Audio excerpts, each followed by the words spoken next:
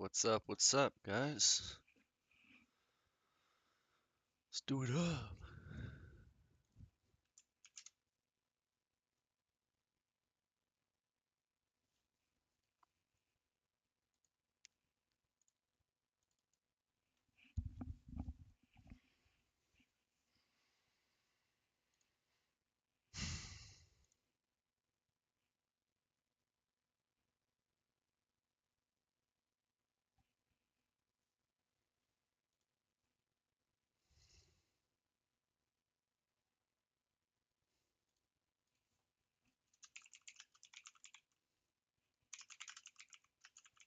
Yo, what's up? How's it going, Mothes? I'm not sure how to pronounce your name. Mothes? Mothes? That's a very unique name. I like it.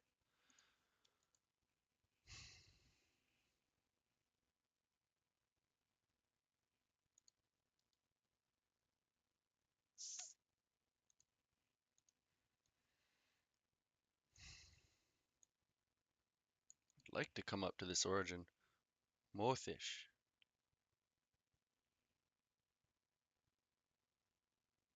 Is that right?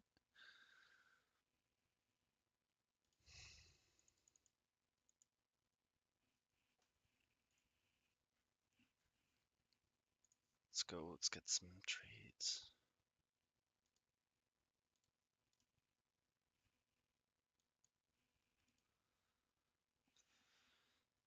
I'm trying to just take some trades today, not try to cherry pick. Best A plus setups. If I see a setup that follows the rules, I'm gonna get in. Rules, I'm be trading.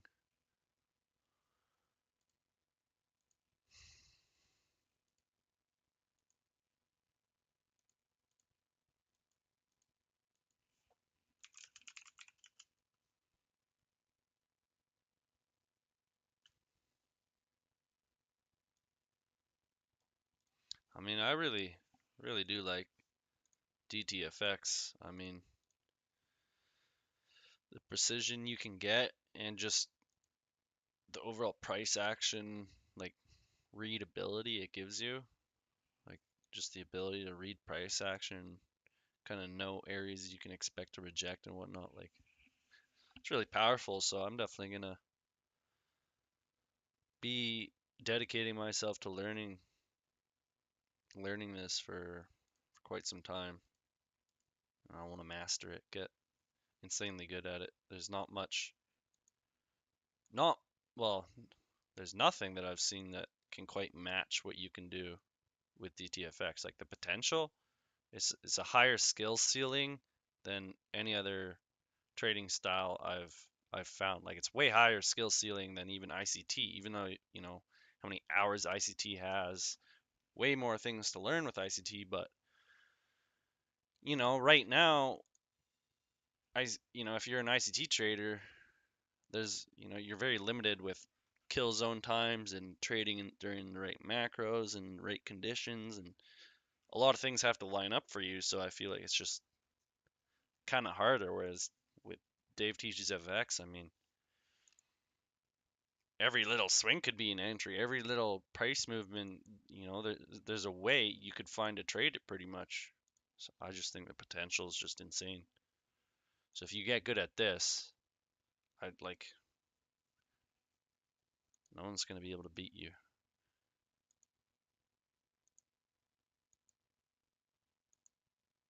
If you end like okay, we're pushing back down. I'll mark out. This is the highest high that we closed above. So I'm gonna mark that out as our manipulation leg at the 30% right now. There's some SNDR here too. I'd like for it to break this high at least. Maybe this one would be nicer. But how's it going, Ahmed? How's it going?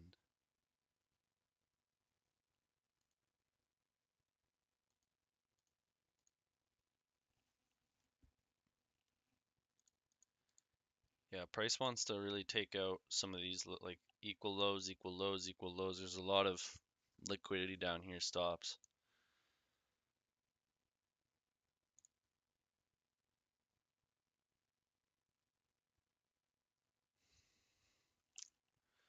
Kind of have this huge trend line down that we respected. I'm gonna keep this up. I mean, like these retail like lines, they're good to pay attention to. Use people who get in early off breaks of trends line like this, like we use that as our manipulation leg. Potentially try to trade the other way, trade the opposite way that toilet paper retail people like to take these basic retail patterns.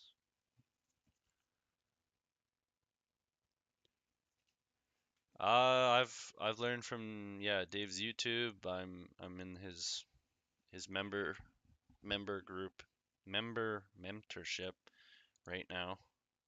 So I'm learning from him in Discord as well.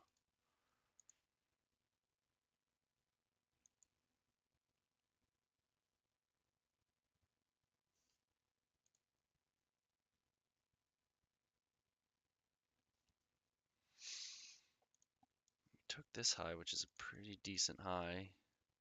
Here's some SNDR. Would be nice to tap into here. There's also a 30. Lines up with the 30%.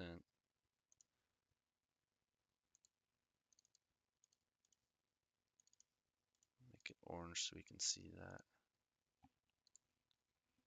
Kind of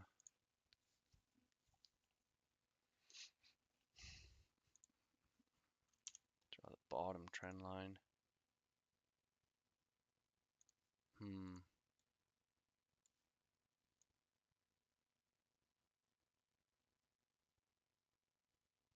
Keep it with no break, I guess.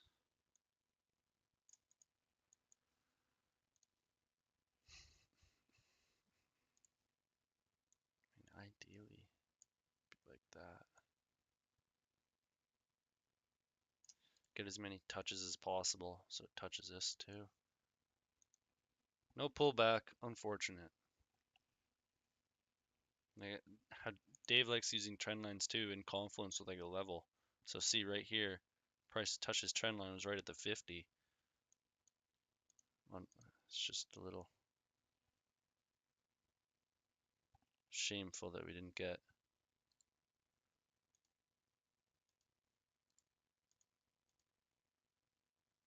What are all these Discord messages? Where are they coming from?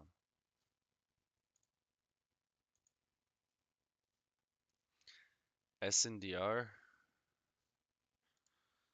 Yeah, I mean, like right here, this is the high that I was looking for this one to get broken. And so what's like the last push down before it got broken is kind of this. I mean, you can take it fractally and almost take this SNDR right here, but we gotta look at things that have confluence and what makes sense. This SNDR here is right in line with the 30, so that's a nice confluence. You got your swing zone that we broke. So this zone came from these 2 points, like this point and this point.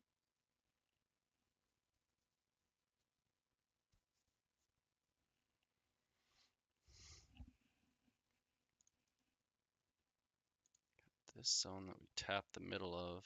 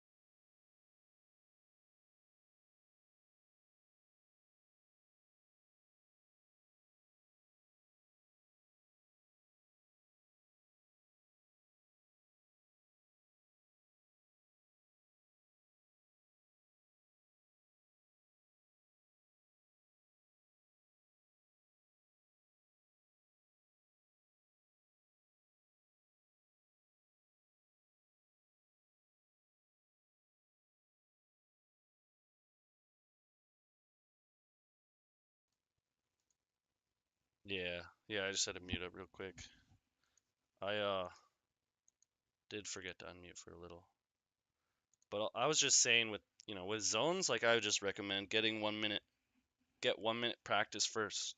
Get good at drawing the zones on just the 1 minute and looking for zones that react well in 1 minute, and you can, really understand certain criteria that you need to see for a zone to be, a strong zone that you can expect the price to come back to and react from to give you that sniper entry.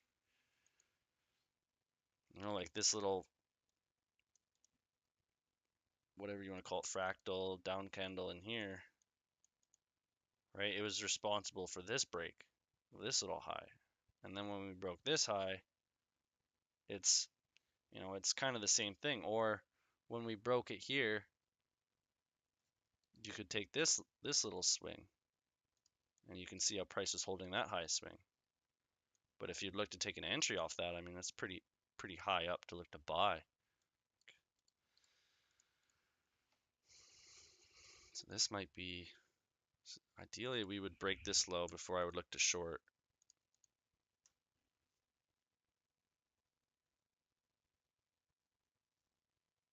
We kind of broke this, so we could expect, a move back into this range, maybe a continuation at this level. It'd be nice if we came back down to here. That would be 70% of this bigger swing. It would be 30% of the origin and the SNDR here. They all line up. So if we come right here would be, a great spot. Come back to long here.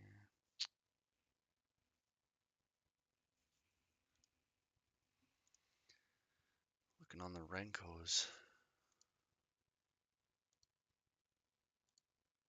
Definitely could go down from here, but I don't know. I want to wait for a little bit better of a break.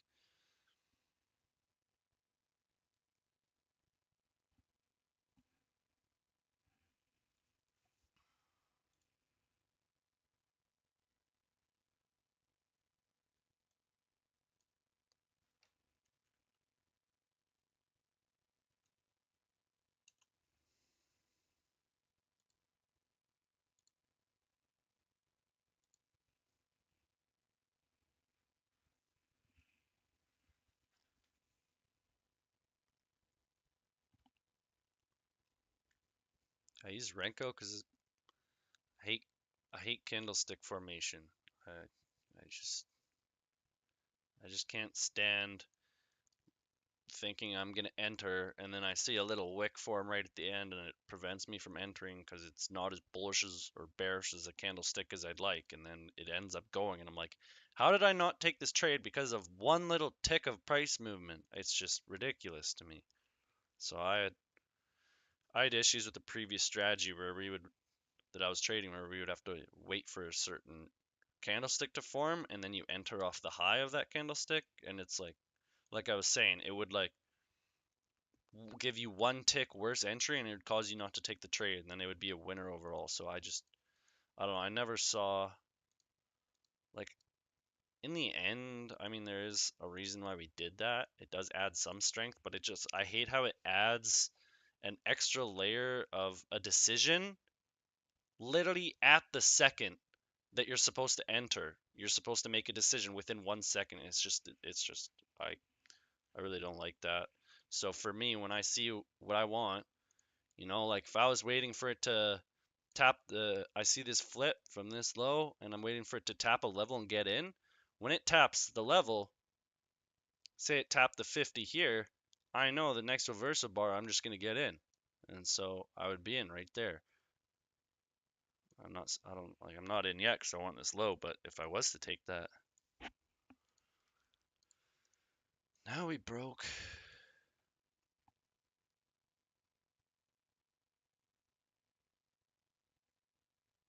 Didn't break it on the micro with the wick. Yeah, Renko charts are just great. They're they're great. Monica. So you asked me a question. I don't know uni Renkos. Like, I really don't know.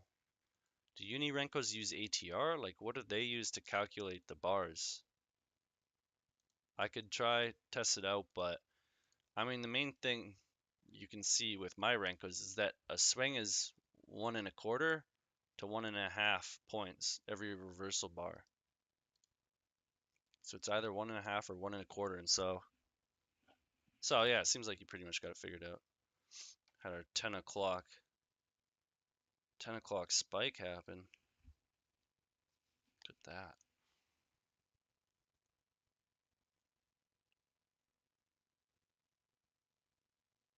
Maybe this one was the entry. We didn't close below this low, but we wicked below it, came back up, gave us a flip pattern on the Renko, and I mean, that should have been.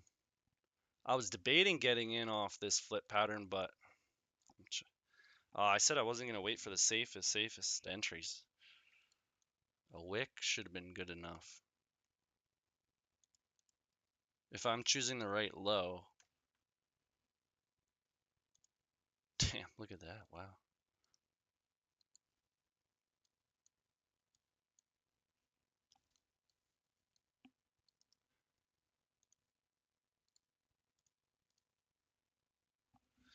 All right, where are we going? We liquidated this. Gonna close. Yeah, kind of expected that. There was so much liquidity from here, all these equal lows in this trend line. We needed to run that. Broke it, came back in. Closed above here.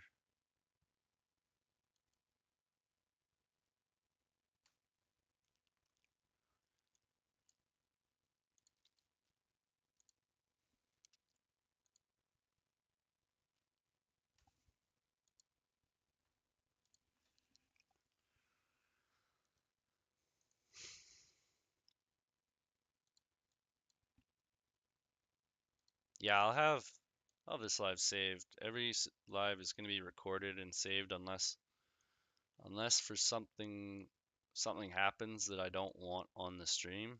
I'll make it unlisted, but that's only happened once so far because I played some music. I didn't want a copyright strike.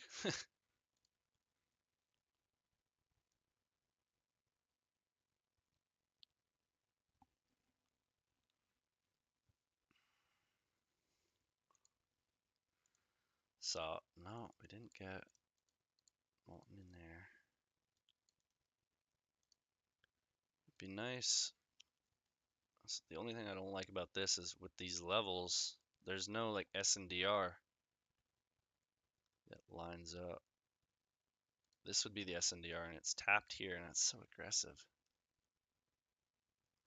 I mean, I don't really look at the 4 hour, but I got the 12-minute open, yeah.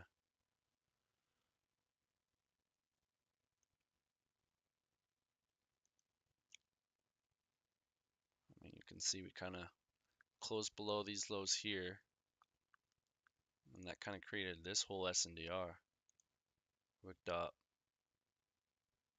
Wicked up.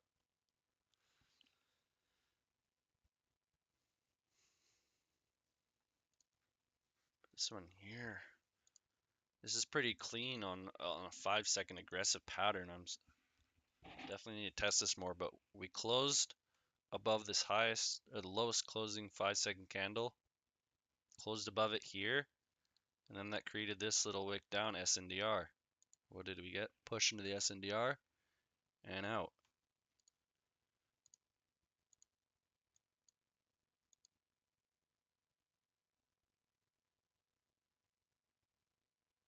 Hmm.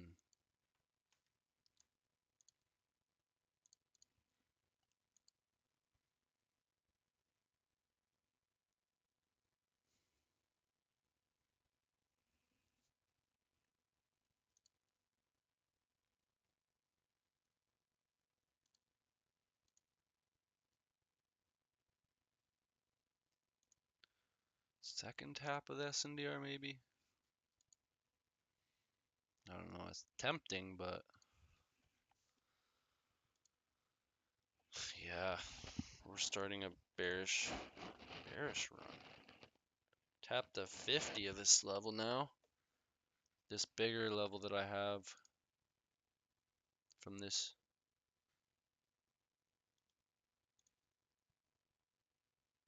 This is that zone.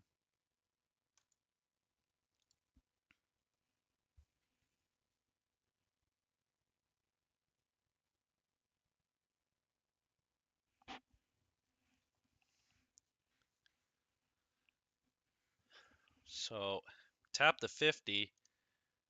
Mini Renko flip. Was that the entry? I'm trying to wait for a clearer 5-second confirmation.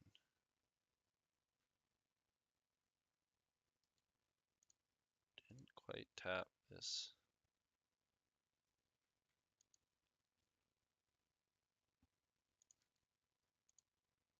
Didn't come back. Yeah, it's definitely tricky when you're patient, waiting for your zone. Doesn't come back.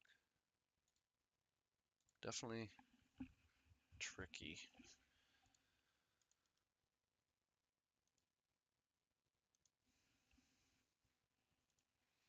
Any video? Last push down before a structural break. That's it. It's not crazy complex. Just take that knowledge and go to the charts. Go right, go look on the charts. Go back test it. We broke this high. So what's the last push down before we broke it? Draw it out and then see how it reacts. It's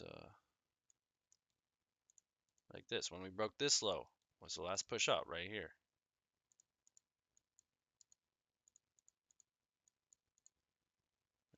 There's nothing more to it.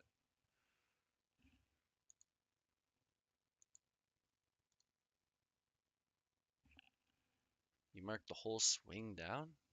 I mean, it's not SNDR then. It's just an origin or manipulation lag. SND is literally any swing in price, any little thing in here, it's SND. And then SNDR is SND that happened before a break. So yeah, this is SNDR. It broke this high, but how valuable is this a high to break? I mean, it's not insanely valuable, but it's important because what is it? It's SNDR for down. So this is SNDR that broke previous SNDR. That's kind of where it can get, more complex, is looking at SNDR that broke previous SNDR. So I don't know, what whole swing down would you mark here for SNDR? Like, it's just not SNDR. I don't know. Pushing up into this SNDR. It's 1 minute. Tap the 30 of this previous zone that we came from.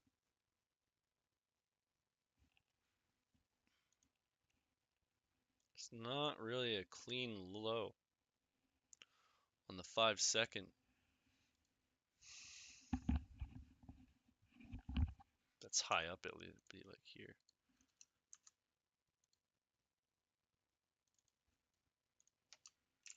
I'm not even going to call it PL. It's not a PL.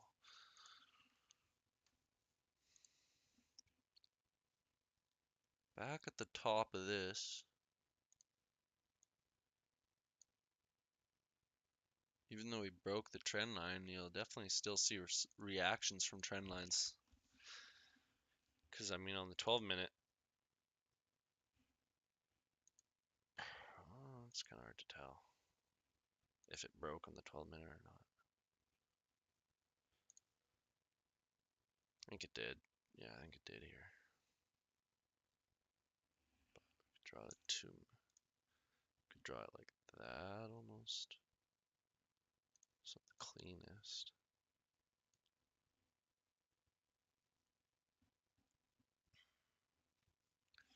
But that's a big down wick. Definitely trend line lined up with this zone. I mean, Makes me think this was a good flip to take. I didn't. I'm kind of looking to take this retrace now.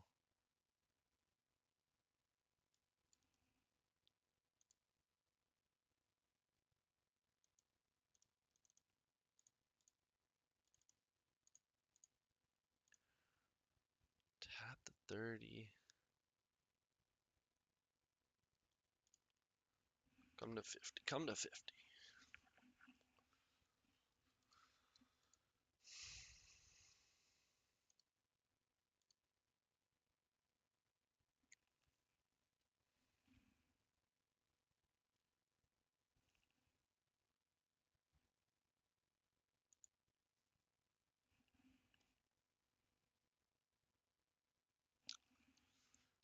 50%. Yeah, the 50% of this zone. It's just unfortunate it left without us. I hate that. I hate it when it doesn't pull back. Darn. Because like there'll be entries like this where I'm like, okay, this is, this is a good entry. I hit the 30, gave me my reversal Renko bar. Am I in? But like so many times I'll easily see price, go down a bit and then go up to touch my 50 or 70 level. Because they would be like, right? It tapped 30. Let's just draw it like it tapped it. So it worked out this time, the aggressive 30 entry, but I'm trying to get entries that'll minimize the amount of drawdown that you'll be in and minimize the size of stops. Like the stop here, that's a way bigger stop than I would like. If we get up to 50, 4-point stop, that's it's under 5, which is what I'm aiming for.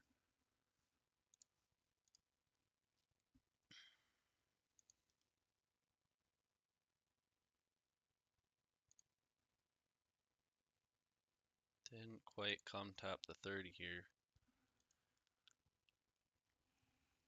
Closed above.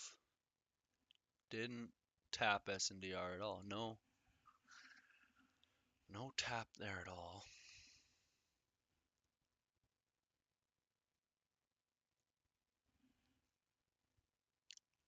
Yeah, it happened up there.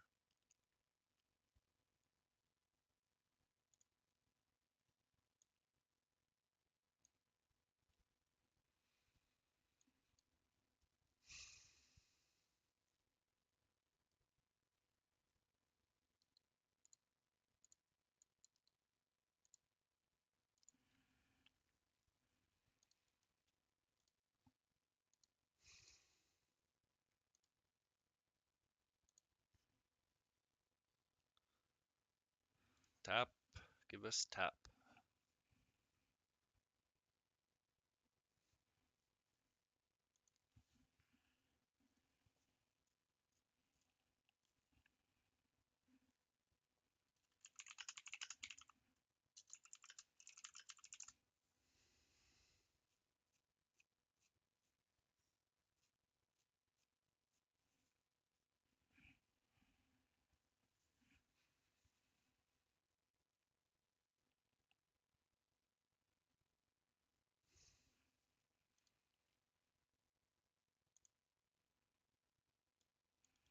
Let me draw.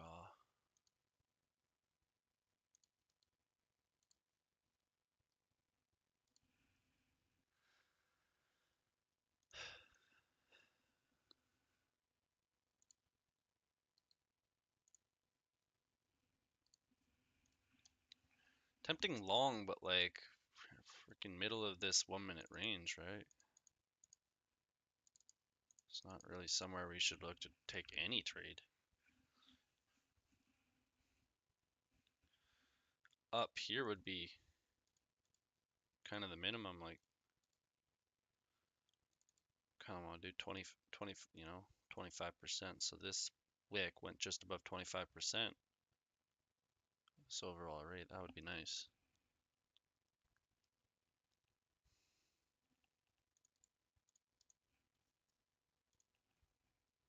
Yo, Carlos, the man,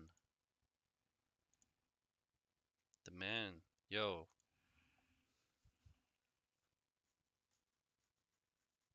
strong trader, Dave. We got a strong trader. Dave called him a strong trader. Let's go. My guy's too humble to accept that title, though. Yeah, I respect you, Carlos, for saying that.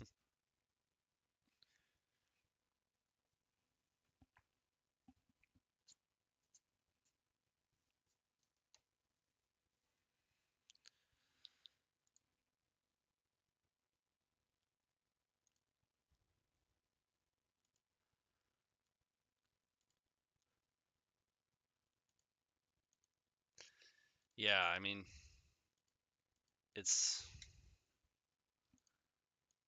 yeah, it's interesting. Dave is certainly interesting. Gotta love him.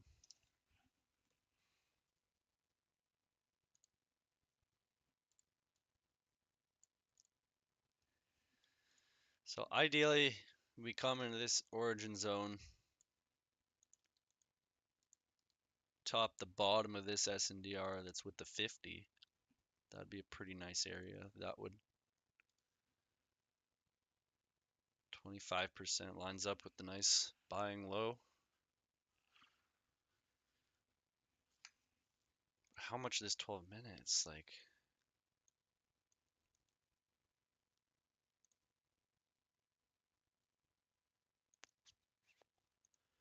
it's like we wicked below the middle level, mitigated all of them, but when we closed below, we haven't mitigated any.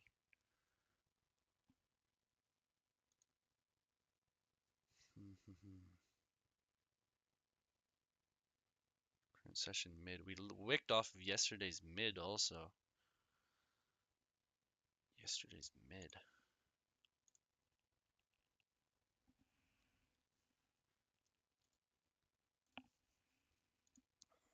Tap the SNDR again.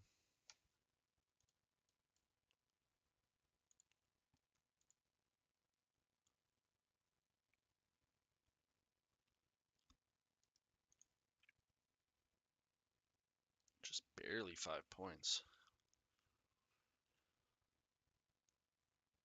Tap the 50 now.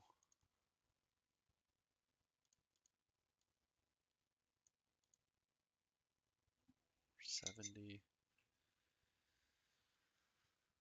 I almost want to short if it gives me the candlestick pattern, but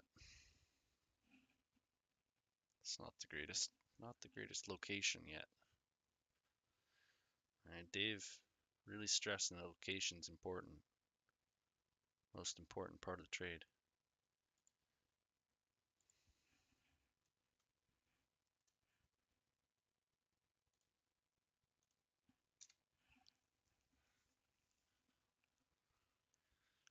So if we take entries, that are more forgiving, you know, that's ideally what we want. We want to take entries that are forgiving in the sense that we could take an entry up here.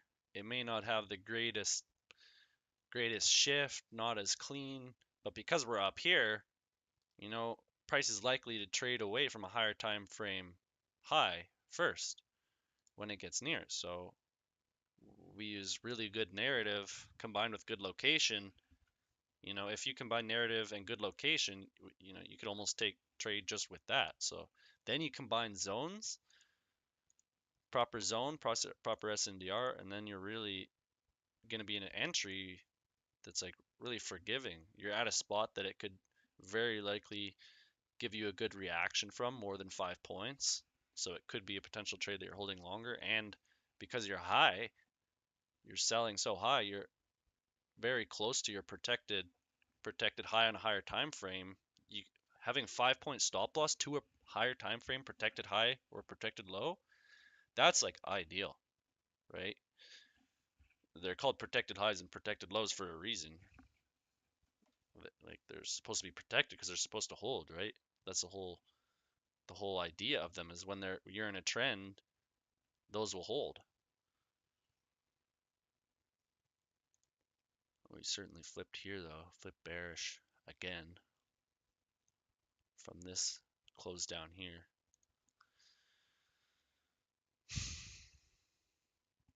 But in this ping pong from this SNDR and this SNDR and the zones, still rejecting this retail trend line. Let's extend it now.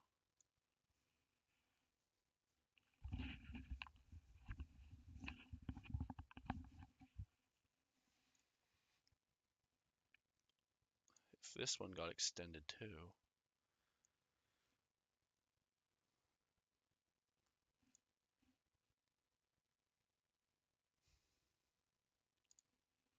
I was looking at gold and oil a bit today. Took one gold, oil. I took an oil trade today. I think it's the first one with DTFX. Came down, touched this 70 of this level. If 30 fails, often go to 70. So this 30 tap failed, often go to 70. And then you can see the Renko flip that I got in. Broke this high, came back. I think I tried to enter it first and it like my order got rejected and then I like brought the order up a tiny bit. But it was like profit drawdown, and then hit my profit. And then I was leaving one at break even just to see how far it would go, to see if it would make it up here, but stopped at break +1 again.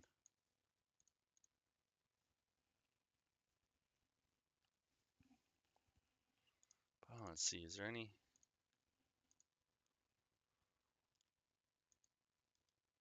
Broke above this, came down into here. He's not showing. Show global drawing objects is on.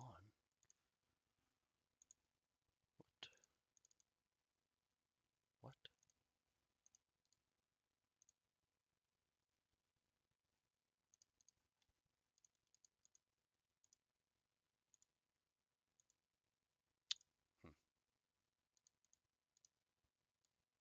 Oh, well, duh.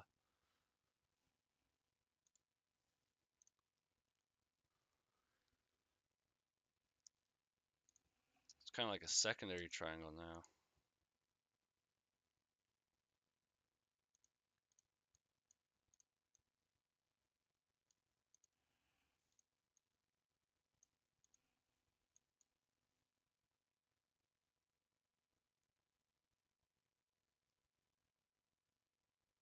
Damn, that 30 tap.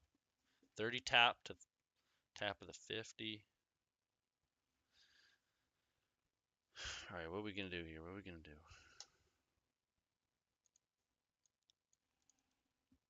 Renko. Gold's in this origin zone.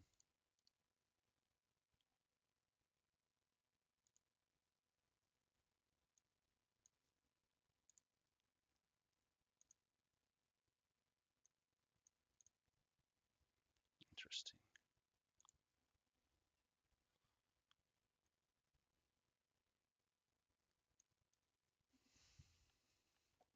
Getting a little flip here on the gold Renko. Looking for that close below. Go back to NQ. Not doing much. I'd like potentially a tap of this unmitigated 70, so we can. What is this zone? Hey, what zone do I have? Got messed up. What the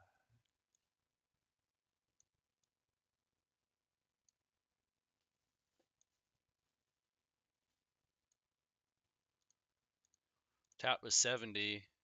There's this SNDR here too.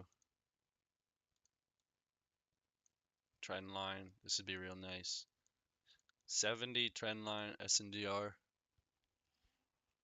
I mean, small double top, like, sure, but it's just selling here. I don't know.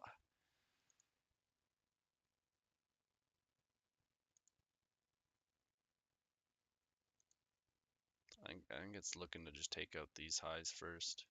Because we had, in a way, we had this double top, you know, try to double top here. So trying to reach for here, but it kind of failed, right? So what about this double top? Is this one going to fail? It could very well.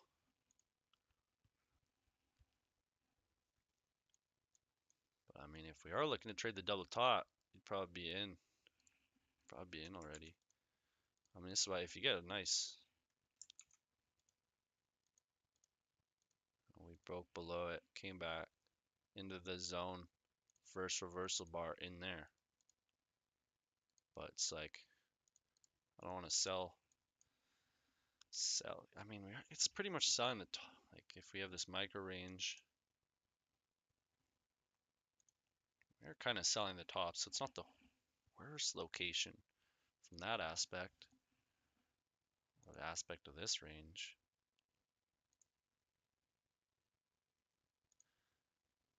But,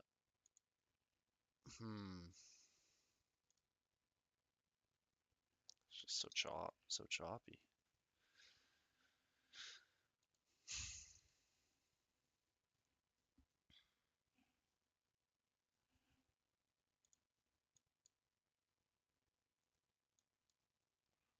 What's gold doing? Oh wow,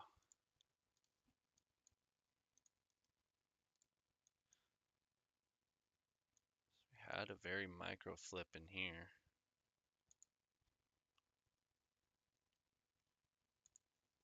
If we do the 5 second, is it gonna mess up the chart if I go to 5 second? Nope. Weird.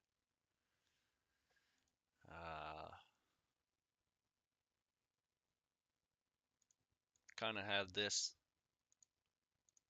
low, broke below it, came back, touched the SNDR, went down. That's very clean.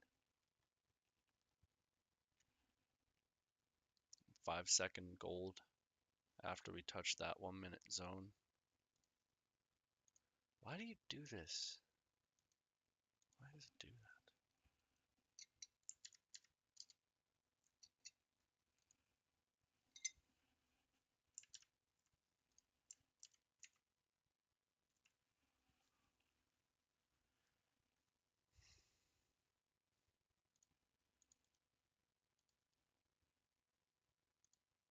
Tap in the 30. Oh, Marenko, that's really interesting.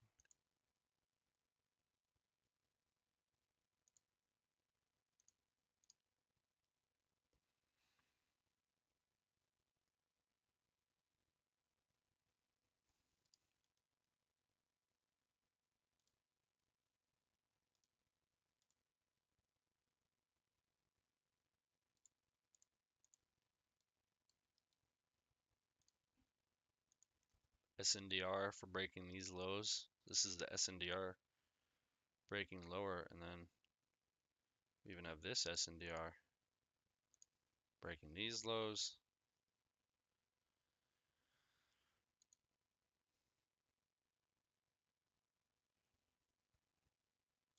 GC.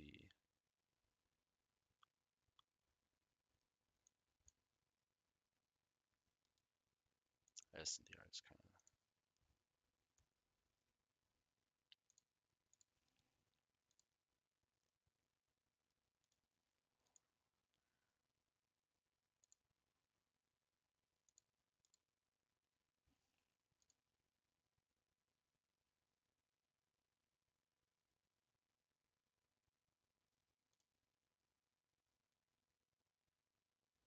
That's not the range. You don't want to be trading a 5 point, 6 point range.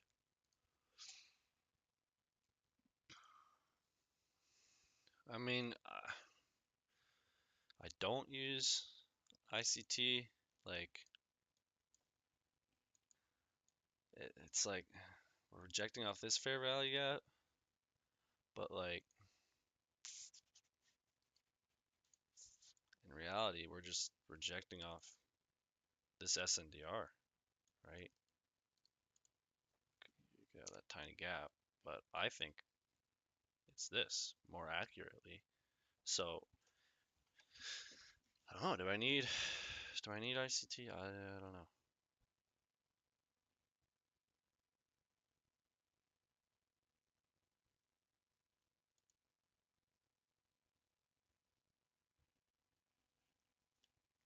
Get rid of this big bearish SNDR. I was just oh above.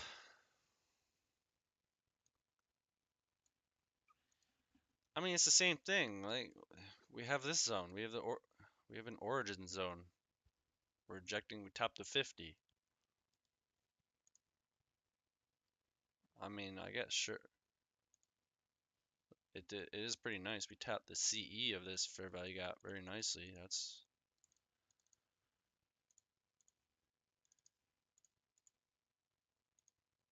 what the heck?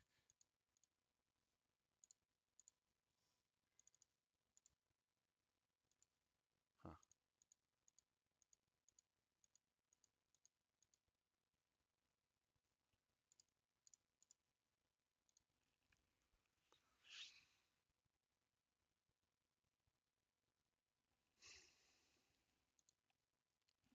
You talking tail this 1 minute one that I had drawn out?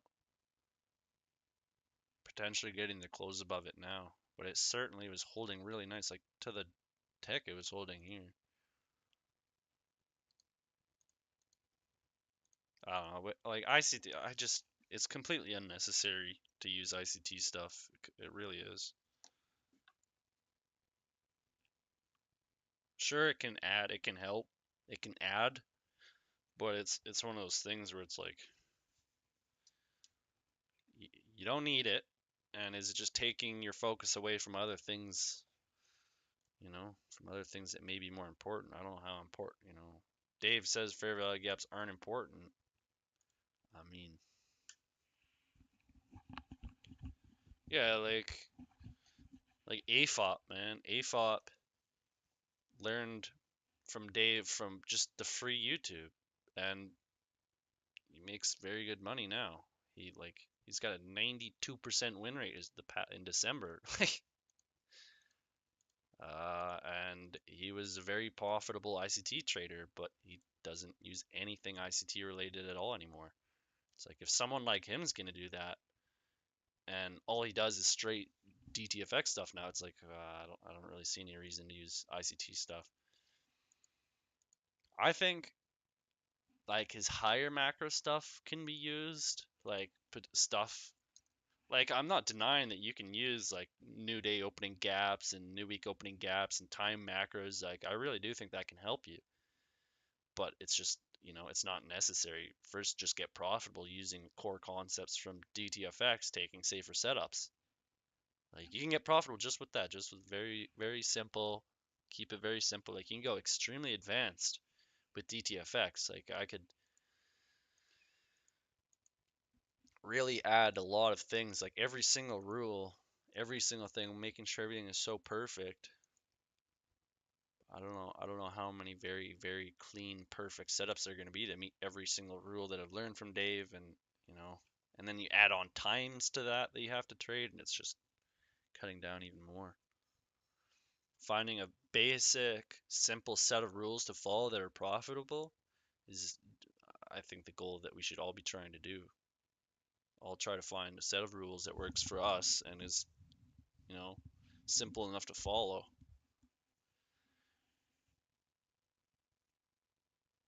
I should be taking more trades. I haven't taken it, or I, no, I haven't taken a trade in the live stream yet.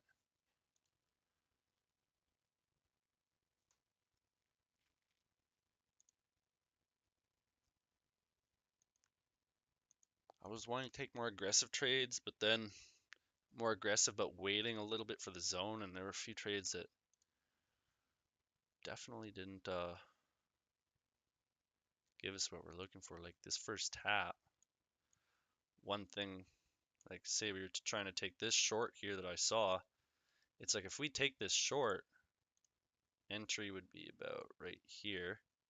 And it's only a couple points to the next low, whereas to the high, it's like you ideally want a 1-to-1 from your entry. to the high and to the low that delivered you that pullback, you want ideally want a 1-to-1. So here, I mean, if you had your trade 5 points, it worked out this time. What am I grabbing?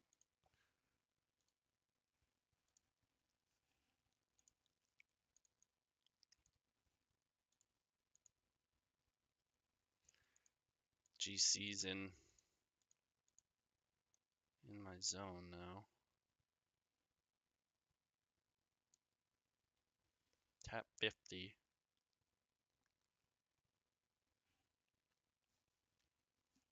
Nasdaq's pushing now. And see, double top. I knew we didn't want to sell because we're current buy side targets was higher. Like we took this high, or no, we didn't even take a high. Really, like we finally took this high, Zone tapped into here, break this low, pull back, enter, pull back now.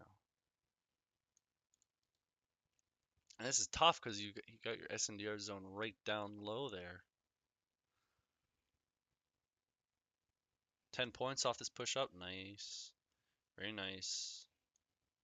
I mean, I saw this holding, held real nice.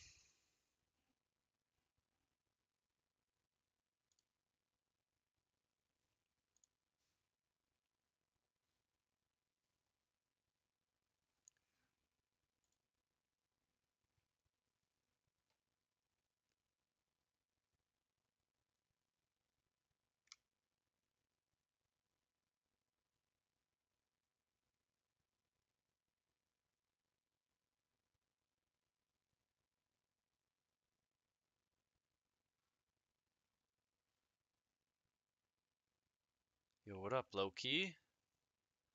Oh, it's been pretty good. I was earlier in the morning. I was taking a lot of pretty aggressive trades, and I got stopped out at two by like one was stopped out by like one tick, and then it went my 5 points. Another one stopped out by like two ticks. One was at like 2 points to my SL, and I accidentally closed the trade, and then it shot up.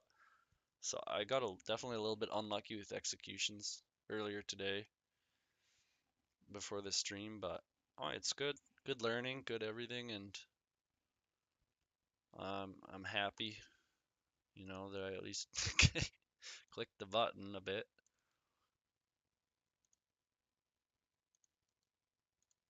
Rejecting this SNDR and this 30% right now, battling.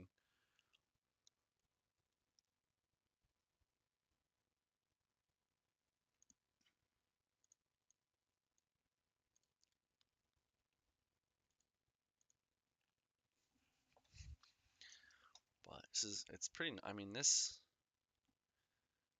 wick out, wick back in, it's pretty nice. On the 12-minute, yeah, we're still in the candle.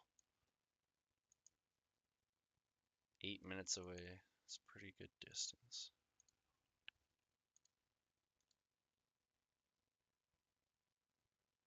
Yeah, yeah, unfortunate. We didn't get the mini Renko flip that I wanted here, but if you just took the straight up rejection, definitely in the money. Definitely in the money. If I put 3-7, I mean that's pretty symmetrical, pretty clean. I don't know, I'm debating trying to use a bigger Renko like this, because you can see the flip very cleanly here. It's nice and symmetrical. Here it's, I mean, I guess it's not as symmetrical, but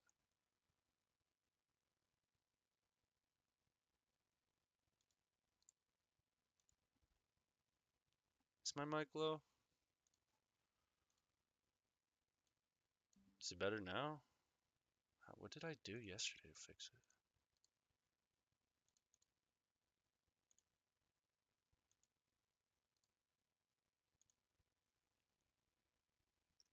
Is it better now at all?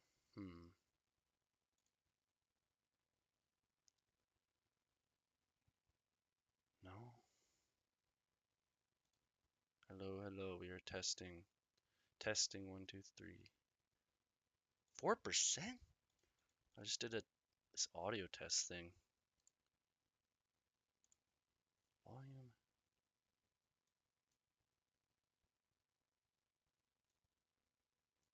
Is it any better now? Nope. Weird.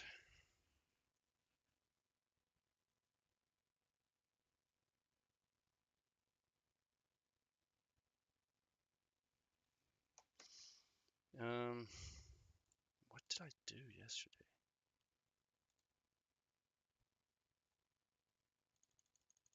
I'll turn up my decibels.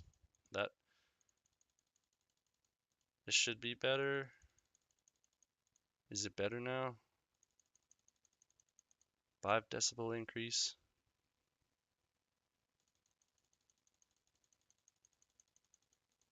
7 decibel. It changed it. Has it changed at all?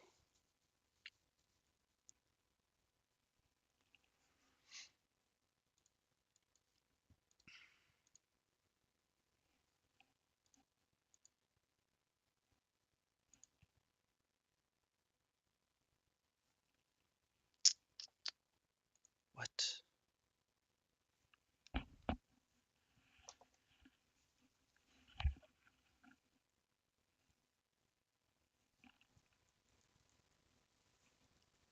What the heck? How's that even possible?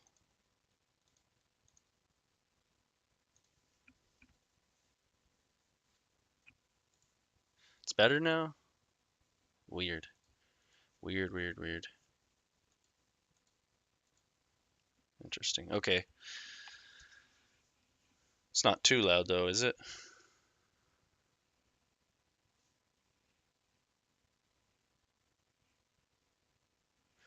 It was some internal setting with my mic, with my cable. So yeah, I watched Stoic's videos and they really opened my eyes on to how Dave actually teaches. I watched the first 5 videos of the masterclass in August and I was still kind of lost. Like the main thing I really got, like I understood the fractals, expecting a reaction from there a bit, but the main thing I got was just protected highs and lows. And so my current strategy before a shift, I would look for actually a trend line liquidity break. So I added on looking for a protected low break as well before I would look to use my shift entries, which on a Renko, I used just to show you guys what I would do before is, I would wait for a trend line break. So we got this trend line break, and then we want it to see it nicely reject the 50 SMA and a super trend when they turn green. And you can see how we nicely got the shift, pull back to the 50 super trend up. So I use an indicator to help me determine how far we pull back to. And so it's literally, I was like, oh, the shift pattern he does, it's the same thing that I'm looking for with Renkos and this strategy. I learned this from Miami Max, Renko Momentum Traders on YouTube. And so this is where I would look to buy. I would look to buy this, this reversal bar. And it's literally, at the end of the day, it's pretty much the same strategy, but looking for the shift in the market. It's just, I would use SMA to determine the pullback. SMA and super trend to help determine that. And so I would look for stuff that gave you a nice clean rejection here. And I definitely see, like, you can kind of see here, we took these lows and this trendline liquidity, came back up. We didn't perfectly reject it, but we rejected it. It's going red. Super trend went red. Ideally, I like to see a double top too. That's my favorite. So double top here, enter the second one here, double bottom here, you enter off the second one. And so I was looking at protected highs and lows and all that, but when I watched Stoic's video and it was brought to my attention that Dave trades with the 5-second chart, I was like, yo, this is game over. I've been looking for someone to trade lower time frame than like for a while. I've been looking for. I haven't found anyone who trades that low.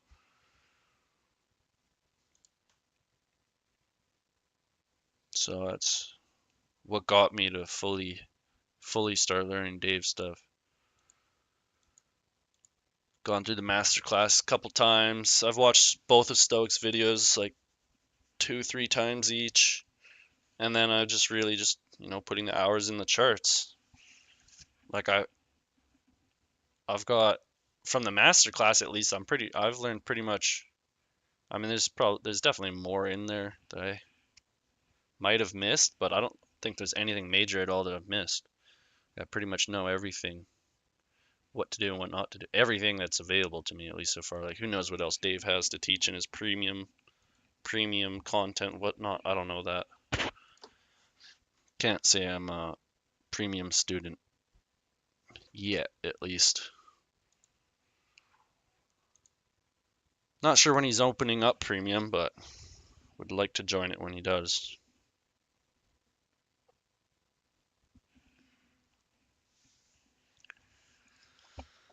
Yeah, I was definitely.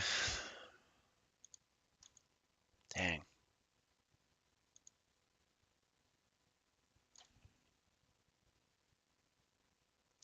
Yeah, Stoic Twitter is good to see his entries. Uh, One thing I would recommend is to map out all his entries in a chart. Start a playback chart, go out, map some entries, and look at what zones. Because, he's not going to have all the information and all the reasons on why he took those entries. So I want you to go and try to figure that out for yourself. What zones were there? What highs do you think he looked at to be broken? S and D are in the levels. Definitely try to find ones that would have reacted where he entered. I mean, Stoics and Shaz's screenshots are the reasons how I kind of found this Renko setting along with backtesting. Just reverse engineered their entries and Shaz, yeah, he's insane. He's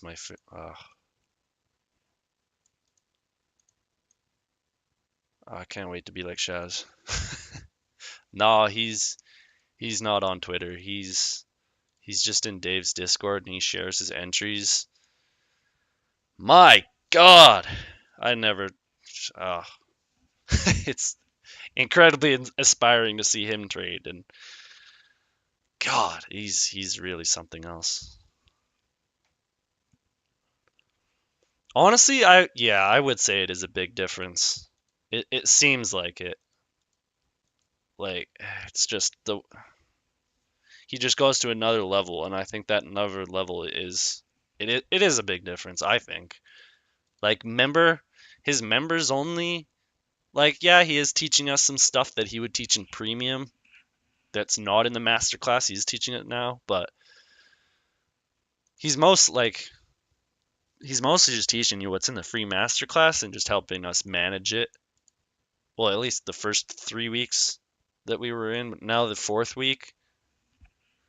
He said he wasn't going to stream it all this week, but he streamed every single day. He's like, yeah, guys, no scheduled streams for the week after Christmas. I'm not going to be coming on. And then he's came on every day. It's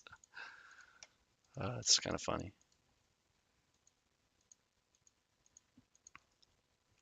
Right, so right now it's not that big of a difference compared to how it was at the start of the month when he first started the mentorship.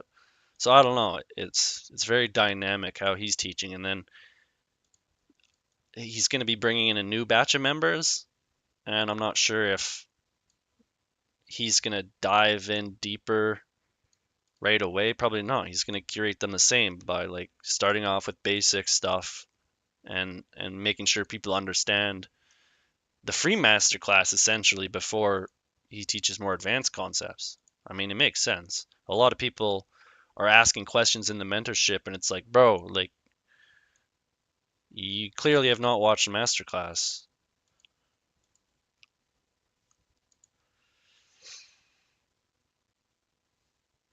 Yeah, dude, low key, let's do it up. I was so tired. Like yesterday, oh my God, I passed out so early at like 5 p.m. I slept like 12 hours last yesterday. But I want to get all of Stoics and all of Shaz's chart executions plotted out and do what I told you guys to do. Of course, I'm gonna do it too. I've started to do it a bit, but I want to get them all done. I mean, I haven't streamed my backtesting yet. I mean, I've just done it myself, but I could definitely stream it. I could.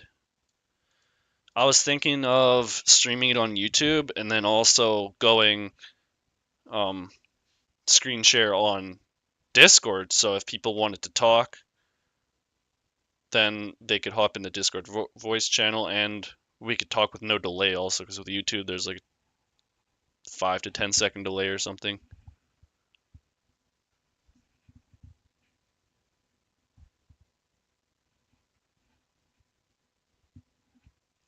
Yeah, guys, if you haven't joined the Discord, it's in the description. Should be, yeah, it's right there in the description.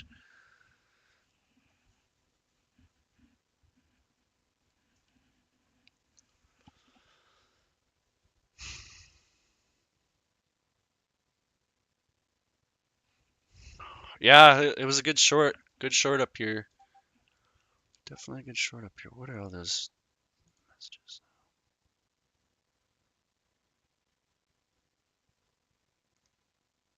Yo, all three of you guys joined Discord the exact same second. That's pretty crazy.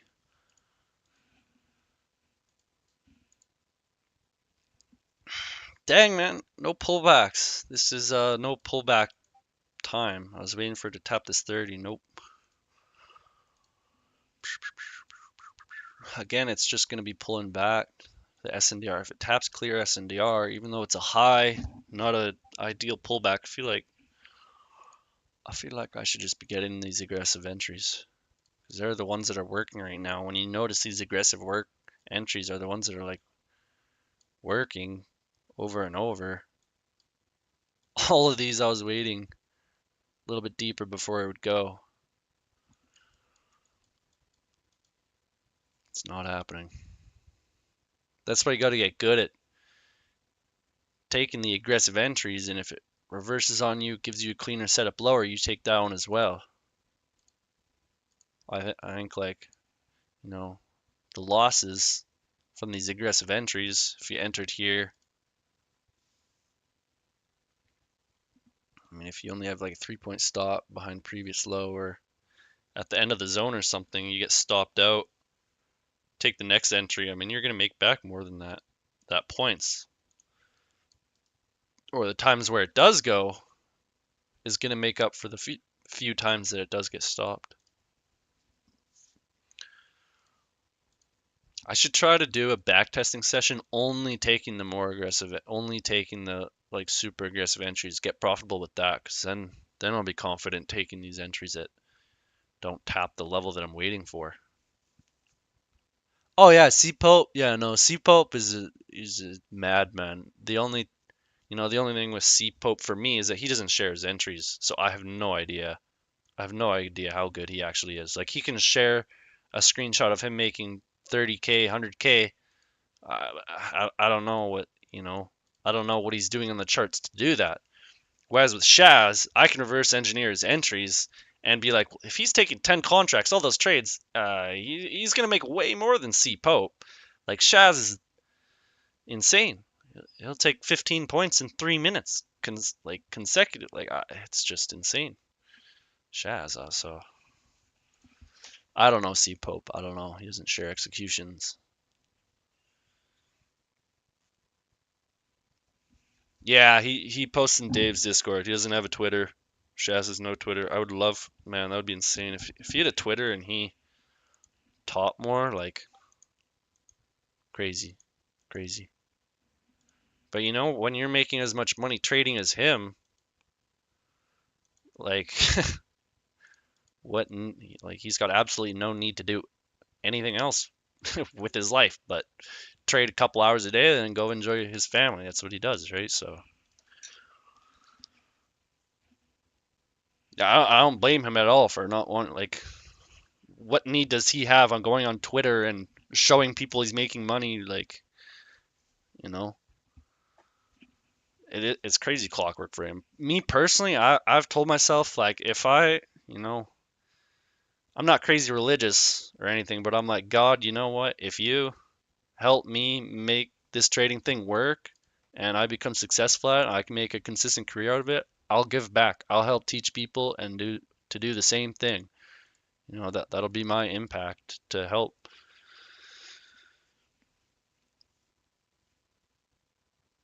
I mean, of course,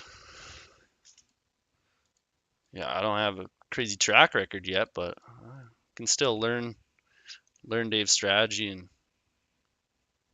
I mean, if people ask a question, I'm pretty confident in my ability to answer correctly with Dave's concepts.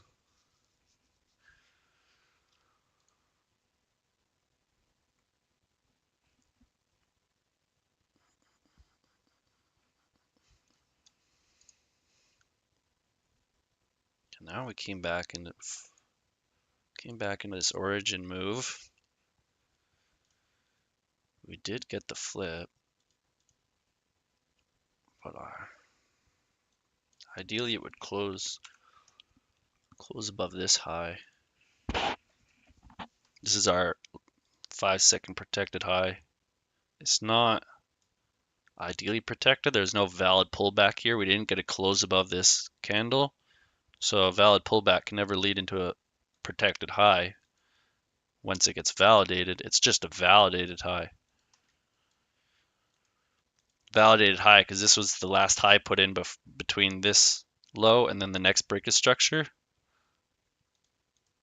So it's validated, but it's not protected because protected comes from it having both a valid pullback and a valid break of structure.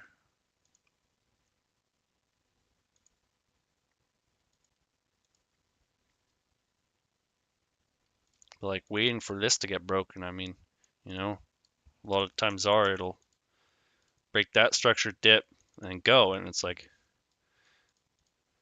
what are we going to expect that pullback into the 50 of this range to get higher once it breaks out above? It's like that's odds of that happening are way less. So that may be safer because that's the protected high, but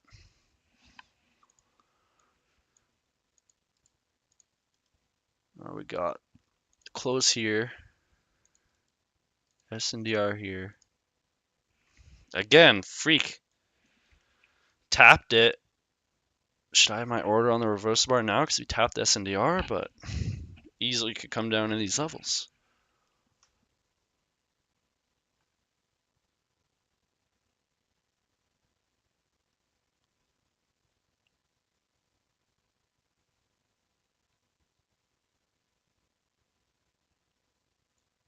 Shaz does 5 to 10 points. Discretionary, 5 to 10 points. Stop loss, it's not more than 5 points. It's like 2 or 3 to 5 usually, with 5 to. A lot of his take profits are around 7-8 points. But sometimes he'll take 5, but more often than not he's taking more than 5. Like I'd say only 20%, 30% maybe of his entries would be or take profits would be 5 points. What am I doing? I'm talking instead of entering. Jeez, this is my issue also.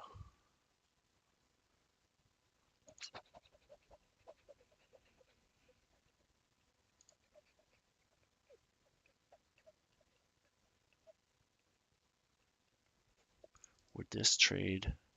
Nope. 1-to-1. I don't know. I don't really.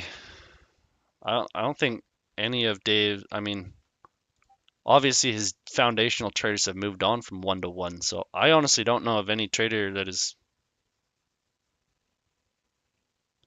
consistently profitable with 1-to-1. I mean, I guess if they do get consistently profitable, then they move on and they try to aim for more. So I don't know.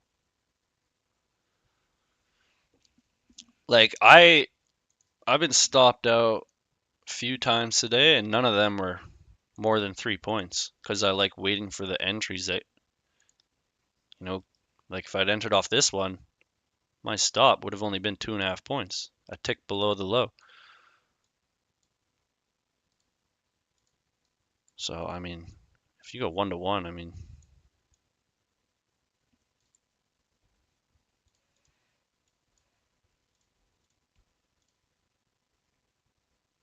the zone thing is kind of crazy. Like,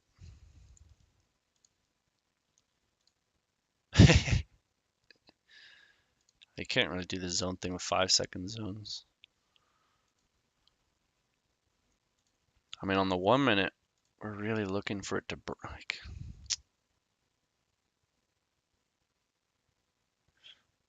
1 minute protected high is still this high.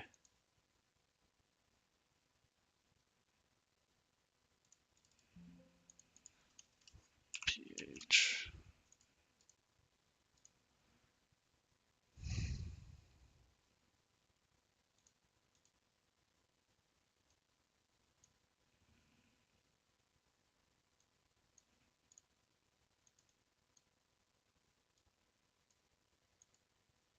Move this zone up. At first I had just this last downswing as the SNDR, but I moved it up to include this wick. It's kind of like two SNDR zones. Sometimes I'll do that, like, because there's this one, but then there's also this one. It's like, just make it one zone. And then you can see it reacted to the tick here.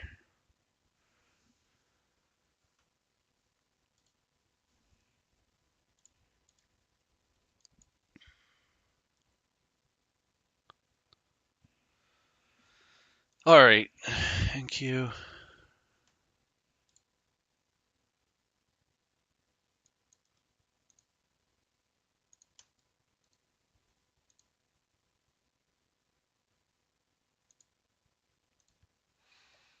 GC potential.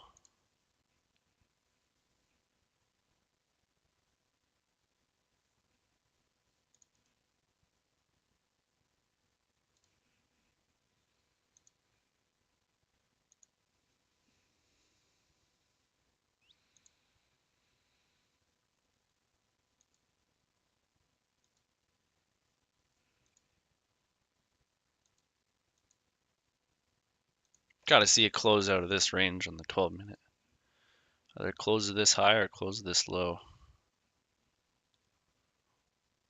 Because that's just big range.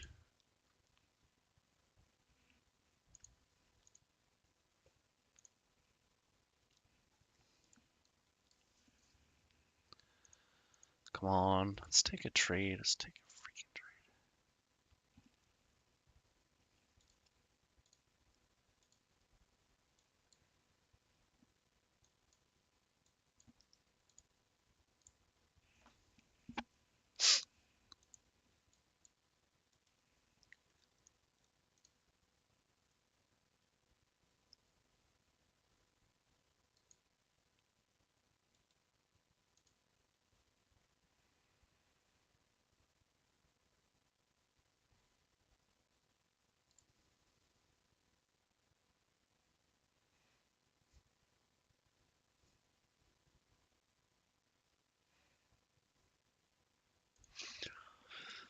I'm kind of pondering on the idea of just looking for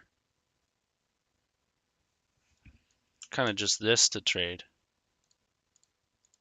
Just this pattern where it reversal back and then reversal in that direction. So not even looking for this high to get broken on the Renko, because Dave says like pretty much every swing we'll have the 5-second confirmation that we're looking for, a close above the lowest 5-second candle. I mean, here I guess we didn't get it until here, so this pattern wasn't valid. But I'm thinking of like when we see this pattern, if it closes above the down closing bearish candle, then we take this entry. Like if this push up here was a push that did a close. It just so happened that it happened to close right on it. But let's say that closed right a wick above. Then we have this SNDR that we're looking for it to tap, and then that reversal bar up. So that's something I've been noticing today. Is sometimes this pattern on just the Renko could be the entry without even breaking a wick.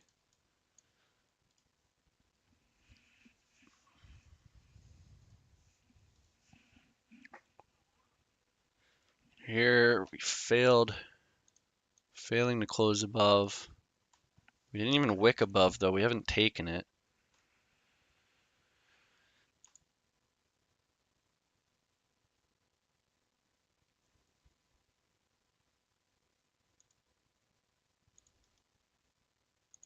It's like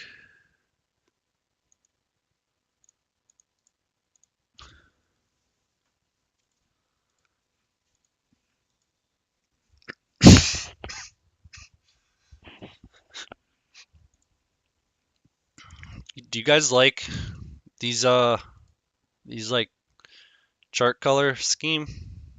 The ICT style?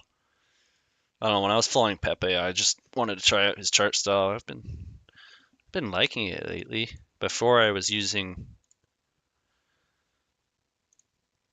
uh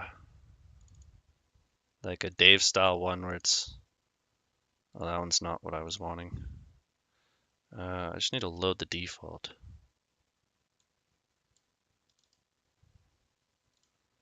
But like with this, I don't see the wicks as well. I mean, you can see the wicks pretty well.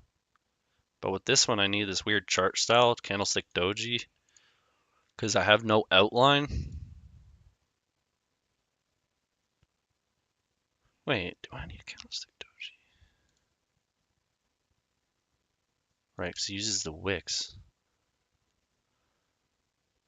Yeah, like some people I feel like wouldn't like the dark color at all.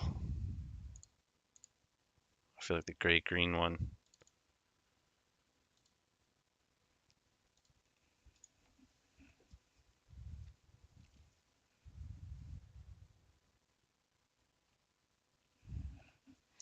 Yeah, yeah, trend line liquidity for sure.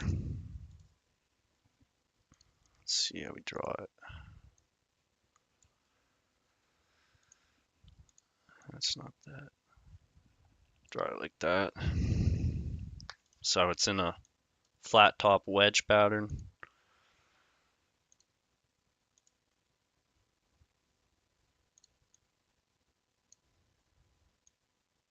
Break below.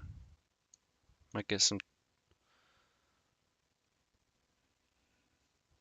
It's on the 1 minute. It took it on the 1 minute. This candle closed below the highest. Pushed. After we closed, it pushed into the S&D. Gone.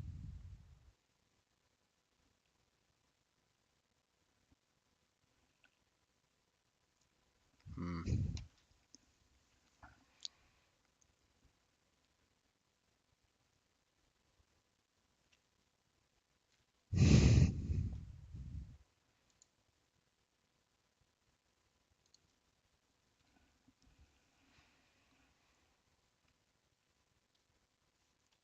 Kind of is there like a bigger? What's the bigger zone we're in? Why not? I swear I had it drawn out.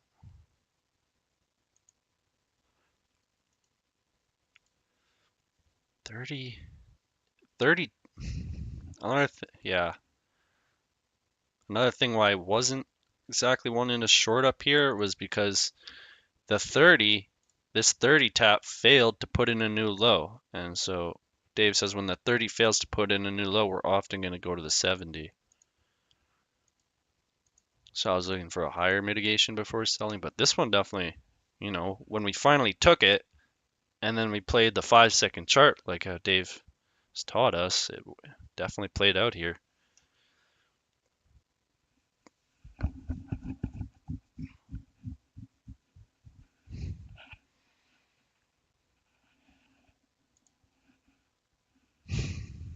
Or some unmitigated, let's look some, got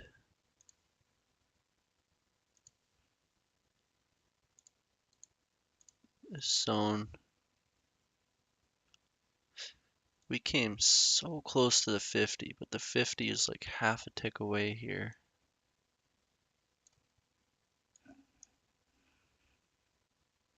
Low of 4425. See, this is tough to me. Like, do we consider that a tap? It's literally half a tick away. But like, if I put my cursor right on the middle, it's technically the same tick, 11425. Same low, 11425. I don't know. It comes down here, could potentially long or go higher, unmitigate these levels to short. So the kind of scenarios I'm looking for right now. But draw on liquidity is definitely higher. I mean, we liquidated people this trendline liquidity, manipulation to go higher. This candle closed above the lowest down closing 5 candle. Here's our SNDR. When we closed above it, it came back into the SNDR, rejected. So it's the same thing that happened up here, but right here. I just don't like it. It's the middle of this range.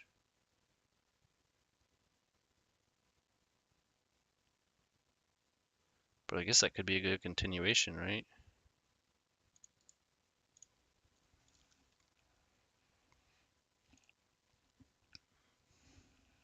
We tapped the 50. We didn't exactly get SNDR that I can, like, because we closed this green candle here, but there's no wicks. Like, I would have to draw this SNDR for breaking this wick, but that's not exactly, this isn't a low that we would be looking to break according to Dave. But I see, like, if we didn't get an SNDR for this low, the next one, I mean, we do see an SNDR, and you can see it went to the tick and then reversed. So I feel like that's definitely a valid SNDR that we could use. It may not be the hot,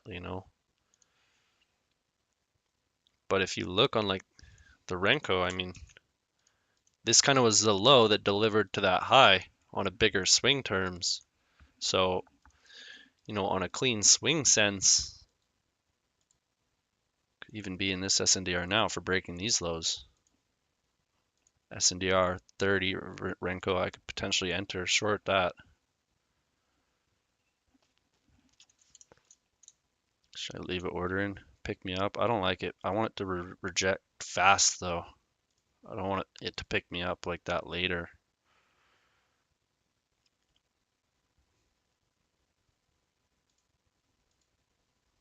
Should I see that quick moves in a zone? We want to push in our zone and leave our zone quick. And now we've spent almost a minute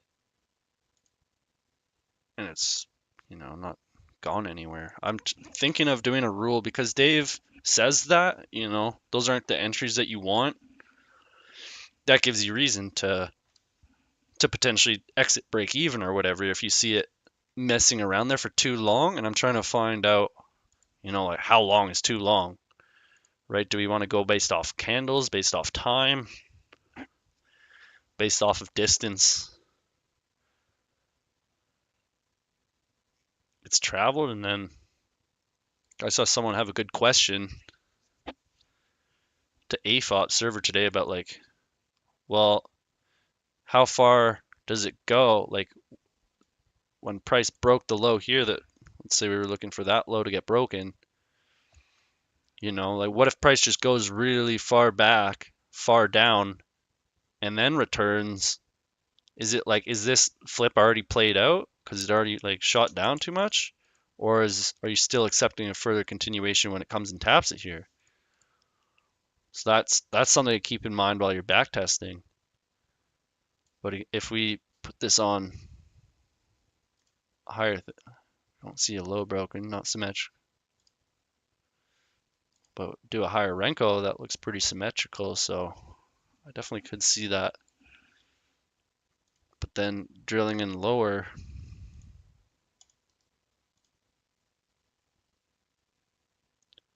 This is that sort of thing I was talking about, 1-to-1 to previous high. It's like 3.75, and then to the next low, 3.75. So that was a valid entry. Target just 3.75, or even a Dave today said on his stream he doesn't look to take the low. He doesn't have enough money for that. I have no idea. I don't know what he means. I don't know what kind of. I honestly didn't get that joke, but he's like, I don't have enough money for it to take the low, so I just look for it to go right before it, or whatever. Can't remember exact. He didn't say he does 1 or 2 tick, but one thing that I've done is the middle of the last downswing. So it's kind of like the middle of the manipulation leg sometimes is a good target, or just 1 or 2 ticks from the low. The best is 1 or 2 ticks, I think. Just keeps it nice and easy. Because a lot of time with futures, like if you put your order right at that low, a lot of time it'll literally touch your order and bounce off it. Because with futures, a lot of time it needs to tick through. The ask price needs to be this level, and so when price goes here, your ask price could still be a tick up. That's why for it to trade through, then your ask price goes here and your bid price is down 1 tick lower, right? Generally, it's a 1 or 2 tick spread. So that's why it's good to have 1 or 2 tick back. Like if you notice the market is thinner, then it's good to do 2 ticks because of this. A lot of times, sometimes your ask bid spread will be 2 ticks instead of 1. Like right now, it's 2 ticks, 2 ticks, 1 tick, 1 tick, 2 ticks. So something to keep in mind, because in a more like liquid market, it's going to be easier for these orders to get filled, right?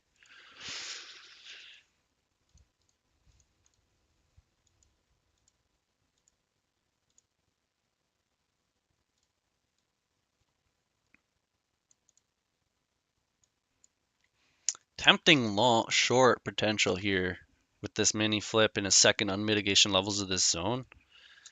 Why not? Yeah, I don't like how it's like it failed to even break this low here by a wick, so it makes me feel like it's reaching for higher liquidity. The liquidity run is kind of up right now. We're dealing off these equal lows, run these highs. So the real liquidity draw is these highs up here and this protected high 1 minute. So we should really look to just keep buying, buy continuation zones. So like this last downswing. Oh, seen that 50% double bottom? This is what I need to pay more attention to is your double bottom continuations. Oh, they're amazing. Right here. It's the pattern that I like too. Seeing your double bottom after it goes to the equilibrium of that leg that broke out. There's a lot of nice confluence here. 50% of that.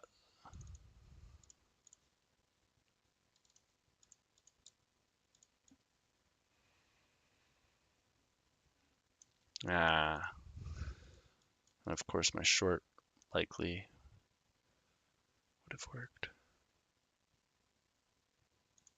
Sometimes the target middle of the downswing. This last manipulation that's unmitigated.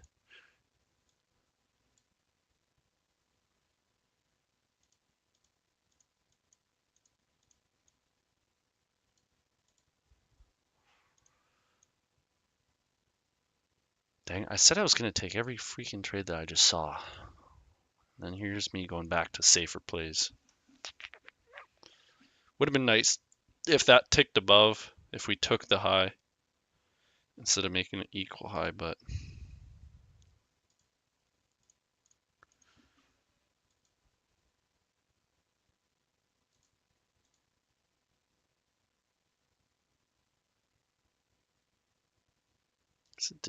I guess lack of displacement, lack of follow through, and these top wicks, doji going up, like I guess it's giving us, information that current bulls are at least running out, so we could look to liquidate lows before going to run the high. But again, I mean, I guess overall today we are bearish, so we could easily just Just keep going down. And that 12-minute trend line has disappeared now because I don't have global drawing objects, but this 12-minute trend line I extended actually got a nice rejection there.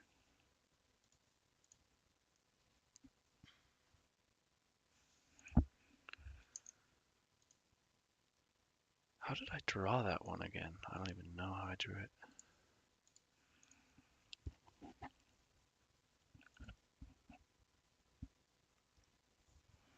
Is it? I'll check it out. Stoic.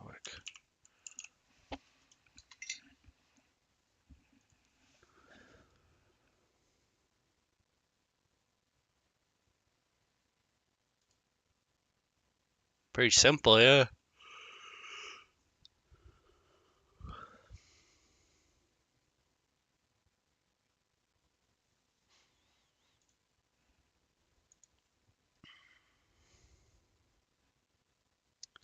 Took low, but we closed. Closed above 5. Tap down.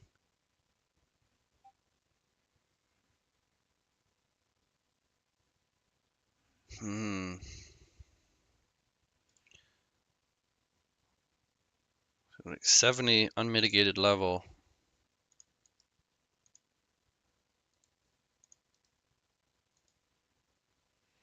Oh, why did I cancel that trade? Fuck. I thought I told you guys yesterday not to.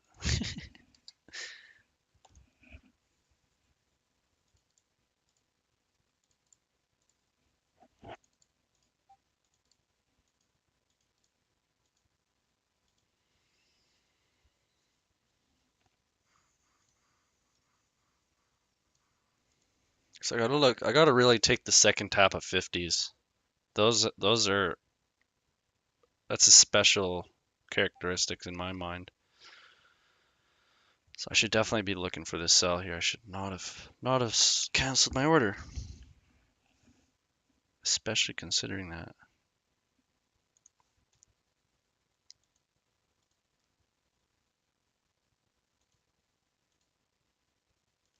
Or delivering from this.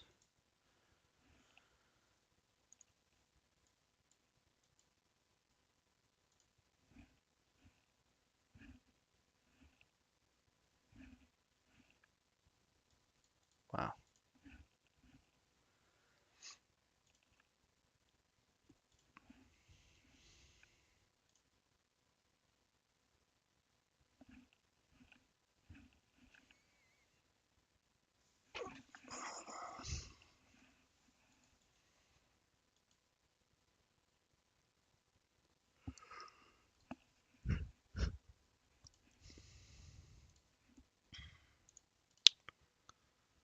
So that trade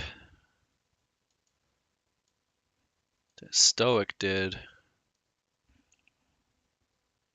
Holy crap, that's a 4-hour trade? Oh my lord. My guy's swing trading.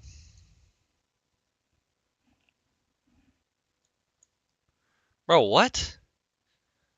That's a trade from 26th.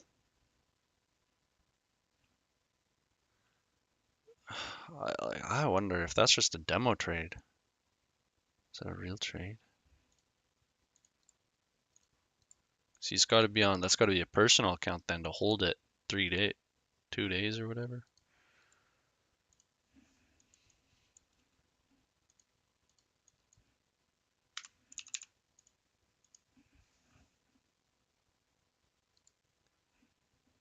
Yeah, not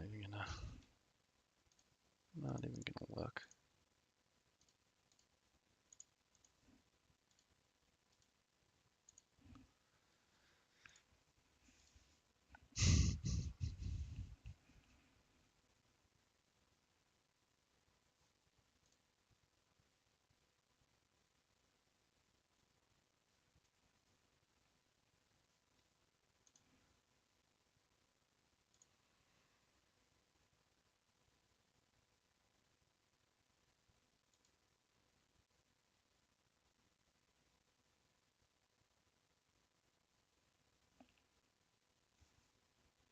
Yeah, Ahmed, you could use the bigger swing or that unmitigated S&D that Stoic drew.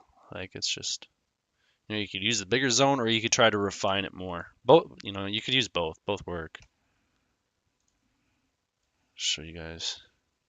So Ahmed asked, why is this full swing not marked instead of just this S&D? It's like, this is more refined because if we're using the break of this low, that's the last push up. But like this swing, it's not exactly S&DR. I mean, I guess it is for breaking these low, but it's not, this isn't that important of a low. I mean, this low here, I mean, it's kind of the same thing, but it's just more refined, I guess.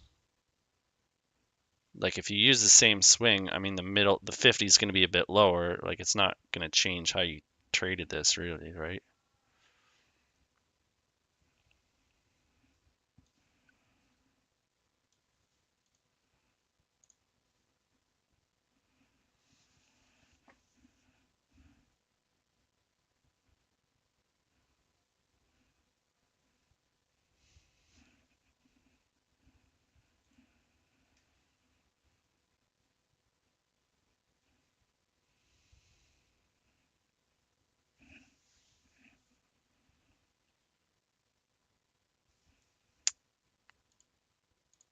Yeah, got that liquidation lower.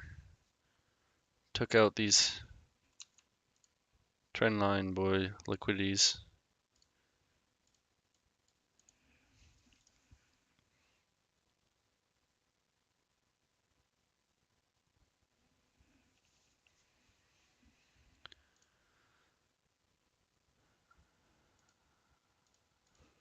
We just keep broadening this though. Just keeps going broader and broader.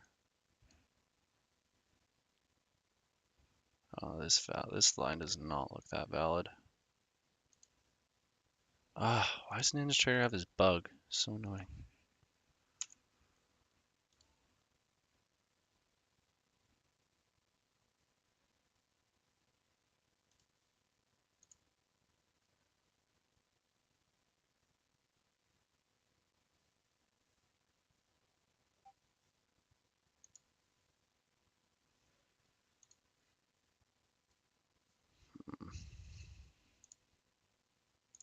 I don't know.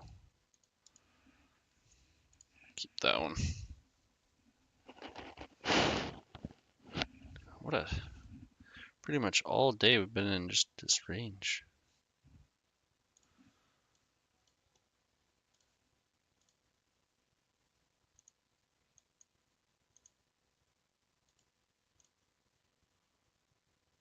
Gold, oil, they're just dropping. Like, man, these would almost be nicer to trade.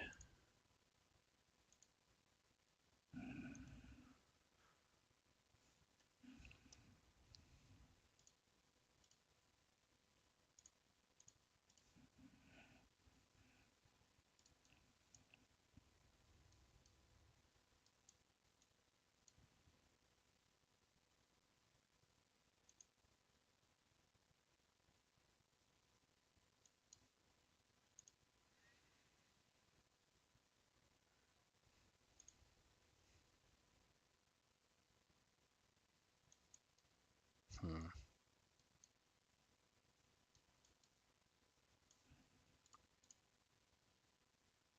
I don't know if I should focus on trying to trade other things when NQ isn't acting right, or if I should just solely focus on NQ.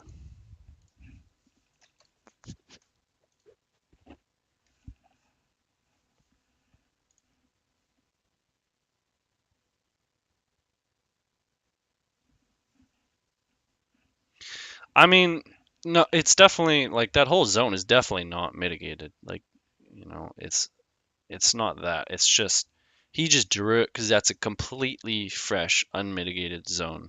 So it's like it's just a little bit stronger, right? So it's like if you can refine it to a zone that's completely unmitigated, it's the same location. I mean, why not do it, right? But you could like I said, there's nothing wrong with using that zone. It wouldn't have changed how you would have taken that trade at all. I mean, I don't think at least.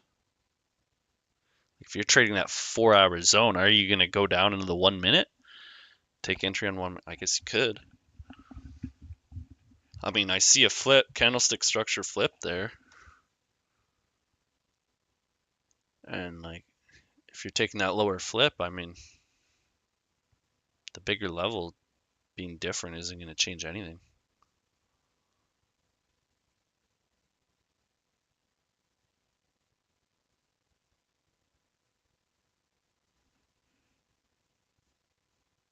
Come on, market. No, my only, like, I would like it to touch the 70 and give us a reaction, but it would be ideal if it would take this high, close back in.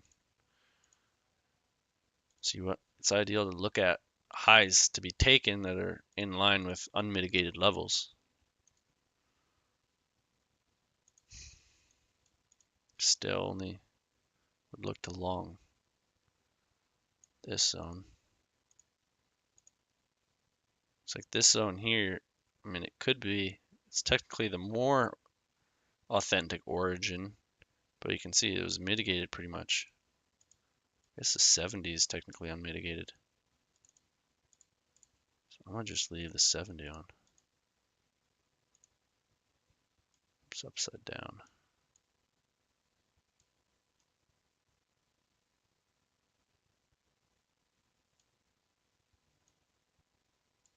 Did mitigate it? I don't know, I'll just keep it.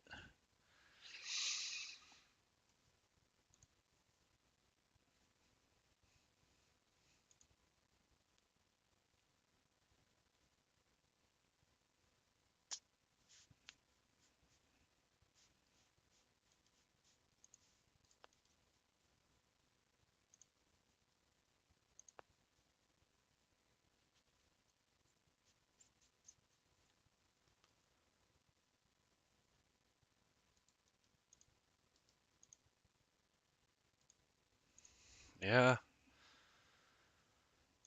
maybe just any sell near these highs could pretty much, you could sell like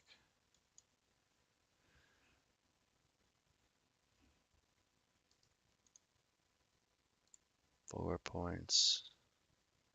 Broke, didn't work. Certainly worked out.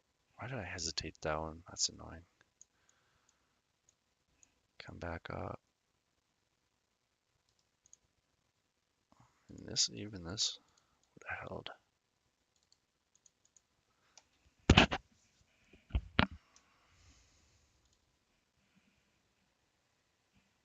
Unmitigated.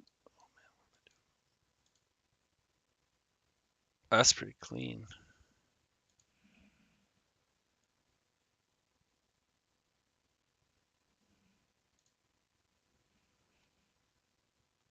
Took that low, traded back in.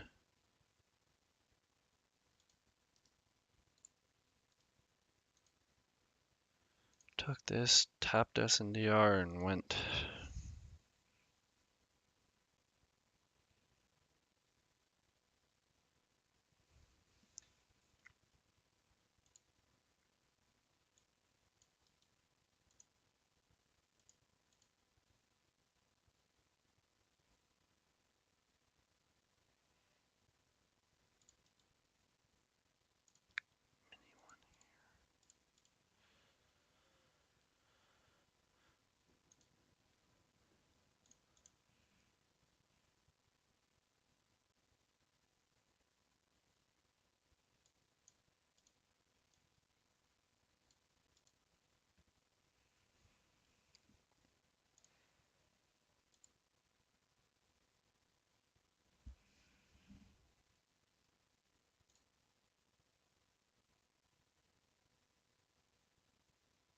Well, no, can't really. I mean, I guess I was a triple tap a trend line here.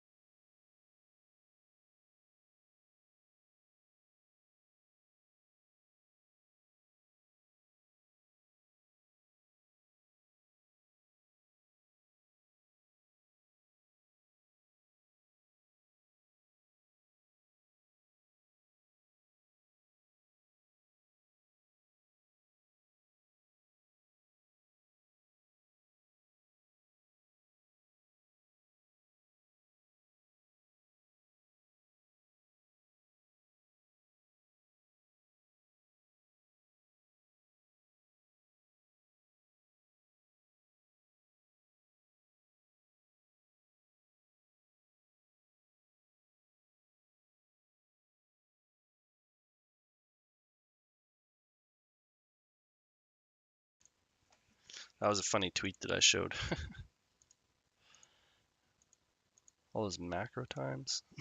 What is that?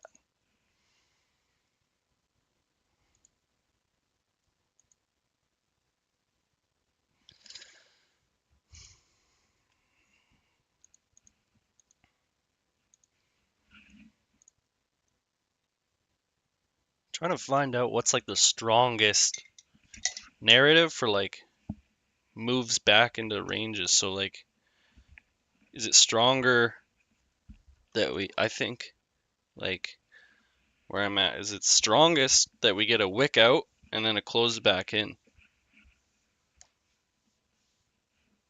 So like something like this. We wicked out, closed back in, or wicked out of something to the left and closed back in. Because it's failing to put in new high and it's taking something. Here, we're taking something and we're putting in a new high. And it's like, well, Dave says when we break out of ranges, you can expect to push back into the range. That's what we got. And it's like, it's kind of the same thing, we're expecting a move down once we get either near the high, we're expecting to push away, or it could fail to take it, expecting to push away. Oh, it breaks it? Oh, we're still expecting to push away. So it's like trying to find out which of those scenarios is kind of the best one. It's a little interesting.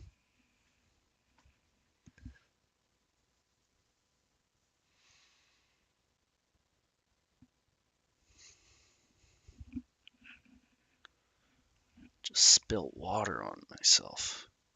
God damn it.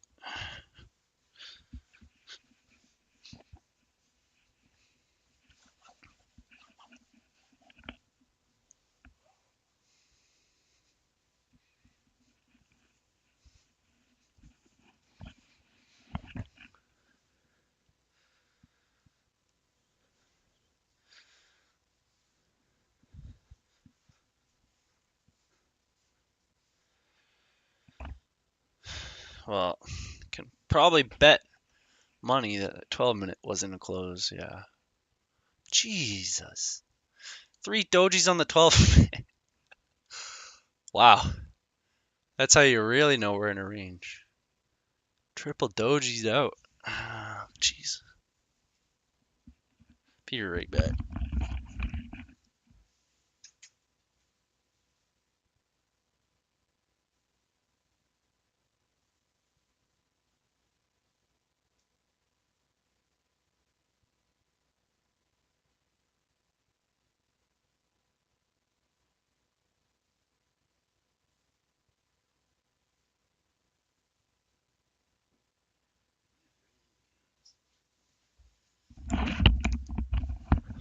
Why is it raining in Canada in December? This is just not fair.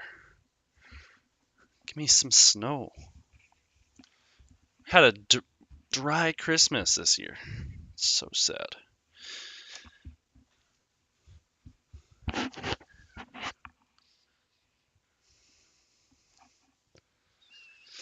How far did this entry go? Oof. Perfectly to target. 10 degrees. I know, dude. Like some of our days are getting. What is Where's my weather widget? Oh, whatever. 5 degrees out right now. That's like really warm for this time of year. Usually it's at least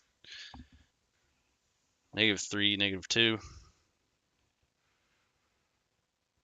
Celsius, of course. Oh man, tough range. It's actually not tough at all. It's really easy, but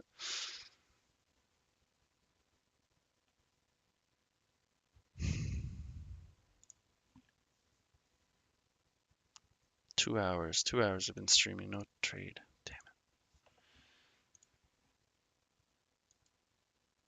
What is up with that?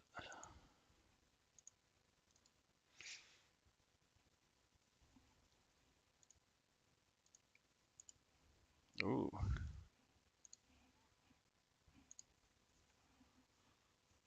Okay.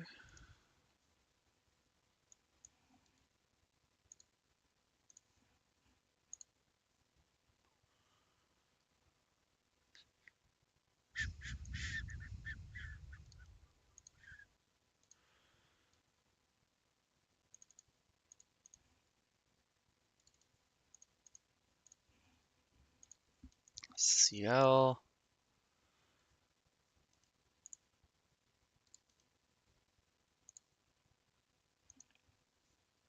I was doing anything? Not really.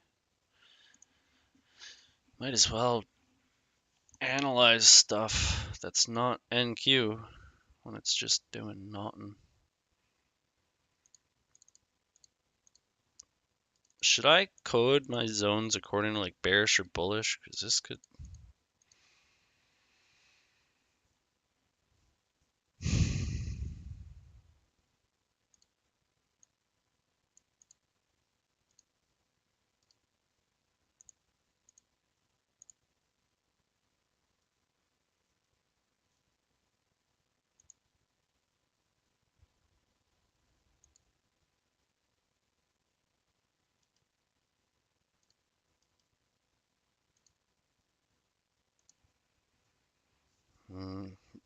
Mitigating the 70 of NQ now.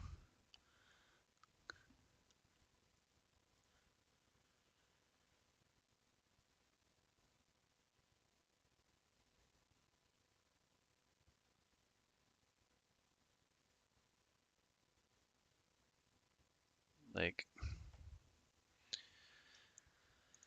something I don't know that we all should backtest is something like this. Like, we got the pattern that we're looking for, the 5 second. Closed above the candle, made the low, pushed into SNDR, but it pushed through it before going back up. So when we see it not reject, like respect it, maybe that tells us, this isn't the level that's going to break through. And so far that's, showing itself. So maybe that's one thing to look for on these micro 5 second SNDRs.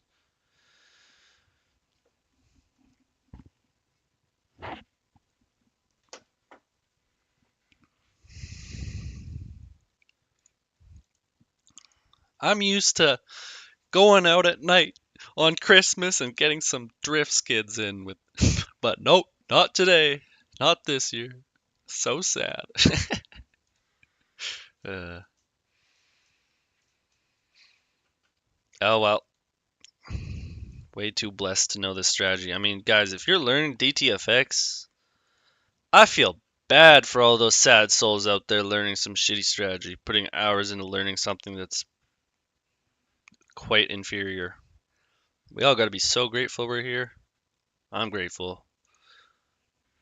Could I be pissed that it took me 2.5 years to find DTFX? Nah, instead I'm grateful that I've got it now. Okay, I like drawing my way of S&D. I really do.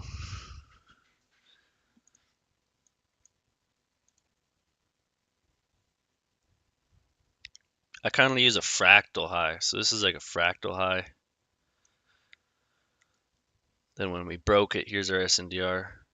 Got respected nicely. It's like a happy medium. So it's not so aggressive like this one that Dave looks for just when it breaks the candle that put in the low. So it's like a valid pullback. Basically, any valid pullback in essence is kind of like an entry if it's at the right level, with all the other things going for you. Took a high, 1 minute high to the left or something. That's another thing why this failed, right? It's because I should probably put on the NQ 1 minute. It didn't take no low here.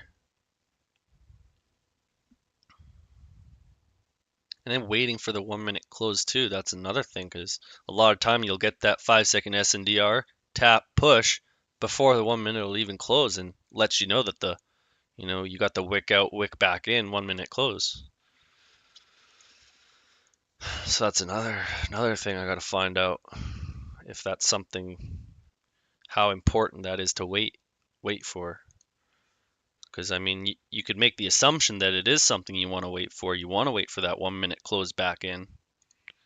But there's certainly going to be times, where it could have been a profitable trade. And so are those times where, you are able to catch a profitable trade with that not waiting for the 1 minute? Is that going to outweigh the losses that you take? And that's where back testing and no one can tell you that that's going to increase your profitability. Like Dave could say, guys, wait for this to happen and it's going to increase your win rate. I mean, he can't necessarily say that even if it did for him, because it's like the way you manage trades and execute it. It's just it's a different formula. You're trading the strategy of you. You're not trading DTFX. Like, look at Dave's entries compared to any other new DTFX trader right now. They're literally nowhere even alike, pretty much. Like, just so different. So it's hard to kind of take what someone can say can help them and know for certain that's going to help you. It may not. It may hurt you. You got to test and find out for yourself. Public place is 100% enough. 100%. Freaking my video. Someone could almost get profitable just watching some of my videos that I haven't even gone over everything, right? I've just made some videos on some concepts. But I think someone could take them and probably get profitable with them if they studied it enough.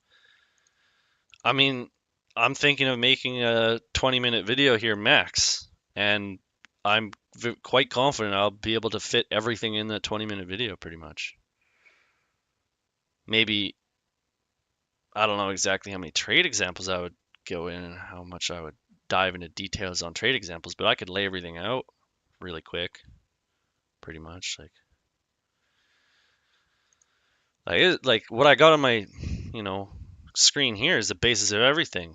You just identify your zones. Ideally, they're 1 minute origin and SNDR zones.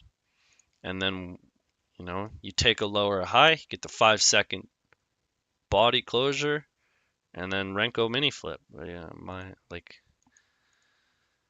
how long did that take me to describe? Not very long. And so going into each thing, I mean, in reality, it takes less than a minute. So I could explain everything in 10 minutes. Whereas like to actually describe like every component of ICT and what it is, like that would be hours of content.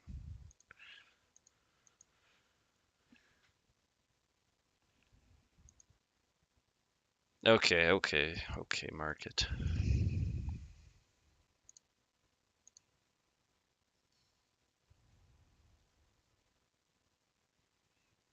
Definitely want it to take this low. Come on.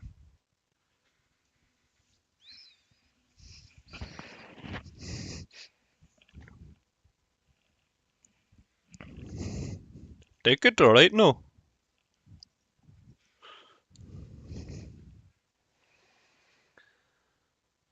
And then this is something I've been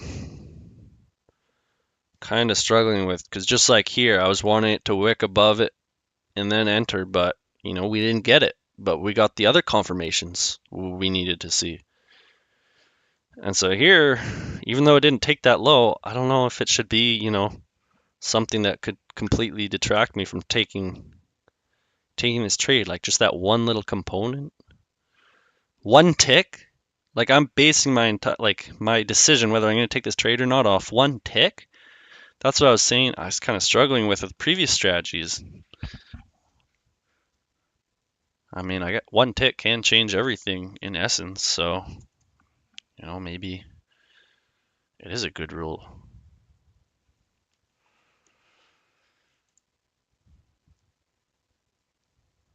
But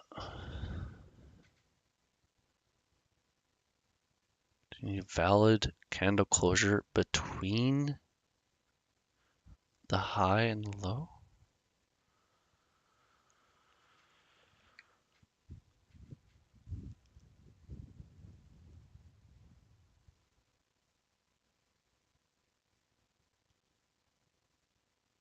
I don't fully understand your question.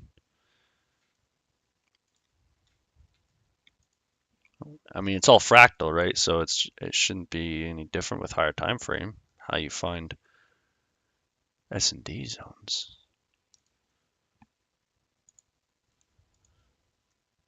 Like with this zone here that I have drawn up, my higher time frame zone. What do you valid closure between? Like what do you mean? Like you would these wicks up here have to close in to validate this zone? I don't really understand. If you want to, you could make a screenshot and send it in the Discord also. Then I'll be able to understand it a lot better.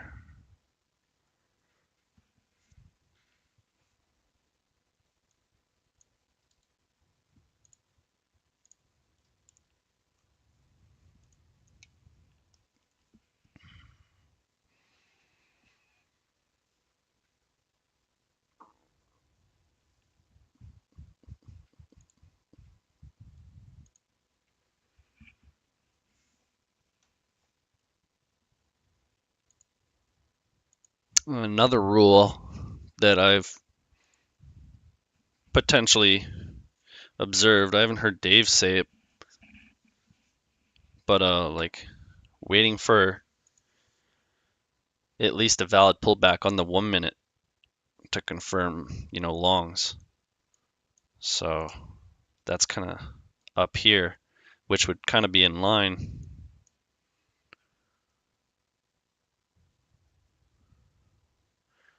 So this is where candlesticks are kind of tough because you could be like, we need to close above here because this is the low that put in the high, or this is the high of the lowest down closing candle, but it's not the low that put in the high because we can clearly see that it made the new low first and then pushed up.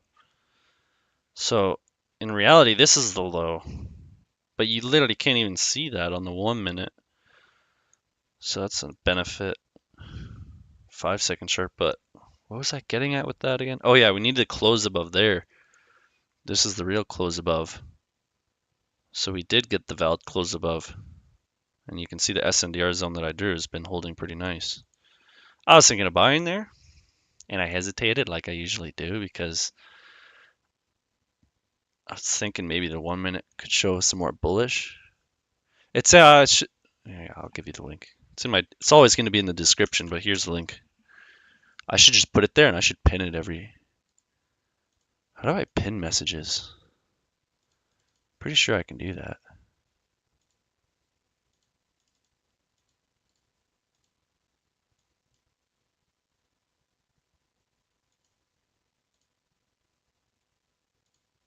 What? Why can I pin your guys' messages but not mine? That's so weird.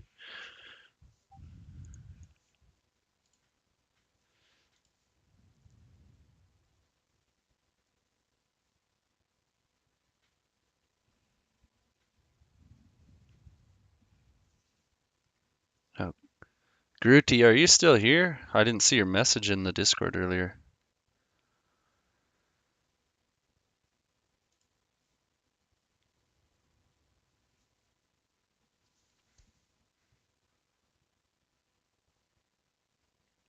When you have take a low high, do you mean when you take a 1 min? I mean, the answer, if you are here, Grooti, yes. The answer is yes.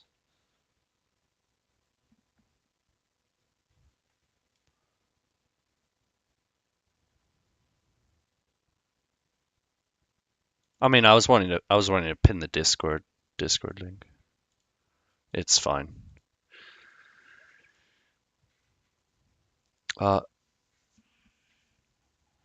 Wait, the next. Are you talking about this 12 minute? 12 minute in the zone that you showed. The lowest candle needs a closure above it. Not to confirm it as a low, to confirm it as a valid pullback. What's going on? That just means it's a valid pullback. To confirm, like if this happened, for this low to be a confirmed low, you'd need a valid pullback and a valid break of structure. So it's the break of structure that will validate this high and this low. Neither of these are valid until you get the break structure down. Now, I mean, the valid high would be up here. So that's kind of how that would go. You need the break structure down. Like, but since like we flip down, you're not really looking to, like, if we flip bearish, we're not looking to trail lows when we're bearish. You want to trail your highs when you're bearish. So you see a valid pullback, which we actually didn't get because we didn't close above this high right here. But if this, let's say this green one did, valid pullback, valid break of structure, those are the two criteria you need to trail your stop loss, because now that's a protected low or protected high. A protected high has to come from, a valid low first. Well, I guess that would actually. I guess, yeah, just a pullback would validate the low, but it would also have to be a breakout. Like it would have to break the previous structure. So right here, the low would be here. If this low was like down here, this net wouldn't be a valid low because it didn't break below. Right? So this never would have been something that we would trail from because that's not a part of structure. It's all would be one leg if this low is down here. I don't know if you're following there, but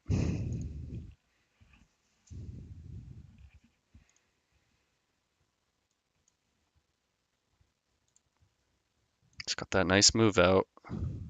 It's unmitigated. It's still respecting this low though.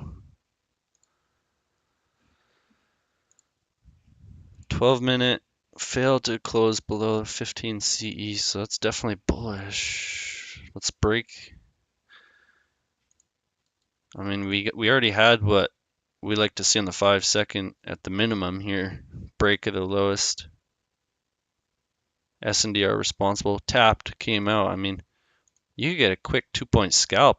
I feel like that's the best way to use these little tiny SNDRs is just to get a 2-point scalp out of it. I don't know. I need to backtest that. Prove me wrong, but I mean, I am wrong because that's how Dave, would enter for even 15-point trades. Like those are the type of entries that he took to pass those evals in one day or one trade.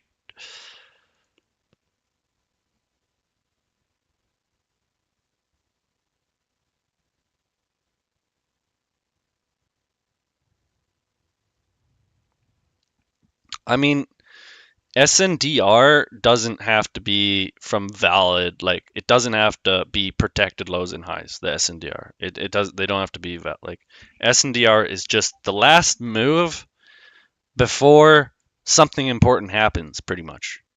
So that something important happens, for us generally it's a break of a low or a high, but it literally could be just the last run before a trend line break too. Like SNDR for this trend line break, well, we close it here and this was kind of like the last push up. I mean, kind of held it, or if we just kind of, that's why price is fractal. So if this doesn't hold, if just the last wick up doesn't hold, then go by last up candle or series of candles if it's a series. So in this case, this clearly hold. But was this a valid low and a valid high? No, but it's still valid SNDR.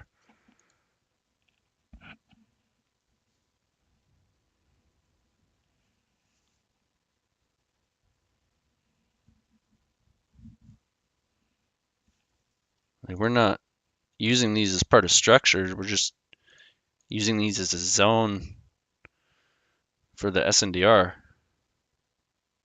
because it's the last push up, the last like big swing up with the up closing candle before we broke these lows.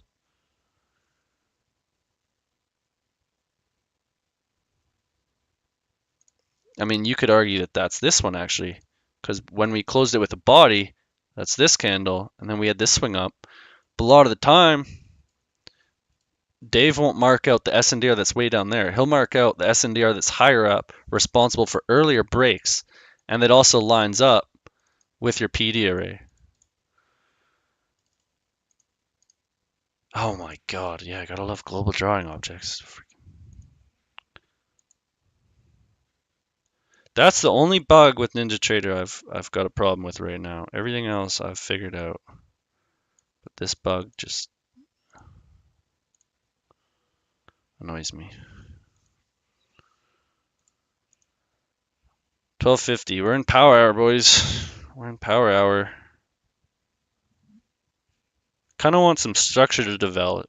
That's like if you're kind of a little unsure of what to do, if you're in a range or something and you can't follow narrative because equal highs mean we runs lows, but then equal lows runs highs, but then we failed. So then we run previous lows, but then that one fails to run even more lows. So then we go for the highs, and then we took a high, so we expect to push back into it. Like it's back and forth, back and forth. And now, well, maybe these are just equal highs, but on a higher time frame. So equal highs run lows on a higher time frame. And we go to 12-minute. It's kind of hard to see. Maybe we'll just go to 3-minute. 5-minute. It's just there's just too many wicks. It's too many wicks, but like it kind of considered two equal highs, pretty much. With the bodies, we at least kind of got push up. If you ignore the wicks, one body push up, two body push up, down.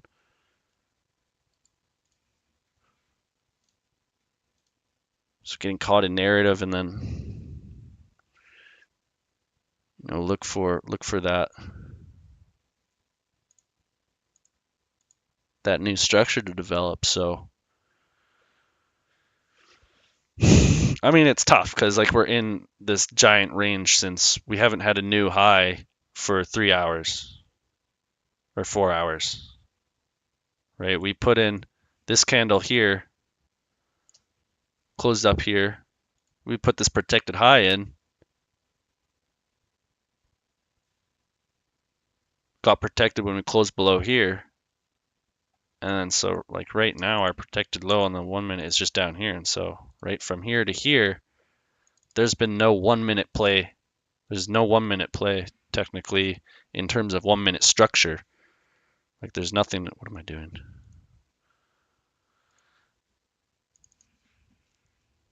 Use the wrong drawing tool. That's what I'm doing wrong. Using my labeled line so I can put a little label on it, and then that label will stay with my chart. It's just called labeled lines. So I got my PL, PH, and it's like trying to trade that is. What is this line that I have on the?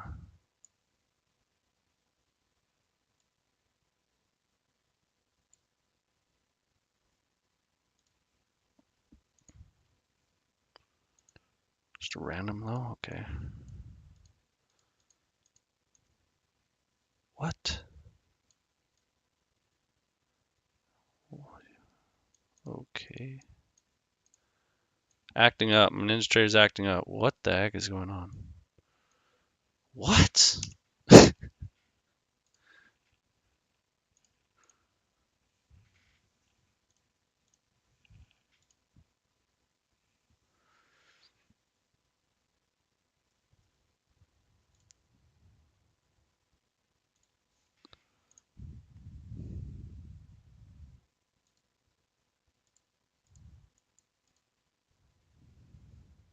Like this one here, it's clearly the last push up before we broke these highs. So it's a very clear 1 minute SNDR. And that's why we're seeing a reaction from it. A lot of time taking the low of the SNDR is a nice low to take. So you can see this low here. We took it. We took it first here.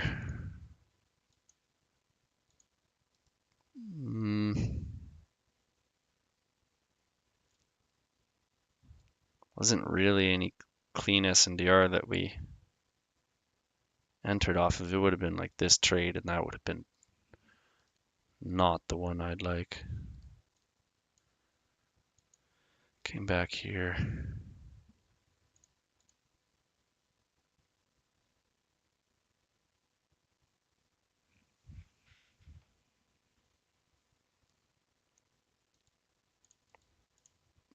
I like this SNDR. Just go like this.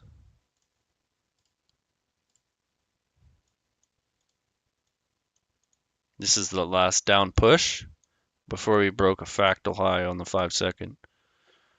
So I just like this SNDR because it's like a mechanical way pretty much that you can find SNDR, right? This is the like if I put on a fractal indicator, this would be the high. none of these highs here. So when we broke it, that's the last put. I've seen like this SNDR's got to be my favorite because it's like in the middle of aggressive and too safe. So it's like a nice medium, which is what I'm like trying to kind of go for. Not be an insane aggressive trader, but not be a super safe trader. So finding zones that kind of, work for that type of trader that you're wanting to trade is important to find it. Like Dave, he likes his really aggressive low entries, trying to find that sniper stuff, and that's what his really low, tiny SNDR zones like this work out right after just the 5 second candle break.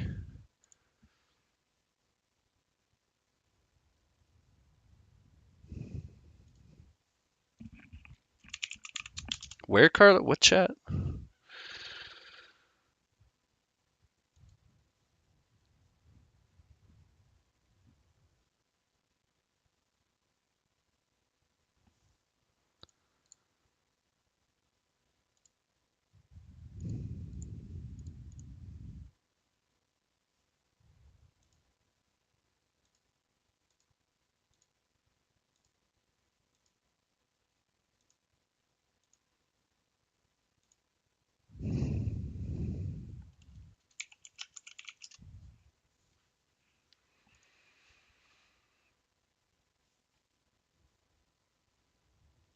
I mean, uh, I don't know, man. I mean, in reality, I don't know. Like I can't say because I haven't back tested that and I haven't watched that enough. But like, kind of just going off what you could assume. I mean, yeah, yes, right. What did we get here in the middle of this push? We had this fair value gap, well, inversion fair value gap, and it just so happened to line up with the 50 of this zone. So if we get a push up into this, people could have used this at now, right when it pushed below it and then came back up, wicked into it. They might have been looking for sells, right? We didn't exactly break it, but let's say we broke below it here with a tick. Now we're coming back up into this previous range, 50% plus inversion fair value gap, bam, right? So I mean, you can. I don't see why not if it lines up with other things. But then at that point, it's like, why do you even need it, right? Both of these would have been trades you would take without looking at that. So is it just taking away from your focus on what you should be paying attention to?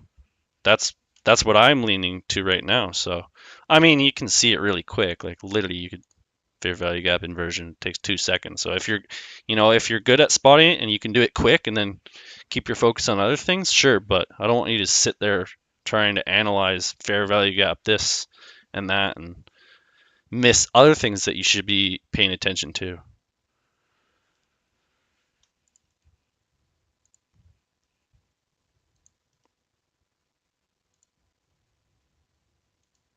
Got this potential continuation zone lines up this SNDR.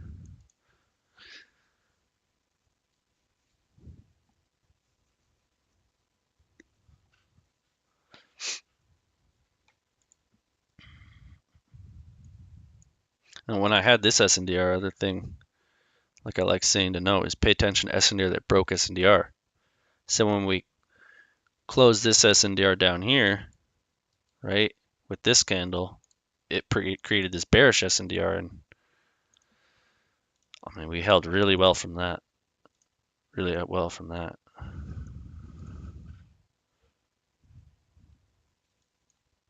Renko's not keeping up. Damn.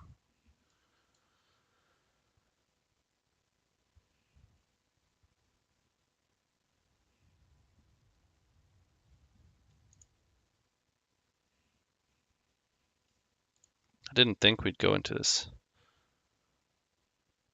big free fall. I don't know what I was expecting.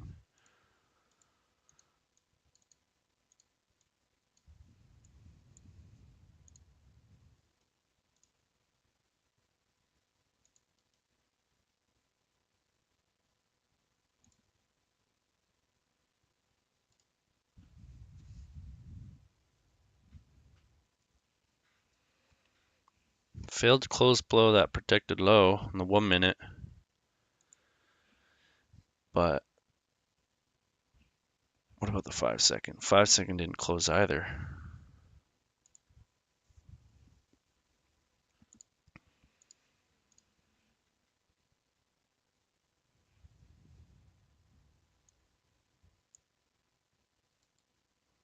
Got this SNDR, might be a nice tap there.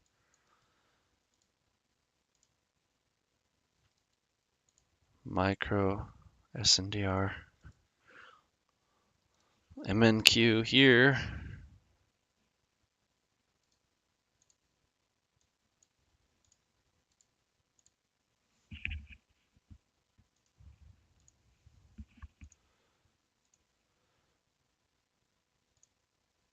Wow.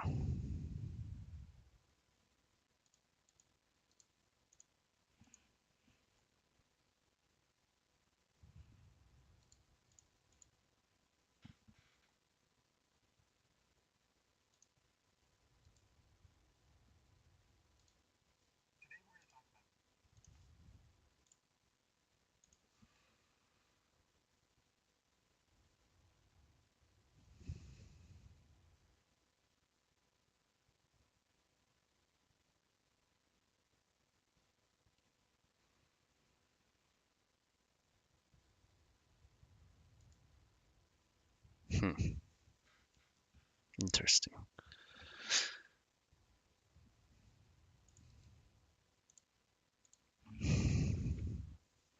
This would be Dave's 5 second SNDR. SNDR before breaking the high of the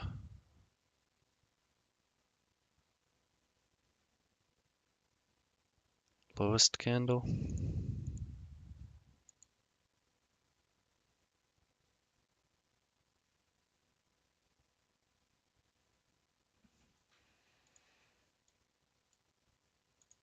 Where's gold at? Oof. That gold trade would have been money.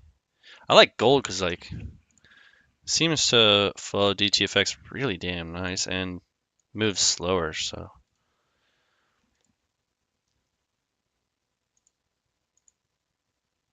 no pullback, sad.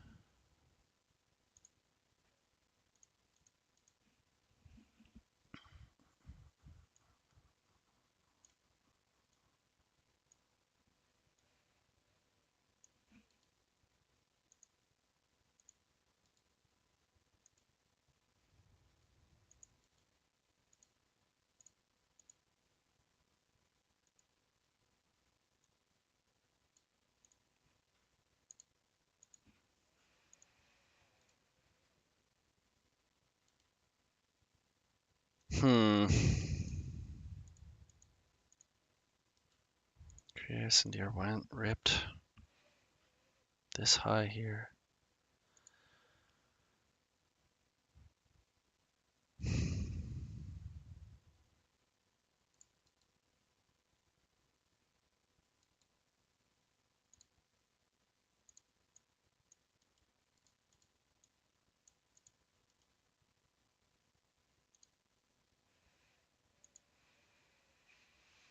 So it broke out this high. This is the protected high on the 5 second, right? Why isn't this the protected high? Well, look to your left. Did it have come from a valid break of structure? No.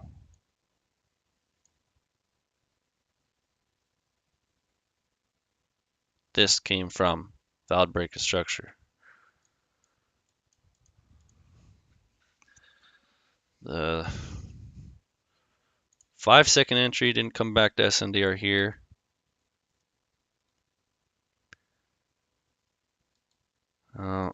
Kind of was this SNDR that it held when it broke above, just with the wick. Broke this lowest down closing.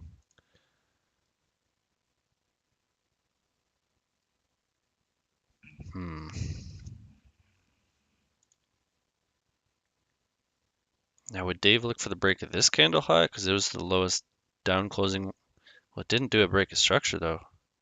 None of these did. But I don't think, it's not like it's a valid high anyways. So I don't think he would look for that, it to be coming from a valid break of structure, so I think that green candle would be the one. First one of you draw SNDR, but maybe he's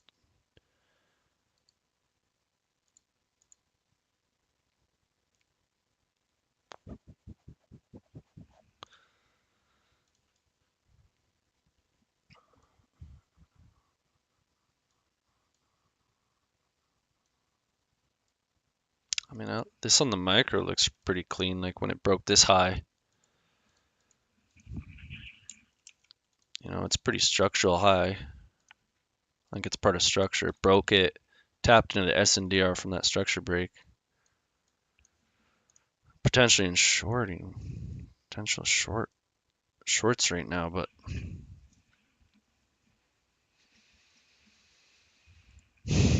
highest closing candle, close below it. This is the type of stuff that confuses me too, because like here we close below the highest candle, but it's like it's inside of that SNDR that you technically would do. It's like, would you draw it like that? Is that valid at all?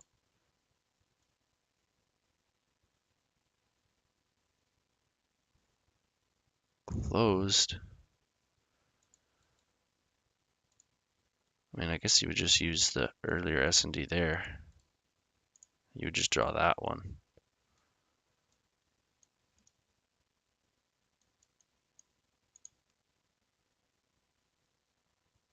Hello? Thank you. Oh, it just seems so early to short.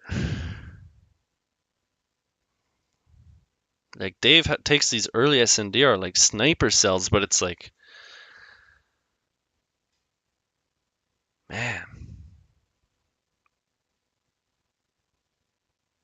I guess considering that a 5 seconds market structure break is just nuts to me. I gotta refine that. Fractal low here. Here's our SNDR for fractal low. Our bigger one would be that one.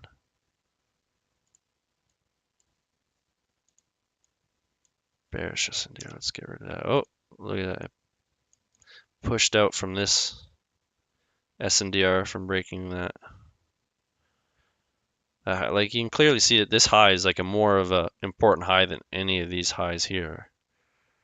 So when we broke it, it made this SNDR. Not surprised that we had a 5-point reaction out of it.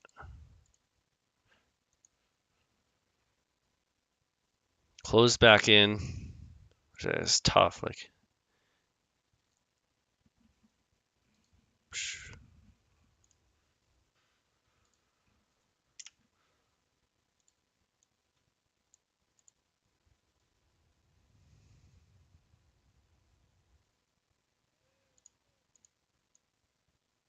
oh, it pushed pretty nicely off my SNDR I drew. And this zone. Here's the 5-second flip. I don't know. It's like you're so high up. When you're taking this sell, it's like you're definitely selling high. I mean, you got that going for you pretty much. In here, above 75.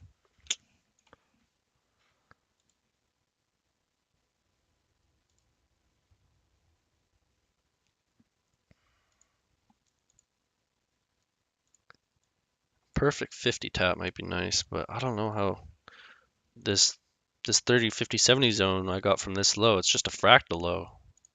Just the 5-second protected low would be way down here. So it's like there's nothing to shift before going bear. Like there's no 5-second low to shift to even get this sell. If you don't use, you know, a smaller, more aggressive low. It's like I mean, technically we still have like we never. Technically, none of this is part of structure, even on the 5-second. So we got our protected high here 5 second. We've never flipped it. But then I guess gives you that we don't need a 5 second flip here because we're still 5 second flip bearish. So that's why it's important to trail highs and lows, and then obviously we can't get a 5 second flip here because we're still bearish. So I guess that's the time when this sort of aggressive entry is definitely going for you because it's like a continuation. But Dave will take those as pullbacks. He likes taking these style of trades as pullback, not as continuation, not as reversals, but as pullbacks. So he would take this short, expecting a push back into this range down here that we came from. I guess you can, it is a...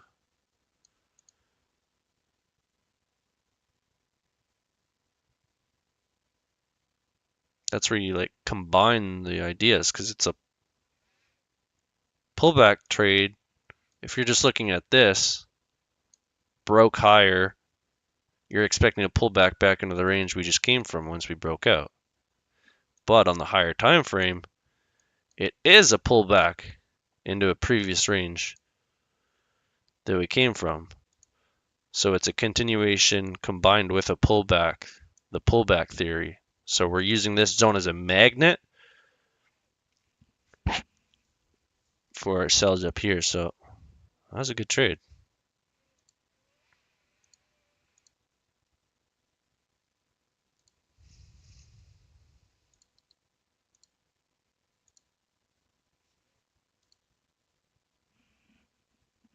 Tap the 30. Tap an S&DR now. Whatever. Let's go for a micro long. It's not the greatest. Like, we're kind of in the middle, but whatever. I see a potential setup. I'm gonna just take it. An aggressive potential setup. Why not? Because like the current range that we're in, like I should make my stop loss smaller if it breaks that low. Yeah, it's not the great trade.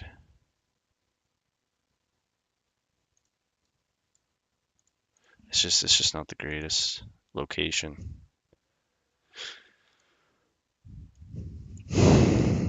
But I mean, I liked some of the.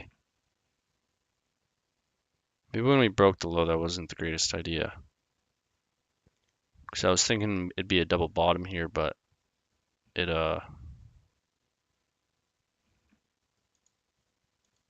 obviously very clearly didn't do that.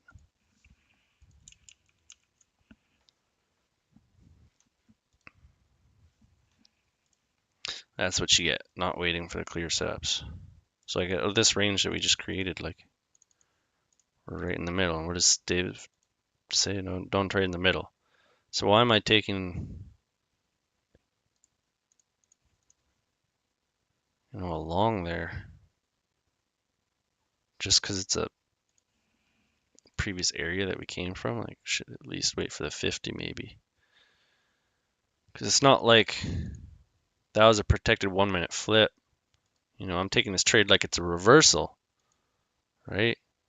Reversal after a 30 tip, but if I'm taking it like a reversal, you want to see more important highs, a more important shift. Like if you're taking reversal trades, the shift is important, and this wasn't really big of a 1 minute. And I'm taking longs when it has, technically we still have our pH up here. Everything's saying I shouldn't have done that really. No wonder it lost. Oh well. Where was that? Here? Yeah, this is what it is.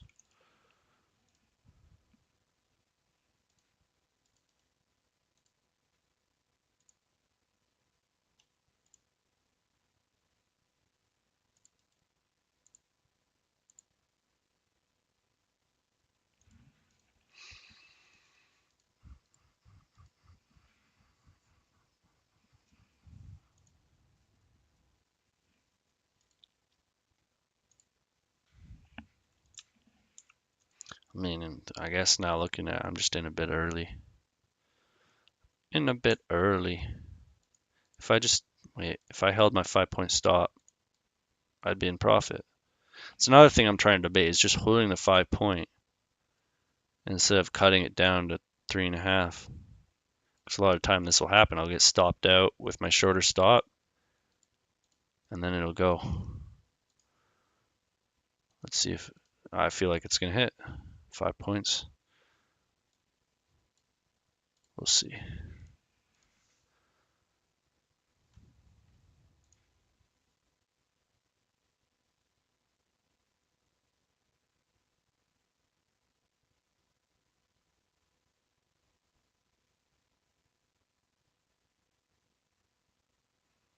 I mean, Devansh, like it would be considered S&D zone, but it's like an origin S&DR zone, right? If that would happen at the low, like compared to this candle, we took high, took low. Well, what is this move? It's an origin move. So I guess it depends where it happens. Yes, it's a zone. Dude, literally anything is a zone. Like this is zone, this is zone, this is zone, this is zone, this is zone. Like every wick down, up, every little tick is a zone technically. No, it's a fractal. It's a zone. Everything is. It's just determining the strong, the strength of them.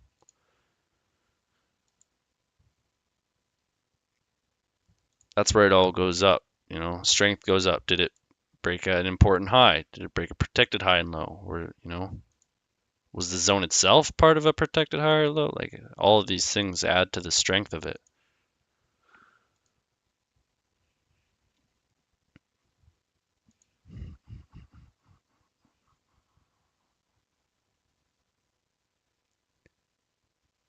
Link? What do you mean Mehmet? Mehmet. Link. Bit unfortunate this trade was. Oh well.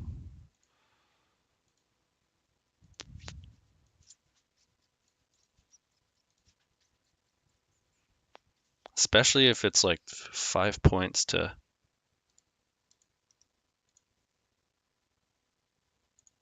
like the 50 of the zone is protect. If the 50 of the zone's protecting you, why did I cut my SL to right before the zone? That's not the smartest. Looking at it, because that's happened a bunch. I'll try to take the 30, and when you take the 30, sometimes it's good to have your stop loss at least to the next level. I've noticed. Meme, you want Discord link? I'll put it again in chat. Why not?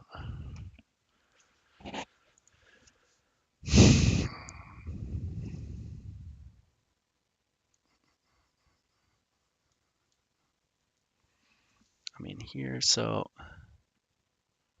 pushed it, tapped out.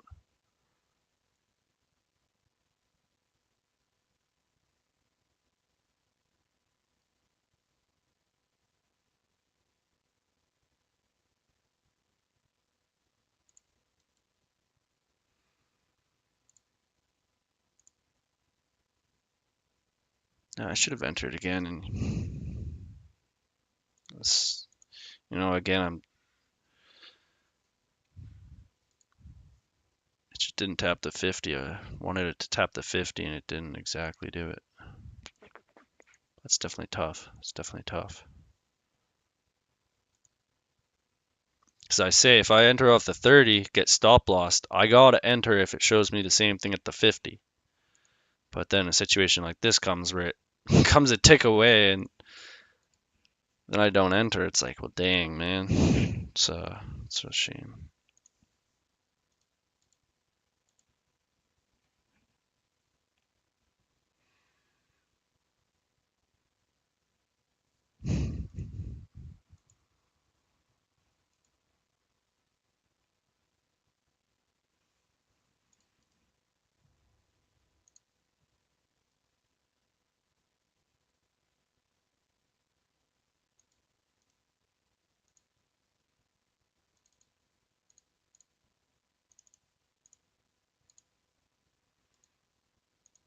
I went right to the middle of that wick.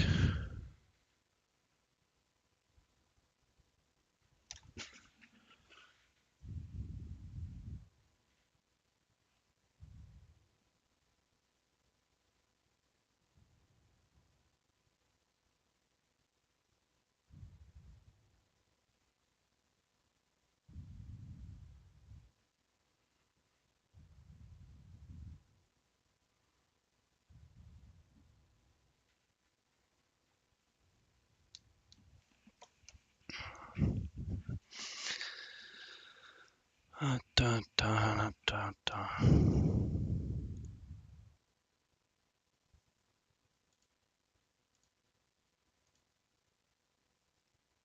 Get out of here, scammers on Discord. Jeez.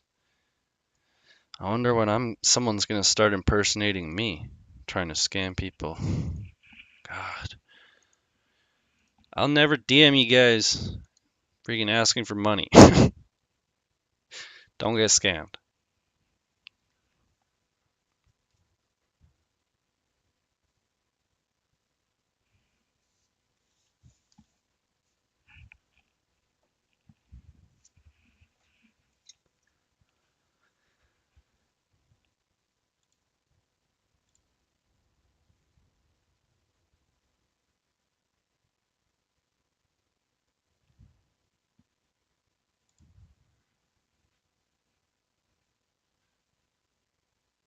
Yeah, I mean, pretty much, yeah, Devansh, yeah.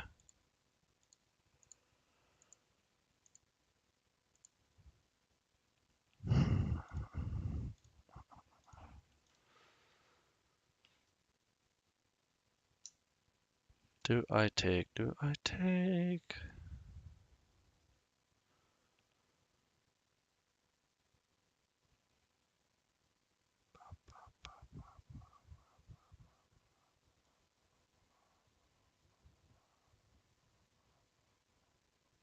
Much room to low. It's not 5 points to the low.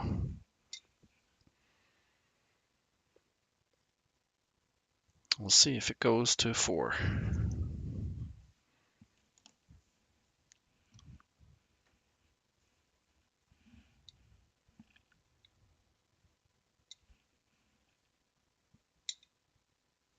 Too broke to get scammed. Uh, well, that's better than having $100,000, getting it scammed, and then you killing yourself, like a lot of people have probably, well, not probably, definitely have done. Like a lot of people killed themselves during that last crypto crash.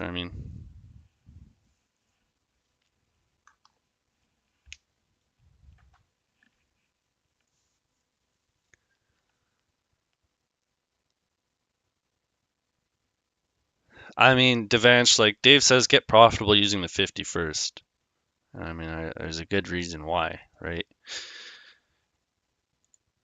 It's definitely better to just take the 50 entries.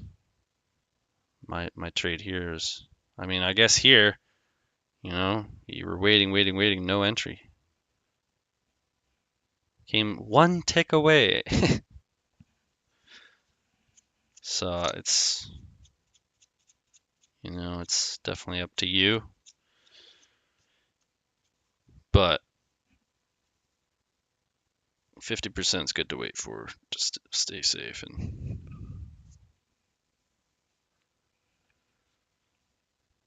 ideally 50% of 1 minute zone, and then wait for 30% of a 5 second zone. That's kind of a safe-ish formula that I have, but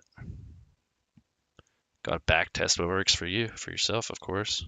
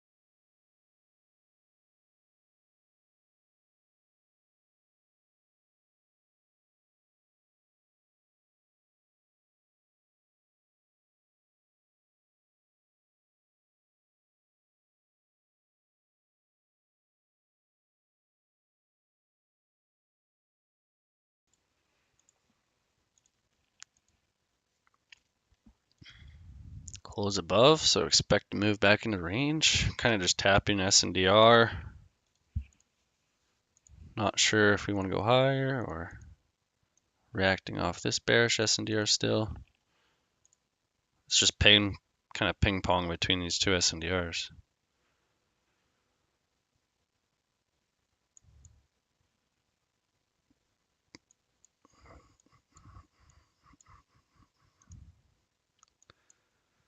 Like this was the last push up before we really broke these lows here, you know. The last push up before we started this big sell program.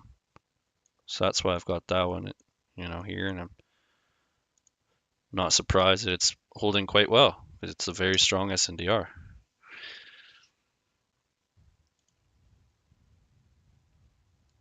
Could take that higher 1 minute one too.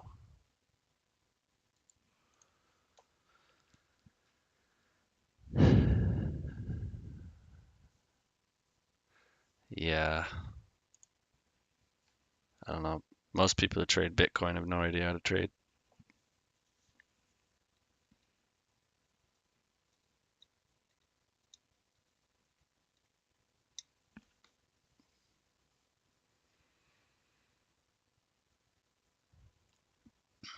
All right, 8 minutes, 7 minutes, and we are.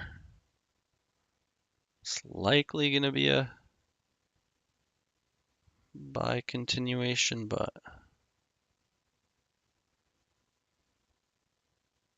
no, I wouldn't say that. It's definitely more of a 50-50. I have to see what 5-minute order flow is currently doing. 5-second, I mean.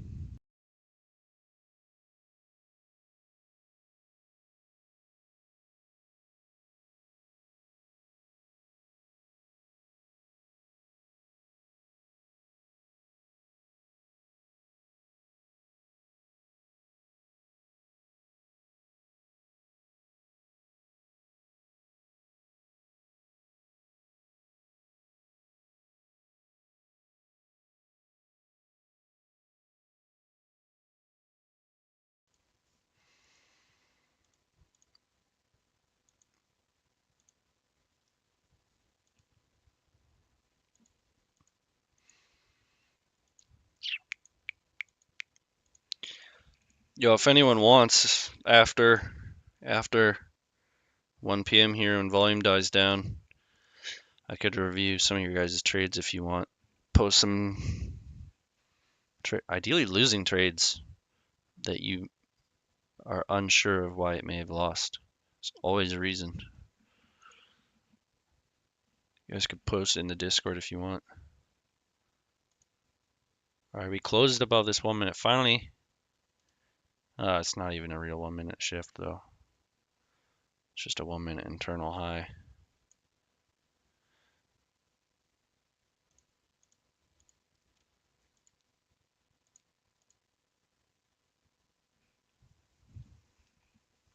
Validated high on the 5-second or 5-minute or 5-second or 1 minute. 1 minute's up here. It's this one. This is still it. We still haven't had a flip for 5 hours now.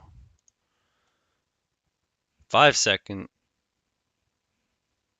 you know, we just flipped, yeah. Right, that's what this was, a 5-second high, protected high. So now it's way down here, protected low. It's not a, nah, whatever. So when we broke that here with a body, it's our last down closing candle before we broke it. Little wick here happened, but it mitigated it right away. So I'll draw the last unmitigated down close, down push really. Just so happened to be a last down closing candle. We closed below it, so now we got bearish S&D.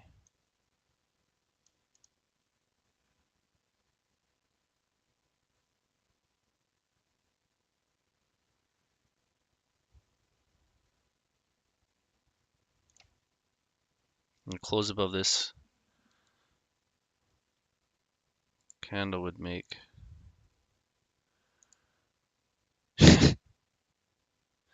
No wonder we're getting weird action where bearish SNDR inside an old bullish one.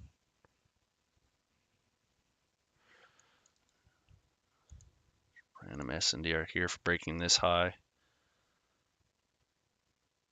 Or we could kind of take this whole down move and treat it as the SNDR that broke this bearish SNDR. The last down move before we closed above. That's more of a 1 minute SNDR. Just tap the 50 of it. Kind of tempted to enter for long, potentially. No, didn't give us a mini flip.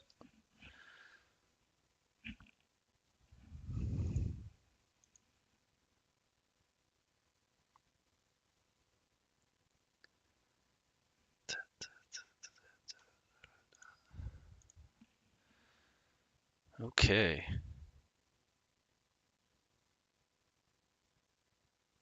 I think we're coming to reach. Yeah, this is like the biggest swing, kind of reaching down into.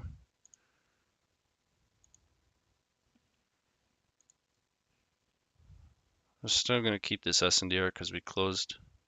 Look at how these two SNDRs that I have, look how we had reactions from it. Came into it, reacted, pushed away. But they weren't, as important as other ones. This one pushed into it, reacted before keep going down. Because we're obviously delivering from kind of the middle here. I should have drew this bigger zone out. Yeah.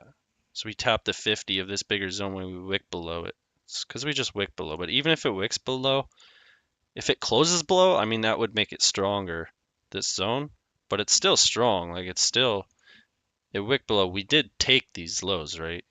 In theory, we did 5 second, we got to close. So even though it wicked below on a lower time frame, but I mean, Dave says, for the zone to be valid on that time frame, you need to close on that time frame.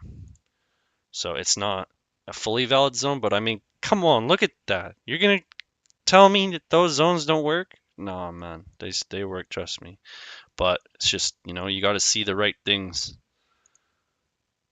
Ah, dang, that's actually so good. Close below this highest candle 5 second. Here's our little SNDR. What did it do? Went to it to the tick and reversed. Dang, son. Anyone want a 1 point SL? There's an easy 1 to 15 almost. Target next middle. 1 to 14. That's just nuts. That's nuts. That is blessed knowledge, Dave. Thank you, Dave. Holy guys. Same thing happened here. Here's our little SNDR. When we closed above it, bam, bam. You could have had your 1.5 point SL go to top of the range. I mean, it's not 5 points, but I mean, it's a 1 to 3 technically. If you just got in right on that. I mean, I don't know. I'm not going to be doing that because that means you would have got in off a limit right here. Closed above it, pushing this SNDR. We're at 30 fails, right? We tapped the 30, got the 5 second closure above, tapped SNDR, left. So a lot of people probably buy here, seen 30 tap, but then this is where, Dave says go for the 50s. Because if you were at the 50, well, that would have been a winning trade instead of the losing trade at 30 here. So that's exactly why. And then brings me to my point with my rule where it's like, you can take the 30s, but if you take the 30s, if it shows you the same thing lower in a better location, you have to take that one as well.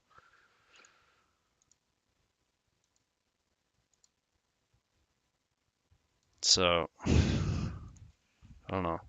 I gotta do more back testing on the 30s.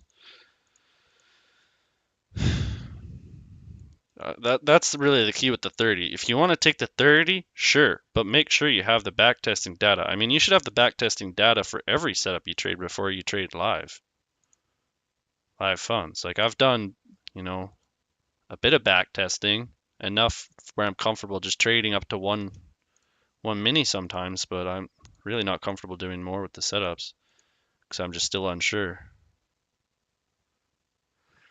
Need more reps, more data. Like a lot of people say like 100 is minimum to really get some stats in. Like you should do 100 trades, then with zero motion, just not looking each trade individually. Do 100 trades with all the same rules, and that's going to give you the data you need to know like what you can do to kind of improve your trading or improve your setup.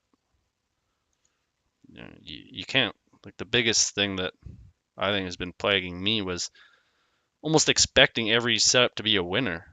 I mean, not every setup is a winner. If I'm afraid of that one loser that may come, then I'll be afraid of every winner too, of every, because it's the same button that you're clicking.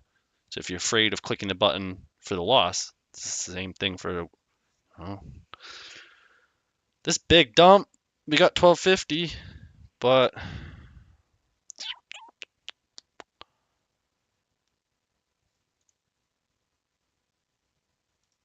I've just been on, I guess, that trade right at 1250, but you couldn't enter because it just went zip. So all these bars happen in 1 second.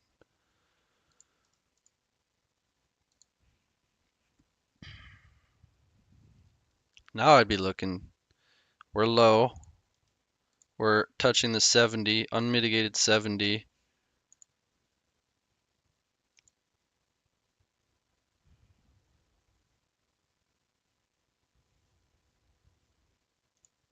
How much time? We got 7 minutes for a.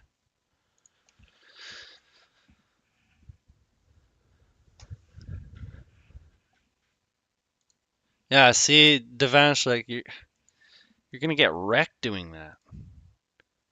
You gotta be such a sniper doing that.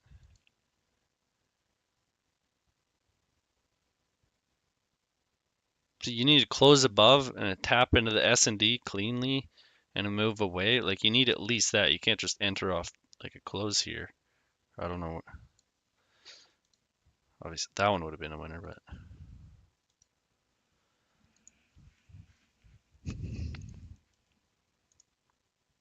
I'm just gonna keep doing kind of how I like, looking for. That's too advanced for me right now. I'll be honest. So that's a potential long for sure. I hesitated.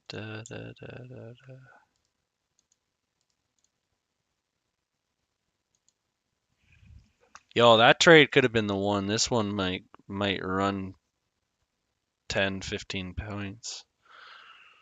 Might run these highs. Unless a, or we just get yeeted after 5 points. Wow.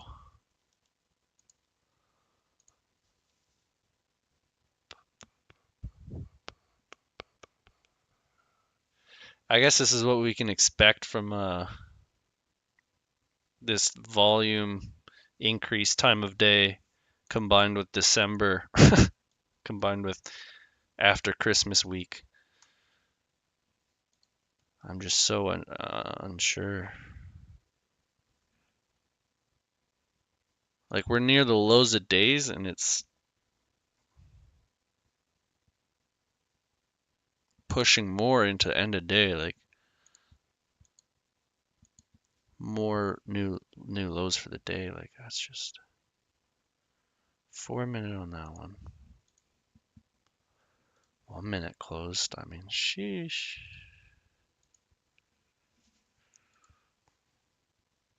I mean, it makes sense, I guess, for delivering from the 50% of this big zone. Where we're delivering from that.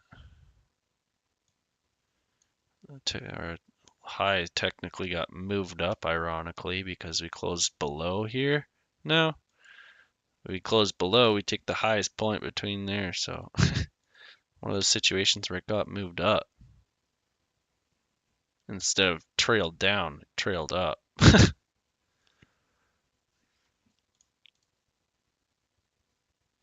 But protected low.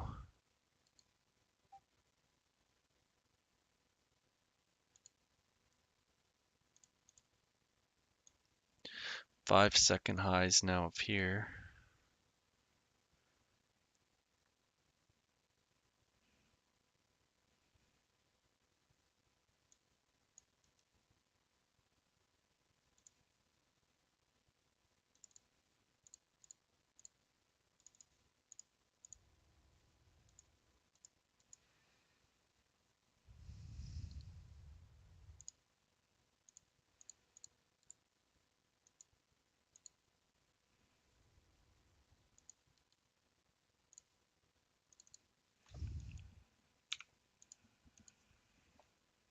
Well, I can't even see it.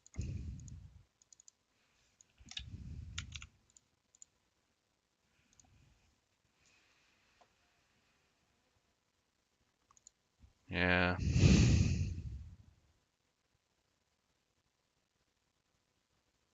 So it seems like even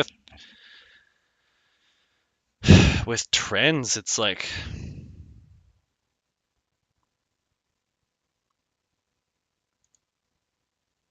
not tricky to catch trends, but when it trends hard, like it just won't give you the pullbacks that you're really looking for. Like it broke out of this area, didn't even tap 30. Broke out of that area, didn't even come back in to tap at all. Like it just she's just going.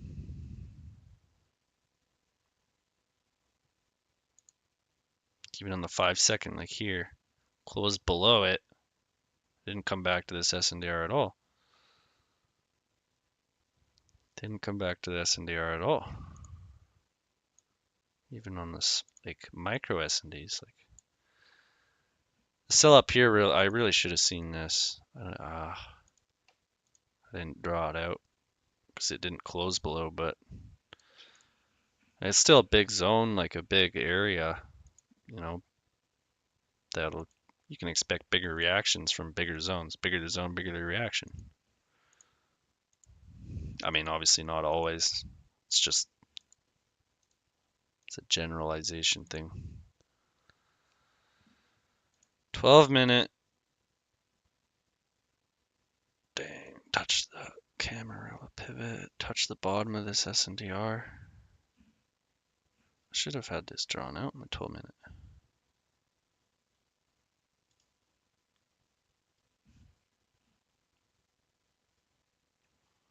Last minute. Nothing. No. The only way to trade this is like insanely aggressively. Only thing I see is when this candle broke out from this low, we got a little pullback in and out. But that's like a breaker, you know, using this as a pullback. It's just, now it's only gone 4 points.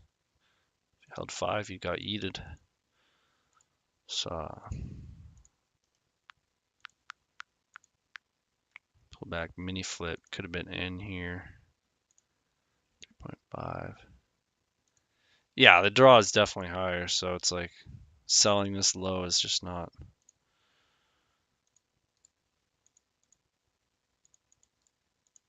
it. This kind of looks nice. Came in, tapped my, oh, what a freaking heck. We closed above here. Fractal high.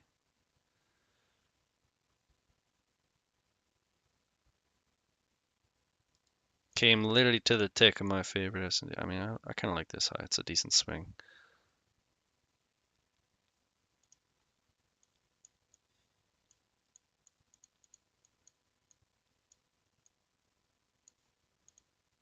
Tapped at 50 and ran.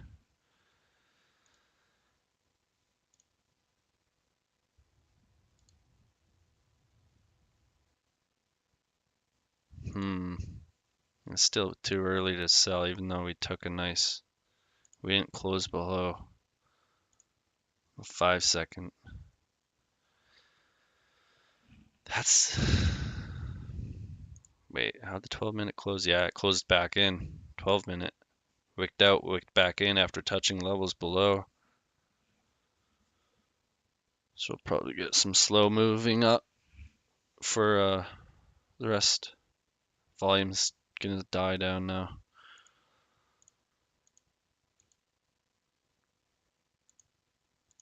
So I don't exactly recommend trading anymore.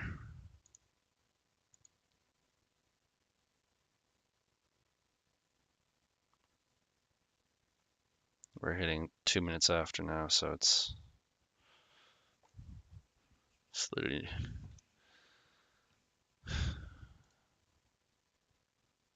was a tempting sell though.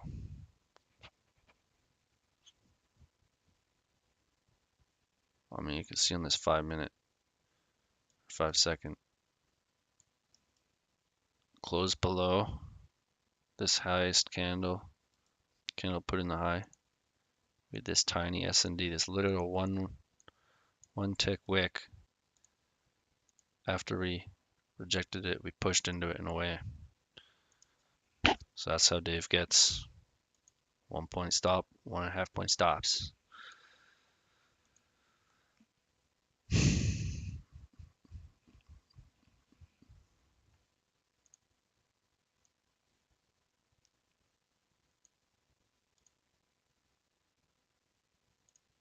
Didn't touch the 50 though. It really likes to do that a lot. I have noticed it'll literally come like 1-2 ticks away from the 50. Like it just loves to do that. It did it here. It's done it so much.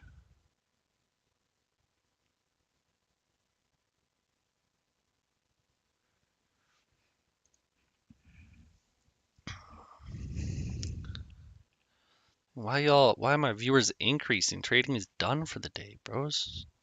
Pretty much. I'll still be here. I don't know, the volume is not completely dying off like it would a lot of the times. But I mean,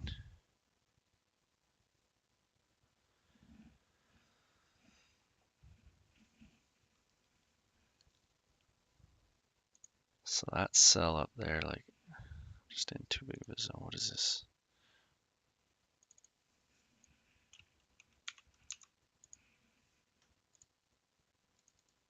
Bro, what?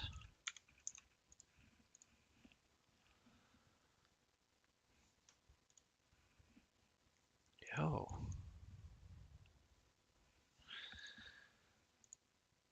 Some nice stuff.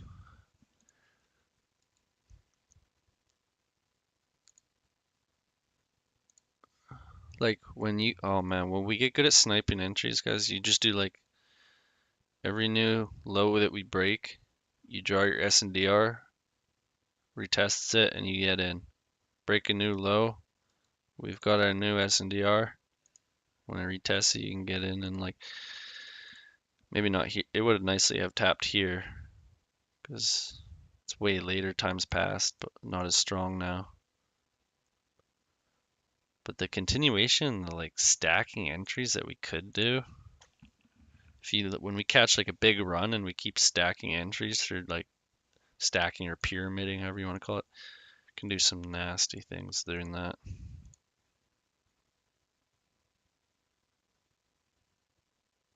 Like, yeah, scalping 5 points is great, but like when you can get good at knowing that an entry may be like an entry that could run more than 5, 10, 15, 20 points even, and you take those entries and you scale into them off the little pullbacks, you're gonna make way more money with those trades than anything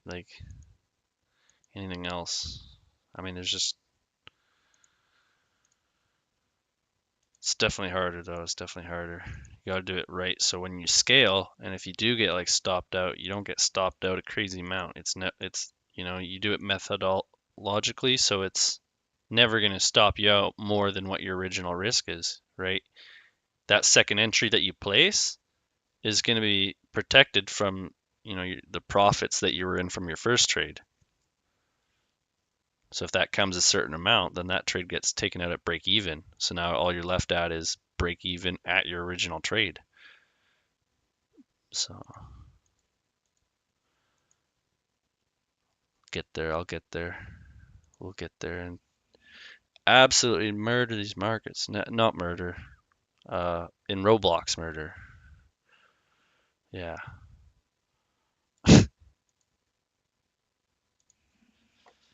Kind of double topping near this 50. Could give us a second rundown.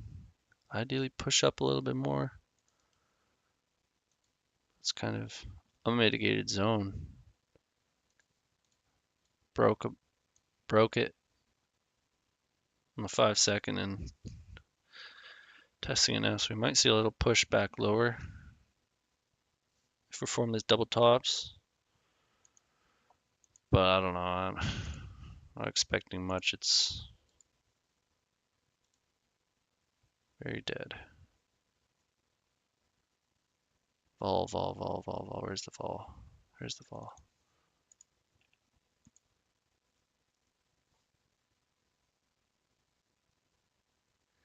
Yo, Shiva, thank you, man.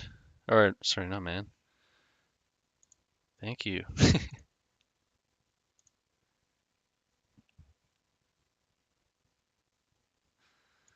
Too used to the people. I need to talk to more females in my life, guys. I'm stuck in my room trying to make money for 8 years. Yep.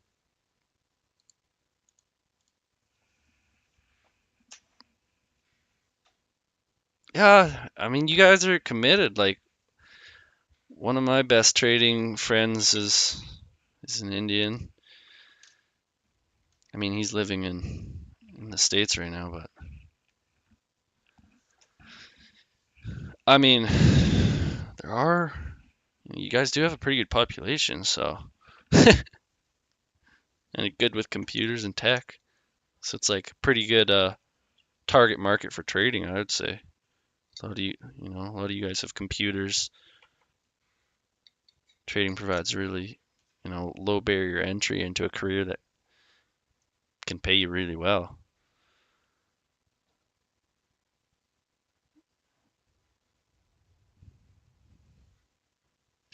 This is why I don't like trading at this time. Look at volume. We got single digit contract volume per candle in the 5 second. It's just not what you want to see.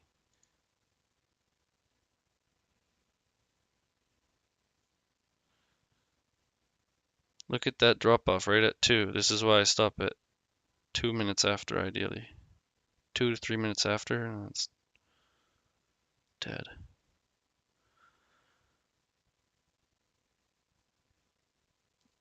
Interesting. 250 spike, 259 spike.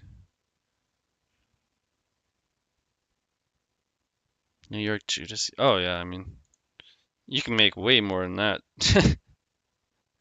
trading just the New York Judas. I don't know what NCR is. Oh, that's where you're at. Okay.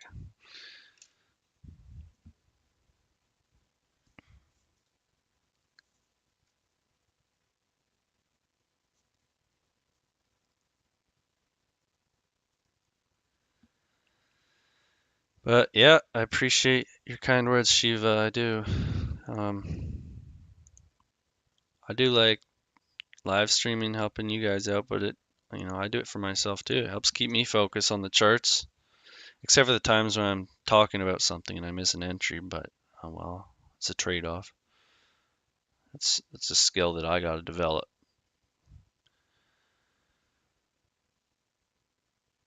We took this low. Might as well watch 1 minute.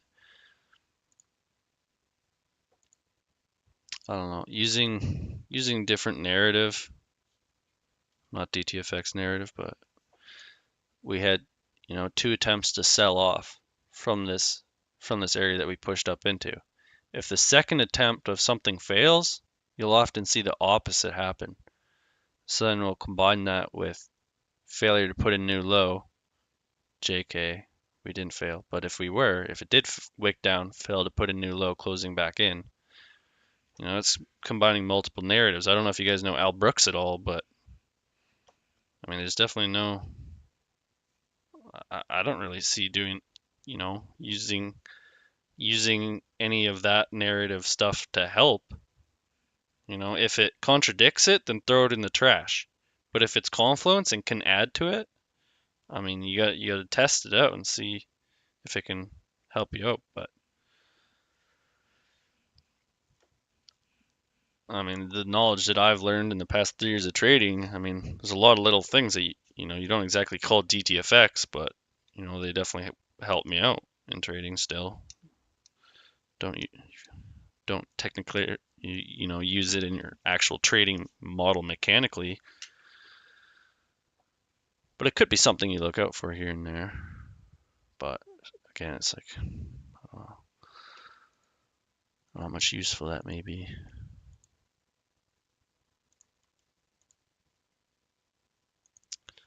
All right, do we wanna start back testing? Screw live markets.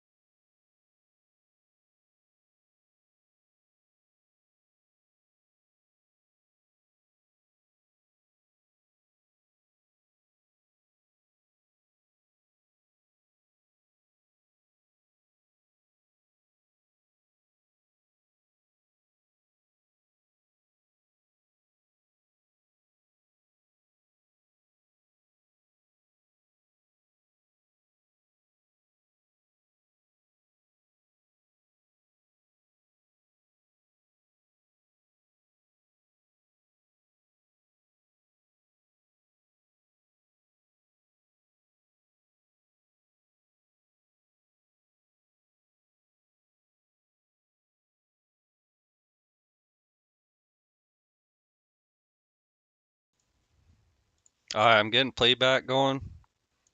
Test some entries. Changing the contracts over December 23. Does anyone not know how to use Ninja Trader playback? I mean, it's pretty good. It's pretty good. I wanted to test the 5th. Yeah.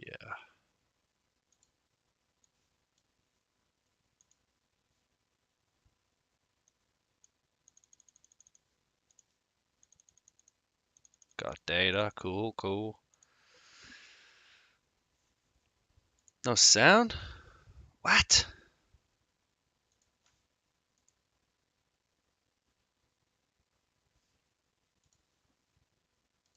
Really?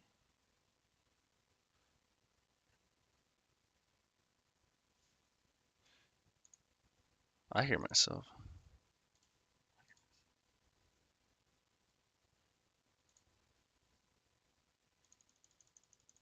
Yo, those decibels got chill. How's my mic? Nah, not even close. Trading view. Bro, can your candles move like this on trading view? Can you literally get a real-time playback?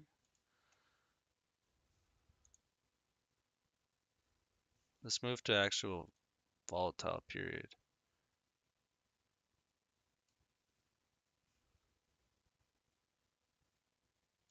Like, look at this candle moving. Every tick. Look at this.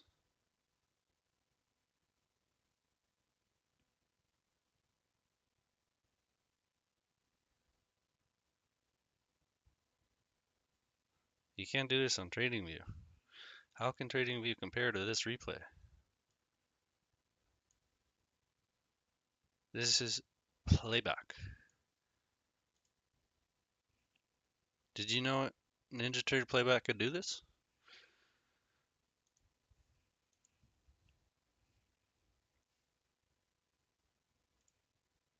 Alright, alright. I need to pull up the entries that I wanted to test.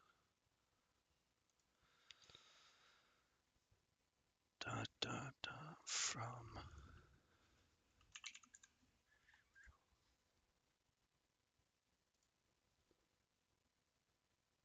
first entry.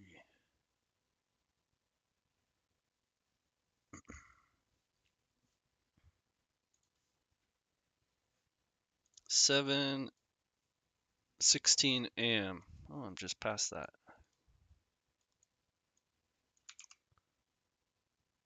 Wait, let's see if we can spot it right before.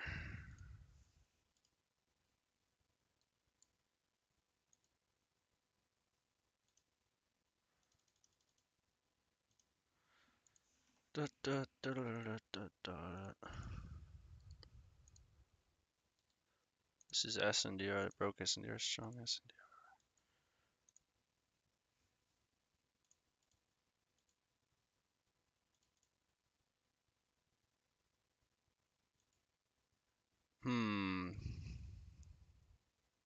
It's probably going to be a sell.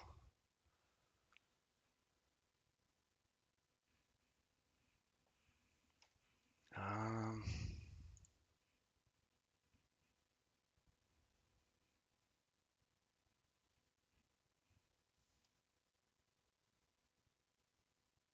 it was 716 for me. It might have been already.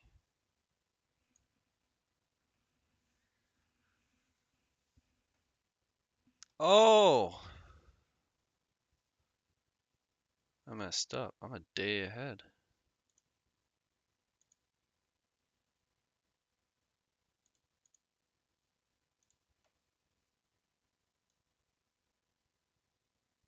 Yeah, that's what we need. Oh my god. 6:30. Let's just do playback from the open. Oh, I've got a bunch of drawings.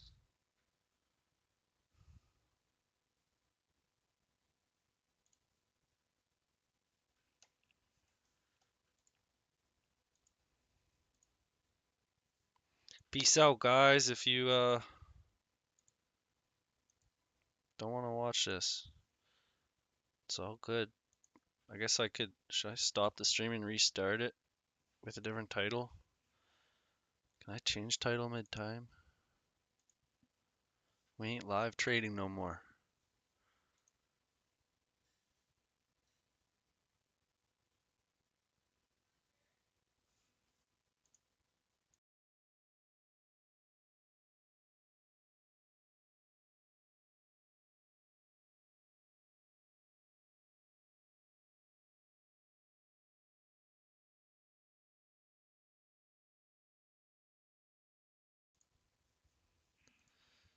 So this candle broke it. Rejecting top SNDR. Bottom SNDR. Yeah.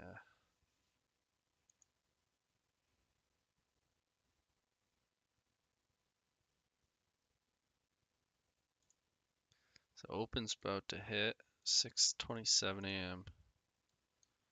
We've got this bigger zone.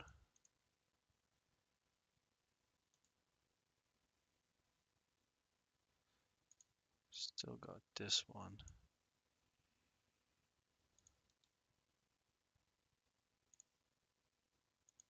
Oh, that's what mitigated down there.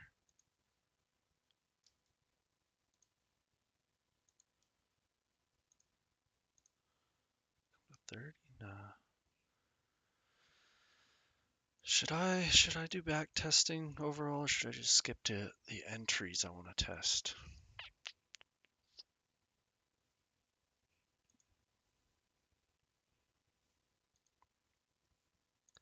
Dang, no pull back to even the 30 on that one.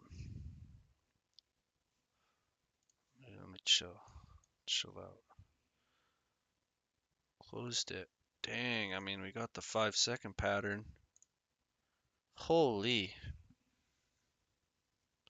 You guys, I think this is really what you want to look for. I really do. You want it to be like, to form like perfect pretty much. So it seems like it happens enough where like I've seen it go like to the tick perfect where it fills it and then goes like a bunch of times today. So we closed above this, this green candle which made the low, the lowest. The candle that made the low, we closed above it. This is the S&D zone for that, and we held it to the tick. So we get it push in to fill the zone, and then the next bullish 5-second candle out. You can take that.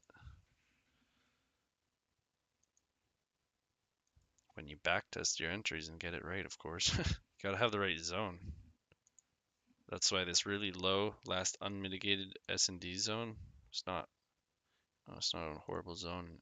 Tapped it, gave you that pattern.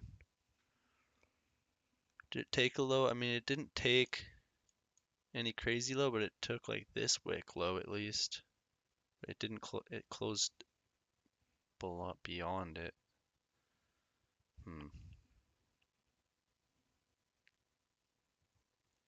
Let's see what price does up here right now. We're touching the 30, right? New York Open happened. How do we trade the New York Open? This is a really big thing that I want to get down. Because, like, if we can find out how to just trade the first 5, 10, 15 minutes of the Open consistently, do you think you need, with the volatility of the Open, do you think you need more than that in a day? When you stack contracts, stack the accounts, start copy trading multiple accounts, multiple contracts, like, do you need more than just that in a day? Like, yeah, I I'd be pretty okay with that. And so it's like we could be done our day so quick with the open. That's why I'm also testing at 1250 because what other times of the day do you have the same amount of volume as the open? Well, literally 12:50 for me. Open 6:30 for me. So let's see. Watch it normal. It's normal speed. See the open back at normal speed. Gonna push into here. SNDR with the 30 be not bad. But with the open, like,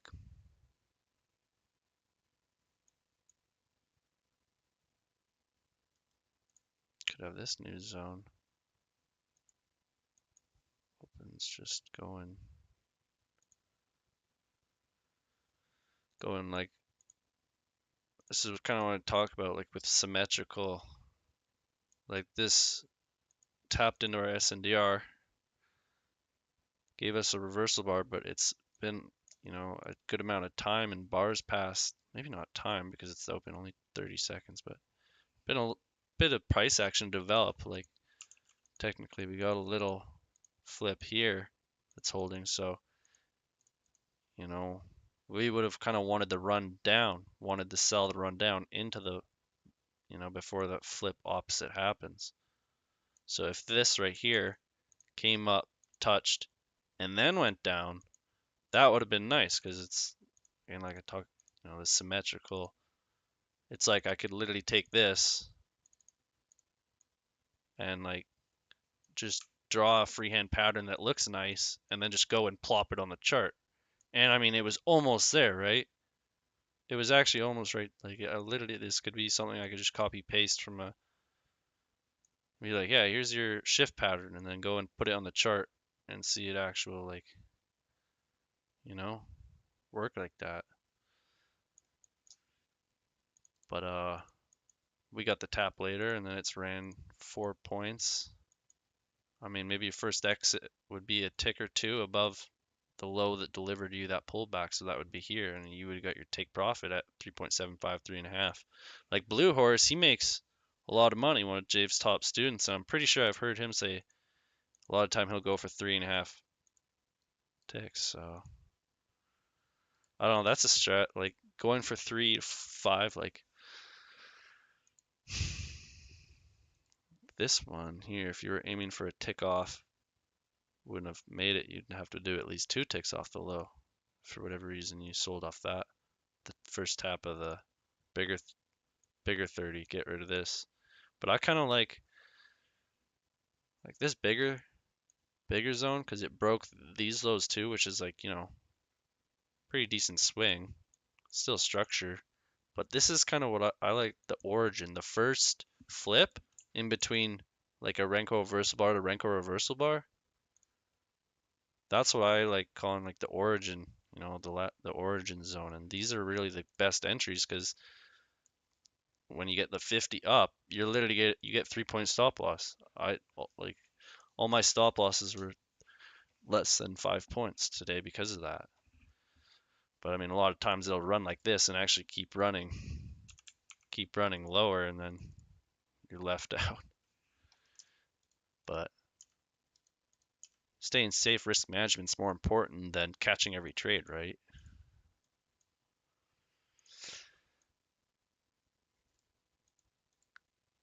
Like I could have taken only the safest trades today and with higher risk and probably, obviously I would have done better, but I'm just trying to get executions, trying to find that balance. You got to find that point where taking aggressive trades is going to be net positive for you. For beginners, aggressive trades are generally net negative. That's why obviously Dave and other people say get positive first. Okay, I'm not playing it. I'm just talking. Jeez. But yeah, I got yeeted. If you did enter that one. So you can wait for a 50, maybe next mini Renko flip. No, it's reaching too hard. Take a high. We need to close back in. Let's just speed this up. I mean, we took that high, but didn't close back in. So this we're expecting to push into this range. So we're tapping the 30 now. Tap in 30. Well, we actually tapped it, got a flip. If we got our initial trade here, if I wasn't waiting, there was 5 points easy there. Remember, Renko Versbar to Renko Versbar. There's your origin. Wait for the 50, tap, reversal bar, next reversal bar, you're in. And as long as it doesn't double bottom here or break through, even if it double bottoms, but I'm still on the fence about those double bottoms. So if it ticked right to here and then gave you that reversal bar, I'd still get in. You just keep bringing your threshold down. So price hits here, the reversal bar threshold would be like right there. So I'd have, you see how I enter, I have my buy stop. Would have been in on that bar. 5 points to the mid. I'm in the open, like you get, how long was this? 9 seconds. You could have had your one trade at 9 seconds and it done for the day. If this was just the one trade that you came into within a minute and 15 seconds of the open. I mean, is that really like, that's very clean to me. I mean, Dave says it's not, the open's not cleaner, but I don't know, with the open volatility, like you get a flip in the right location, like with the extra volatility, it's like pretty much a given you'll get at least 5 points. Don't want to say that, but like it certainly goes easy to your stop loss quickly in the open. You can't really deny that.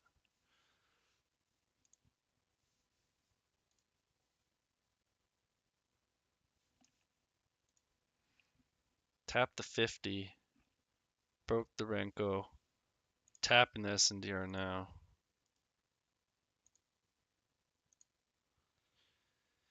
We got it, but this is one of those things where it's like, is it too far now?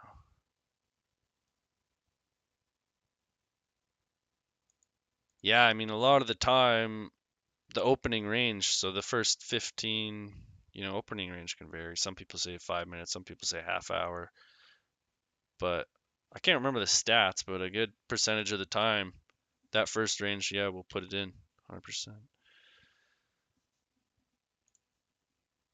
I mean, what I really like doing is you get the open, like we've got the open in 2 minutes here. So the minute before the open, have your like clean higher time frame zones above and below, and look for price to do the expansion move in there, tap the level, and then get that little retrace. So this, this right here, if you caught, how would you have caught that? Price came up, up, up, tapped. Get out of here. So,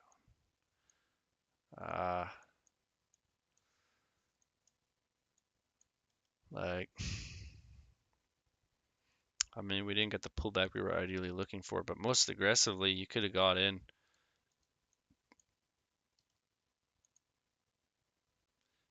Broke this wick, tapped in to the area and left, because here probably would have been a 30 tap. Yeah, right there, 30 tap. So it broke it, tapped that. So it's like a super micro. It's like even Dave's 5 second entry here didn't tap the S&D. Got a little bit away. But we can have kind of our own S&Ds in the Renko that you see.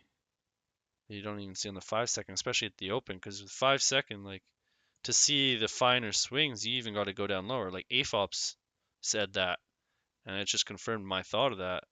You got to go lower, 1, 2, 3 second to see the micro swings that during the open that you wouldn't see. Because you can't see the fine details. So much happens within that 1 5 second candle. So much can happen in 5 seconds, so you can't see the swings really.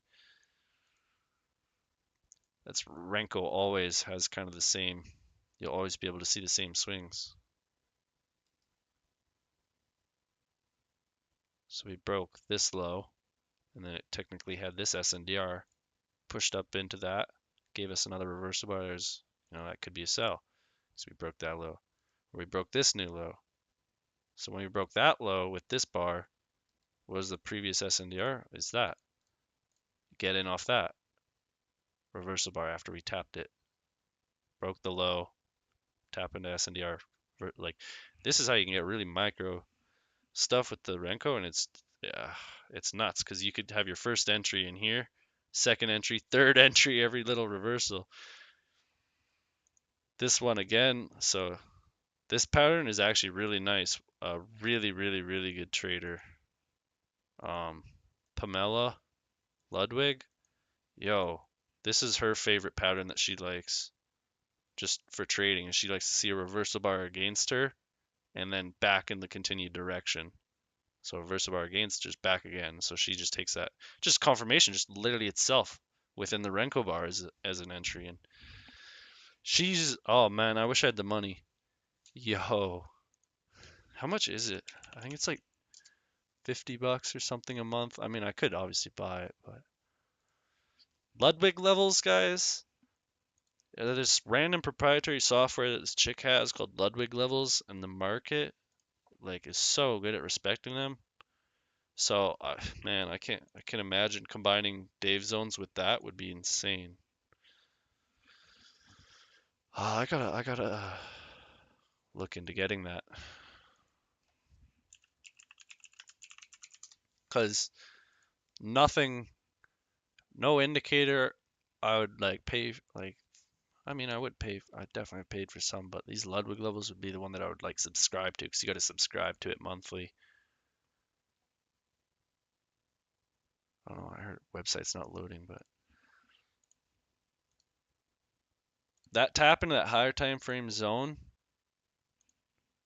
like if we tap the 70 and then you get what we want, it's just so nice at the open. I mean, we could go through AFOP's market review and see kind of how he uses it. But like price, look, so we had that like zone, this bigger one, when we closed above it, we tapped the 30 and had a bunch of price action. So let me clean up the zones so we don't have overlapping.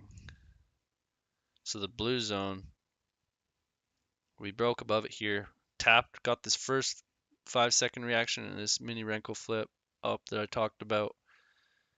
Came back, tapped again. I mean, when you got it a second tap, if it comes into the zone again, right? The zone and the S and D are way down there. Like, this is something that I gotta test more, is getting that second tap, because it's like time has passed.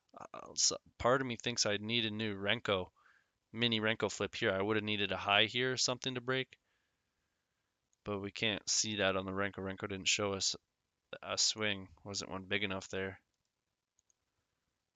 Didn't go 5 points anyways, even if you did get that Renko for the second tap.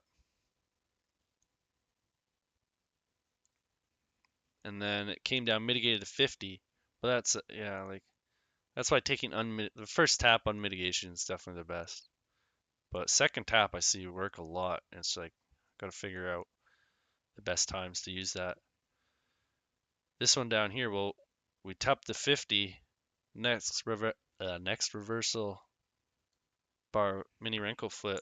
I mean, the first one after touching it, if we're going most aggressively, it's this. So we broke the high, but we got no reversal bar before.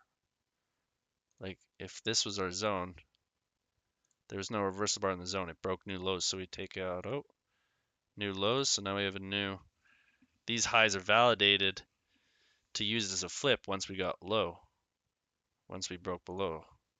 Ideally, you know, like I said, we use reversal bar high, but the little wicks, you know, we got a little flip here.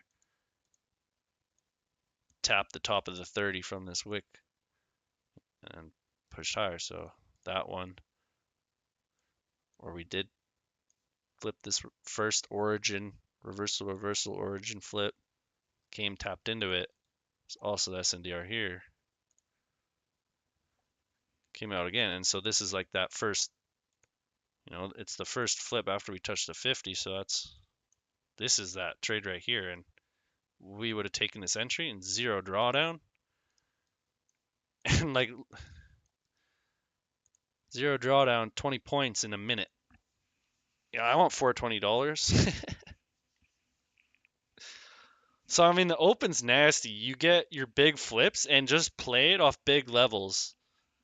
And like it's the same thing happening but faster. That's all it is. I'm pretty sure that's what AFOP says too. Yeah, that's AFOP saying. So you get that ping pong off this level, come down to the level it created from, and it's just the same stuff, but like, yeah, could have had multiple trades there. Okay.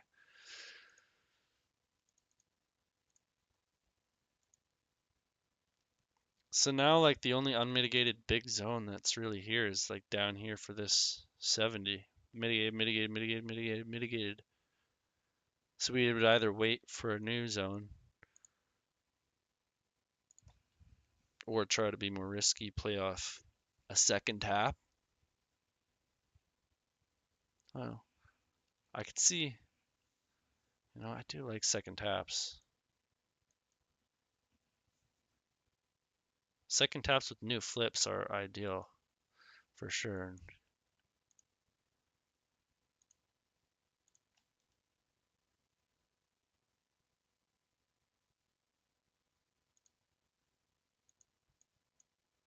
Didn't get no retrace in the second tap there.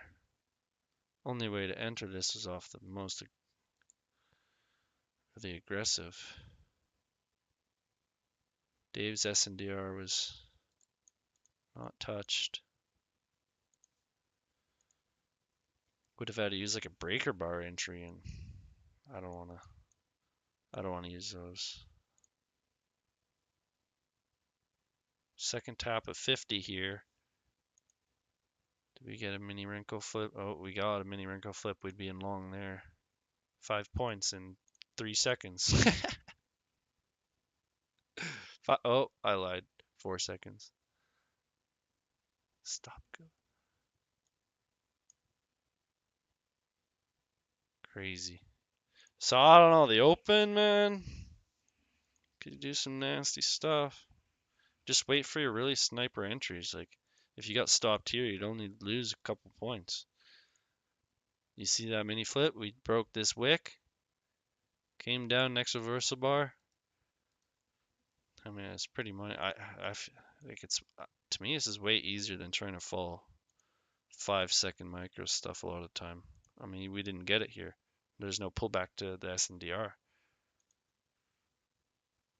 on the 5-second lowest candle close SNDR at least. Now we've already had a double tap, double tap. So we kind of want a break of either this low or a break of, oh, I didn't know I could do that.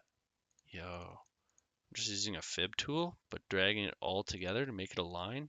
Yo, I don't know why I just got excited over that. If I can use less keybinds, I'm in. And I can control how thick it gets, the line. That's kind of cool, yo.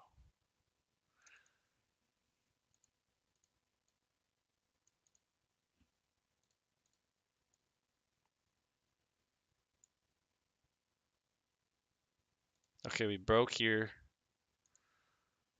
Push back into the zone. 1 minute SNDR. 5-second refined SNDR.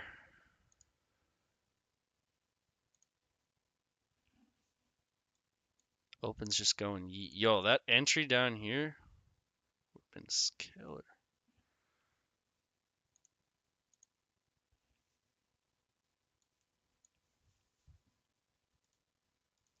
Dang.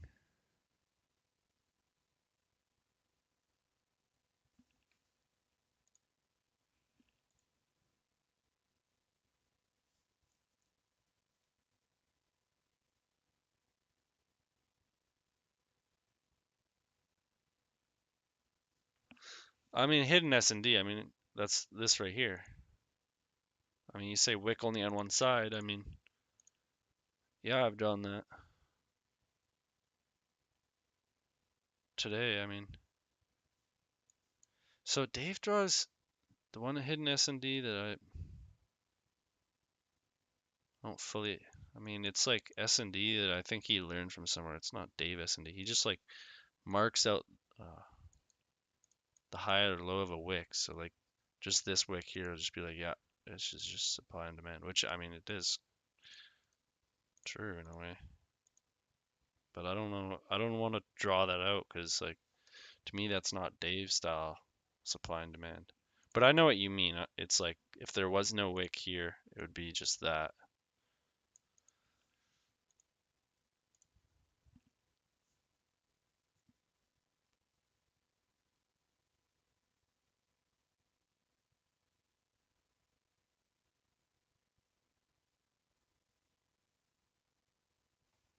I mean, not necessarily move origins. Wicks are just lower time frame swings, I guess. Like,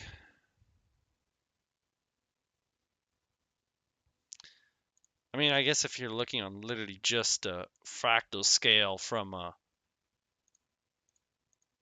perspective, I mean, kind of, but I just really don't like that because like taking this being like, yep, this is our last swing up before we're going down. You know, it's our last swing leg or origin zone. But if you look at that on the actual swing scale,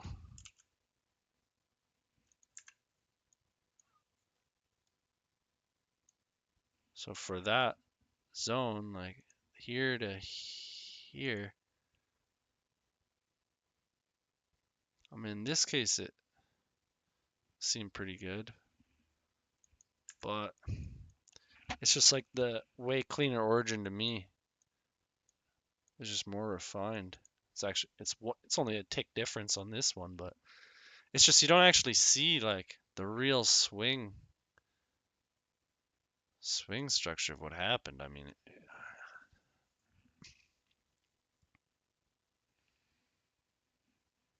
like just calling that a move origin on the 5 seconds, just five. Wait, where is that? Okay, so here, pushed up. But it's like that comes after. That's what confuses me. And that's why Wix sometimes like this isn't like a push up before going down, you know. It's like what this is showing here as like a low and that's a high. It's not like it made this low and then this high and then came back down. It made the high and then just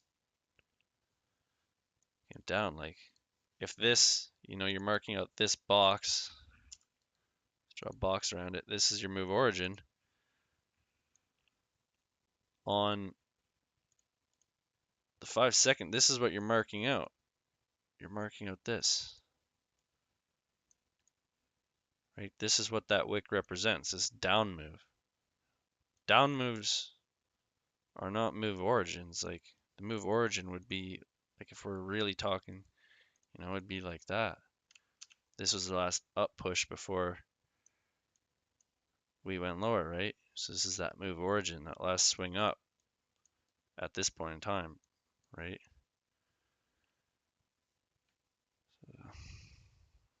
That's why I don't like using those wick.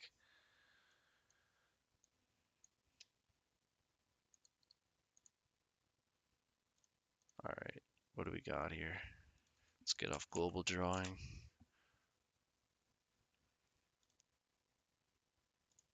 And then like when higher volatility hits, a lot of the swings you can't even see in the 5 second. Like didn't short from here. Well, it hasn't yet, but let's say price was gonna short from here. You know, on the Renkos we can see that we broke lower than this Renko reverse bar, so we have our origin zone here. And you know, we got a 50 reaction. Only went to opposing SNDR. There's SNDR here for breaking this high. Filled it. So that almost could be a long. So you gotta flip up. But I mean, we're so high in price. I don't know, you could be playing just the open volume.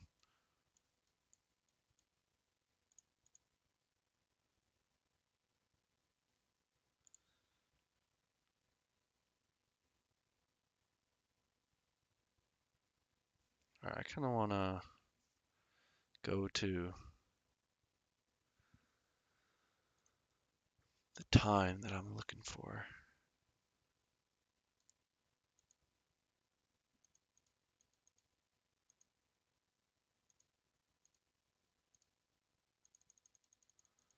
Let's just back test it. Back test this.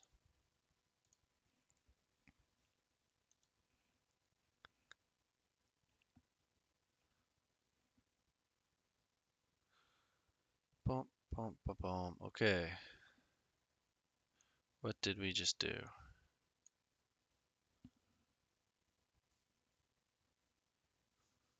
We have this SNDR.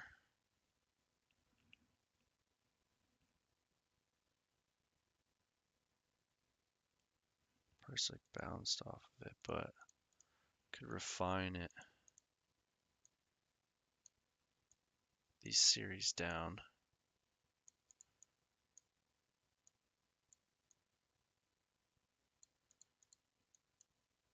For breaking higher. Got this SNDR, okay? Price right now didn't break the low, but it pushed back. And it's kind of respecting this current area. Let's go forward a bit. 'Cause this is nuts. We broke. No, no break yet. Looking for this to break below. And then come back into the range maybe.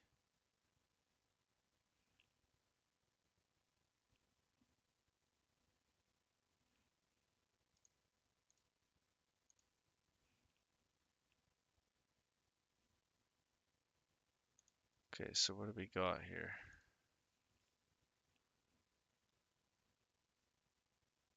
We're getting break this micro range. We've got some like SNDR right here.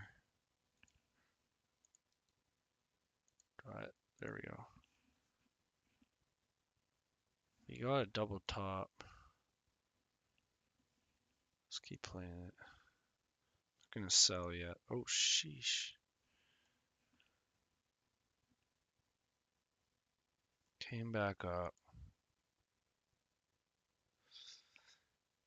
Well, we technically took out slow. It didn't make a new high, but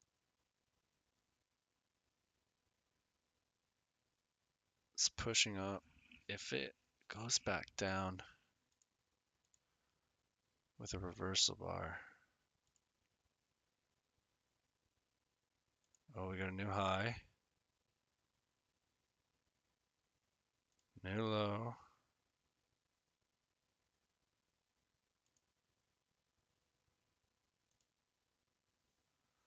Alright, ideally an entry there, but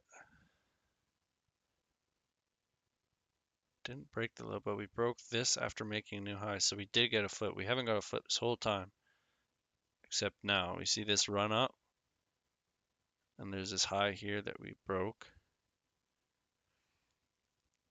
So we flipped it, and now we got a reversal bar in that little reversal bar zone. Technically SNDR here too that we respected nicely. Oops. How far? How far are we gonna sell here? Probably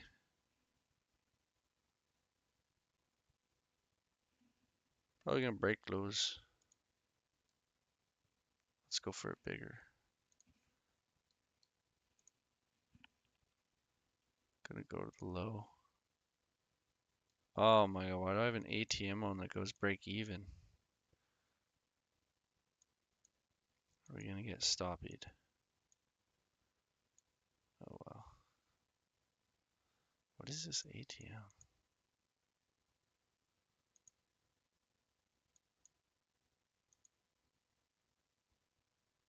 Interesting trade, I will say. What would our SL be actually? Our SL should be up here, so no.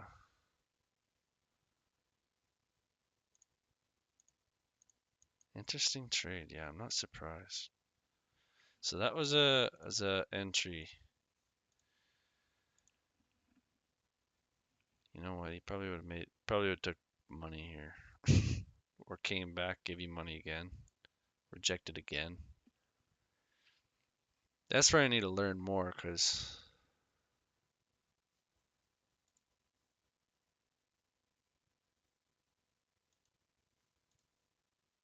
dang, dang, rather interesting. Where's the next one?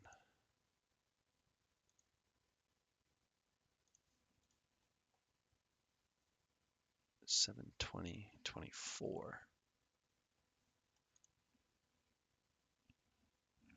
So we will skip ahead a bit. I don't know that trade. I'm not surprised that one didn't go according to plan. 7/24.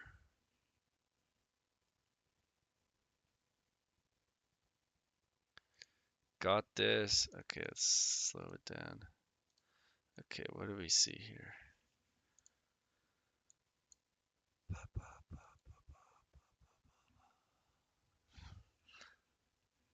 Hmm. I mean, it's kind of far up did it go? Let's see.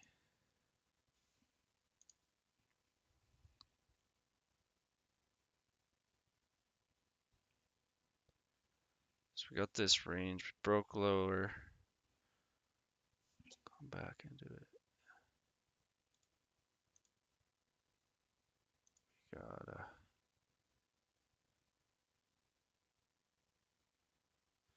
we got a little flip. This one, but it didn't touch. If we flip this one, touched. I'm gonna sell here. I'm changing this freaking. Get out of here. No, don't go break even.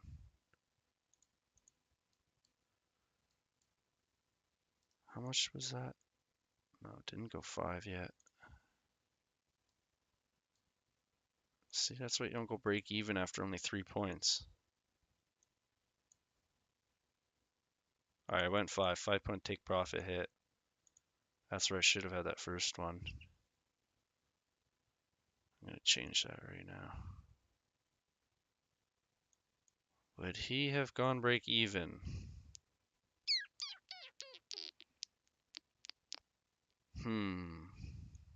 Taking profits?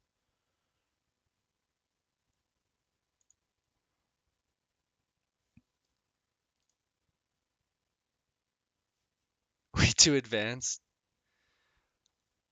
Yo, my bad, guys. I'm kind of literally just you guys are gonna have to bear with me because right now I'm going over an advanced trader's entries and I'm just going through with what I see and how I would have executed it.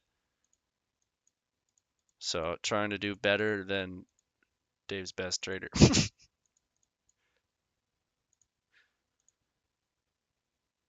All right, I just want to change this freaking ATM. I don't care about the trade. Let's use a 4 contract sniper 21R. Wait. NQ4C. So 20, that's the right one. There we are. There we are. Yo, good night, Devansh. Sorry if I missed your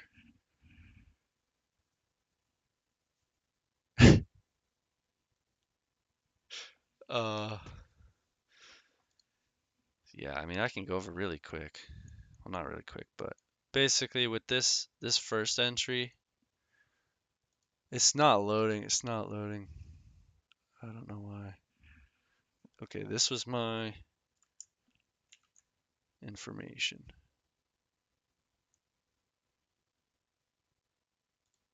Yo, this is actually kind of cool. I could just do this. So this was my information for the first one. Can I just pin it? And can you not pop up? Okay, cool. So double bottom, came up, consolidate. Double bottom, came up, consolidate. Rejected down from the consolidation, came up to SNDR, and you can see this tan line, that's the sell entry. So what I did was, I look for, we got that closed down, pushed up, closed down, push up. So shot entry like here, right here. I don't know where in this it was.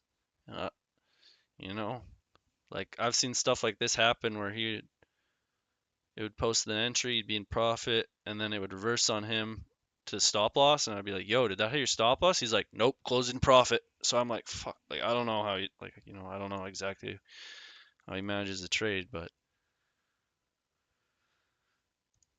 this one, I mean, for me, a tick or two from the low that delivered you the retracement. So my take profit would have been right here or a tick up. Sometimes I like doing two ticks up because then if it gets one tick away, then it makes sure you get the tick through. So it fills your order. So it's two ticks up from the high is like nice safe. So, I mean, it went three. Well, if I had the right entry because it kind of skipped forward because wasn't perfect. 3.75, like that's a respectable first TP, especially considering your stop loss and validation levels like 1.5, you know? So that trade should have been like pretty clean. Uh, anyone want me to explore? Shaz. I'm not gonna show them all. I just was gonna show that one. Like I don't know exactly if I'm allowed to share that, but it's one screenshot, so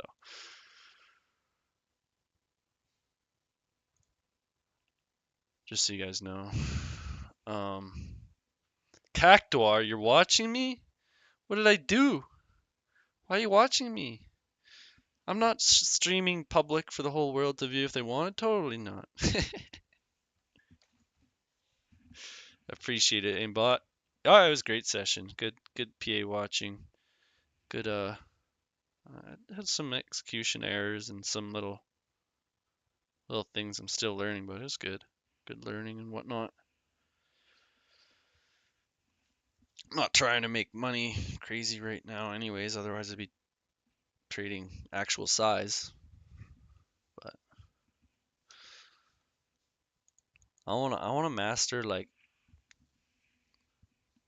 making like what is it? What is it? What is my goal? 50 points, yeah. I want to get consistent with 50 points a day before I size up like a good bit.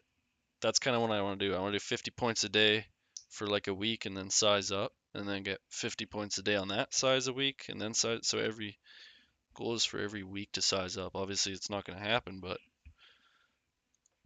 that's like the plan. It's just a structured way I've got my risk management set up right now.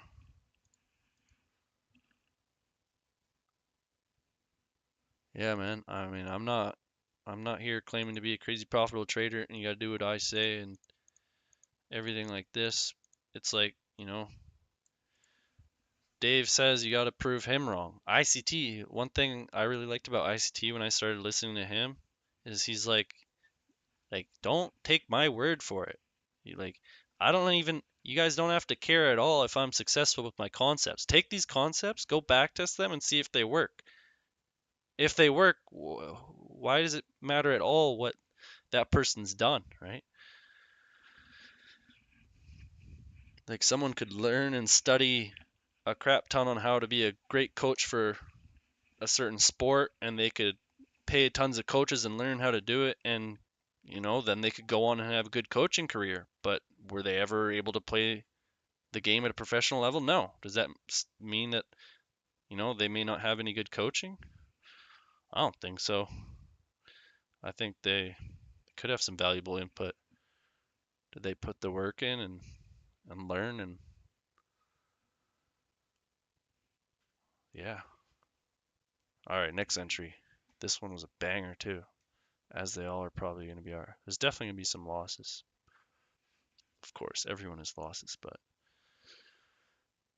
let's see if this low that I was aiming for gets taken.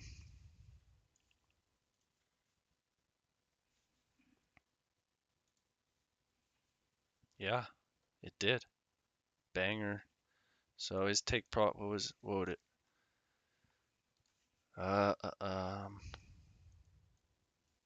Oops. Oh, that is not what I wanted. It's right here. It's basically the same entry as me. And it went to the very bottom. 12 points. Dang, man. I wonder if he would have taken 5-6 here before it came back to break even. Would he have entered again to take the full take profit? I honestly bet he probably would have taken something in here. I don't know, though. I really don't know.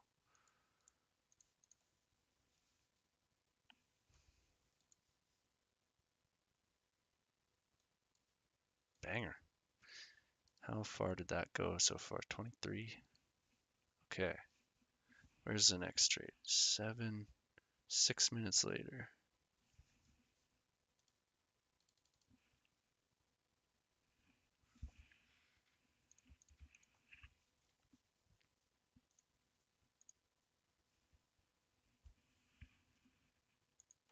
Should I change the title? I don't even know. Can I change the title on the fly?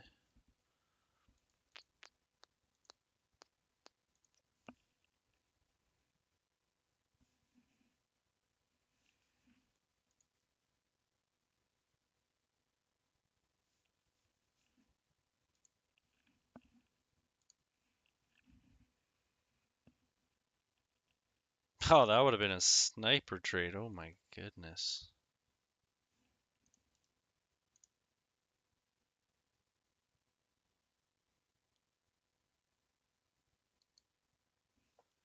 Really makes today look like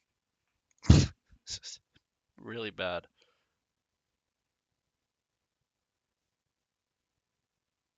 I'm not gonna wait for a wick before wicks two.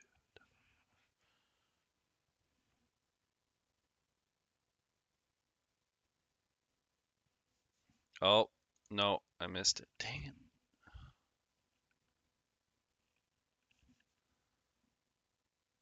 Ah. Anyways, the long was here.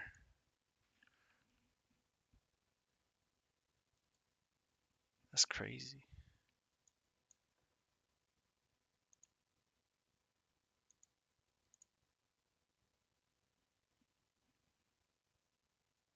Is there anything bigger up here? No.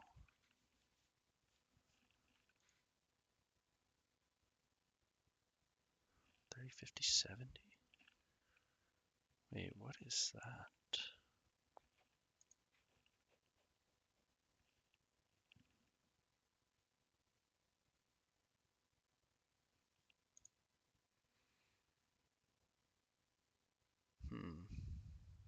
So long here. I can just see breakout, pull back into the zone. Maybe SNDR. Entry right there. Yo, it almost looks like he uses mini Renko entries.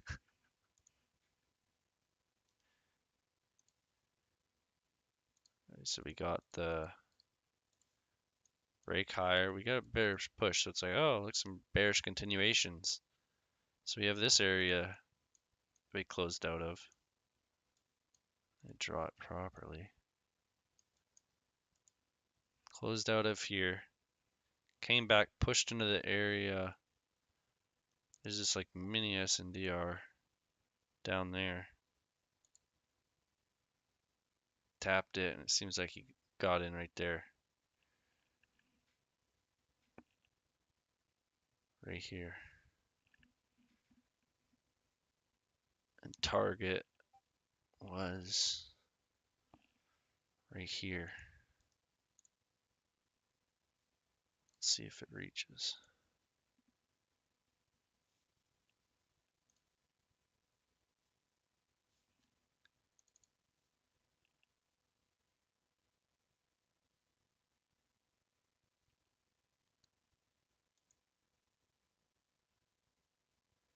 Yeah, no, you're right, aimbot. Um, no, you're right. You gotta bear with me, or keep in mind, like I'm testing some advanced stuff right now. So I'm not even gonna be able to fully understand these entries. Like this one, like I don't know if I would have bought that continuation, but it would have take profit, and you would have had like it was like a 13-point take profit. Like it's nasty.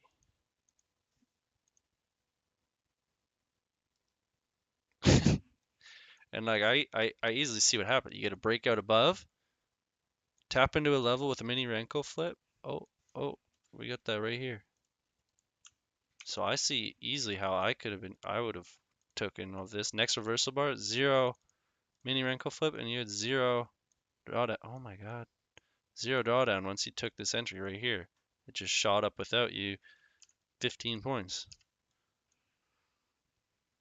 So that's how I seen that. I mean, didn't come back. If you were waiting for this break, this SNDR didn't exactly come back. No, yeah, I was seeing that too in real time. I was saying that exact same thing. That's the main thing with that. You know, location's not great. I'm like, whoa, he's looking to sell. It's like low. We just double bottomed. Like it's going against narrative. You know.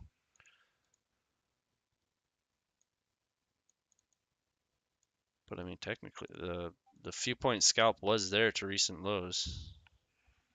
It was there. What are all these?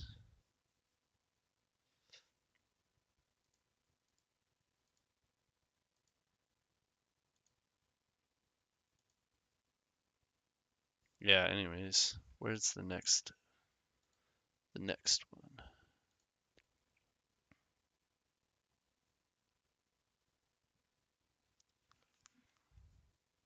10 minutes.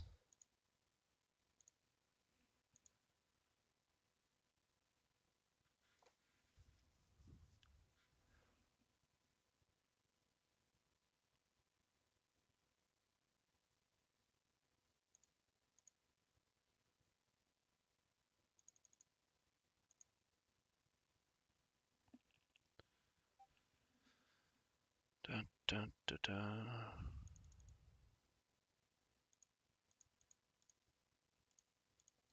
So what do we got here? We got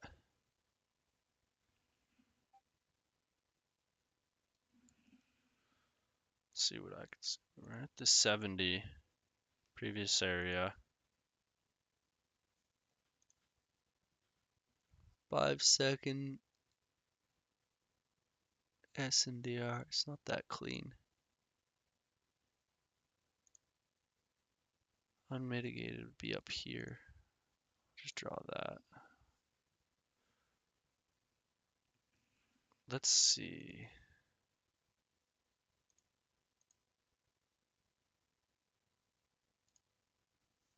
Okay, okay, okay. Ah, interesting.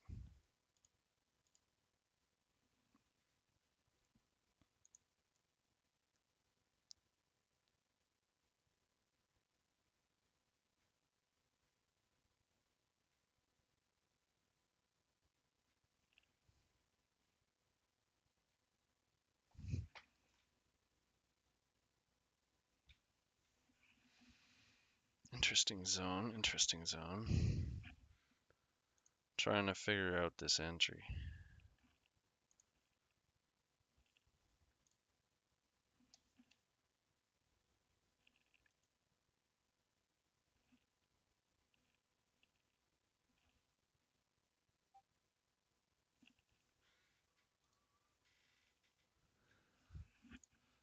Is it? So confused.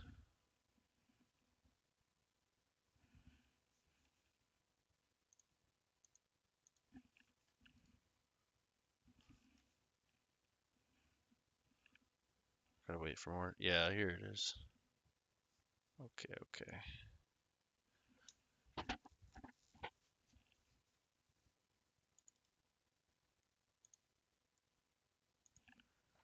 Is that it? No. No, no, no.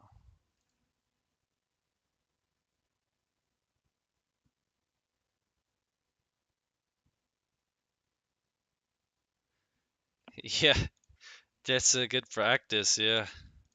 I mean, I see these setups enough in a day, I can easily just visualize them. Don't need to actually look at the setup. I close my eyes and I visualize them as I go to sleep. I count trades like counting sheep.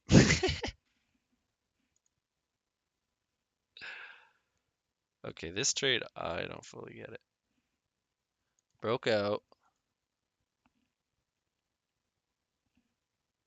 Mulling around near.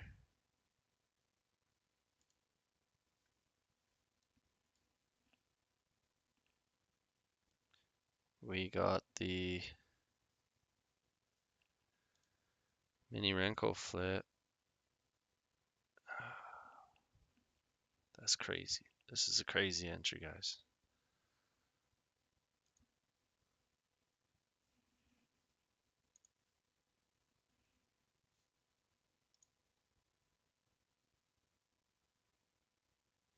Smack diddly, how the heck? Wait. I didn't have it right. Dang it. I can't even see where it is, though. It was right there. How far was that? This take profit was like 8 points. Where was he targeting? What was that? Like, what was that? What the hell kind of target is that? I don't understand.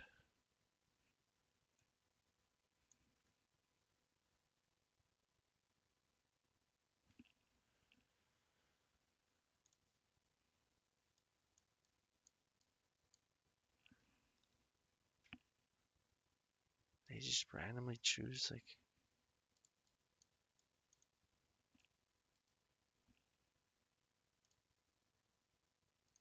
I don't know. Can't find anything out for that target reasoning.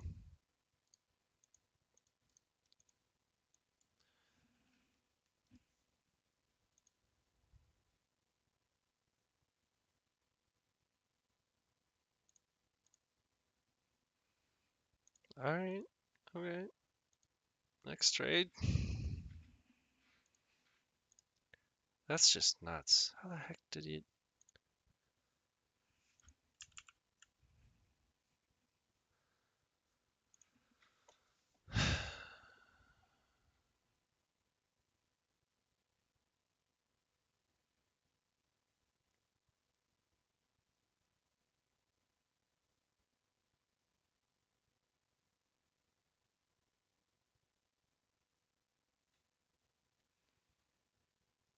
I mean, I guess it's similar to what happened before. It's like a consolidation, but there was like a breakout above, push back down, and then the wicks on the bottom showing buying pressure. I couldn't tell you everything you saw.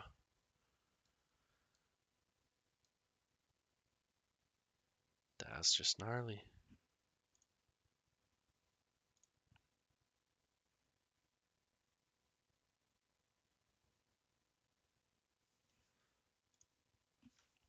All right, next.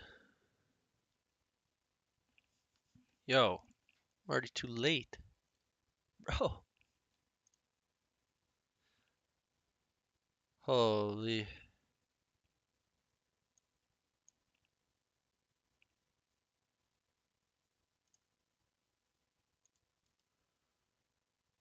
Broke.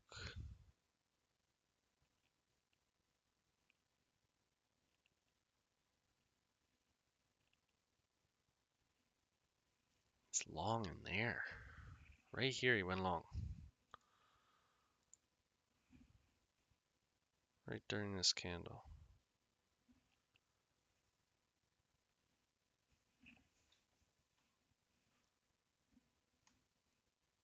So, gosh, Jesus. How?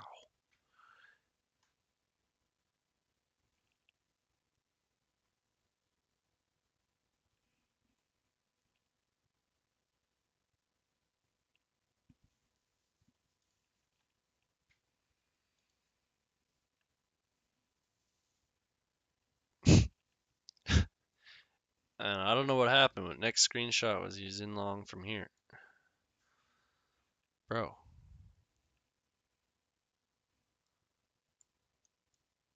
Take profit up here. It's like a 12-point TP. Guy's a machine.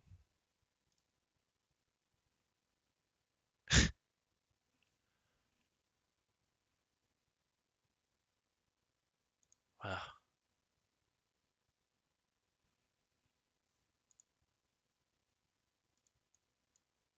It's like a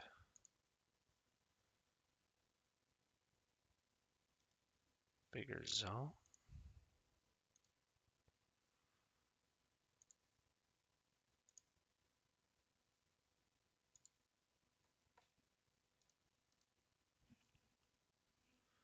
Interesting, very interesting.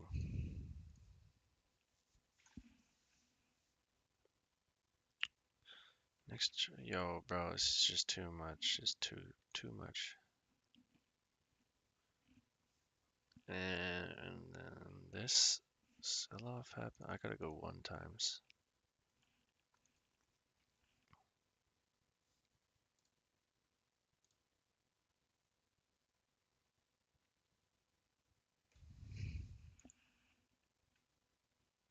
That's just crazy entry, this next one.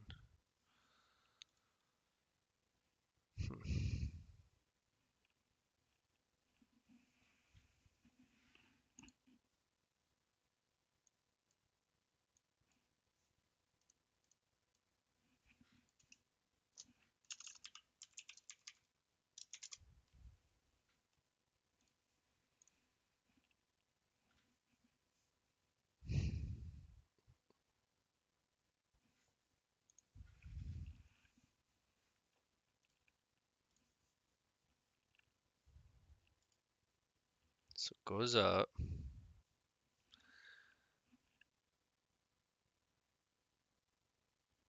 I mean, for me, it certainly is a sauce. I mean, I don't know anyone else. Well, I've seen some people use Renkos. Only like 1 or 2 other people that weren't people who got influenced by me. But it's just so clean. You see the swings, you see structure so much cleaner. It makes sense.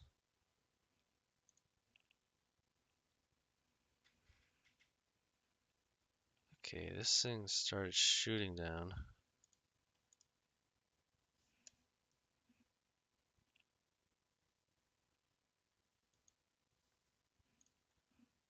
We got a nice flip here.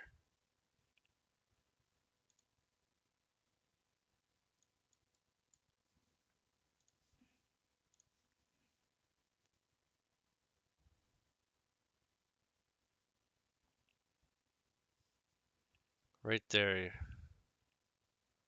The middle of this push down. In this candle. I have no idea.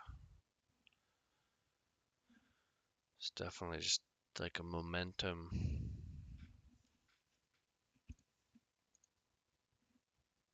Came up.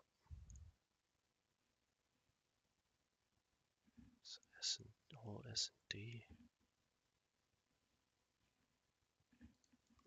Tap the middle of this. SNDR. Middle or 70. Gave you this action. Broke it. Pull back into the SNDR. There's probably there. and just sell. Breaking through. Some advanced stuff. Some advanced stuff. Alright, next. Wait. Ooh. I was freaking bang on.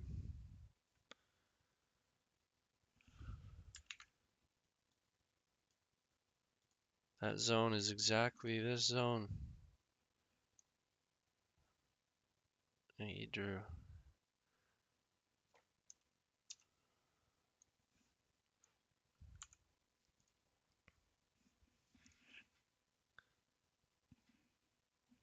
So that was, it's like a whole big ass 12-minute zone. So this Shaz does look that far back.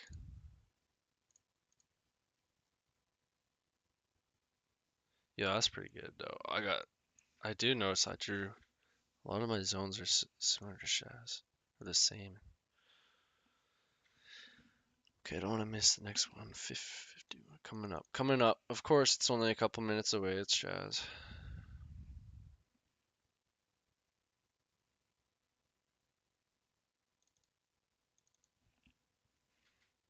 Mm -mm -mm. Mm -mm -mm. Like, I noticed a lot of the time his SNDR is like how I draw it. Like this candle here broke this fractal low. Well, this is the last push up. Broke the fractal low in the 5-second. Yeah. Yeah, that's what I'm doing. Boom, boom, boom, boom, boom. Yo, that entry or take profit down there for 20 points. Nice.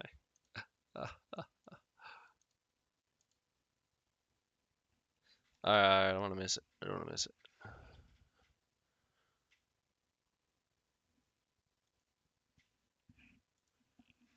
I'm also kind of seeing them how I would take it. How I would, how I would take it with my Renkos and whatnot. Okay, okay, what happens here? I don't know exactly when the entry was.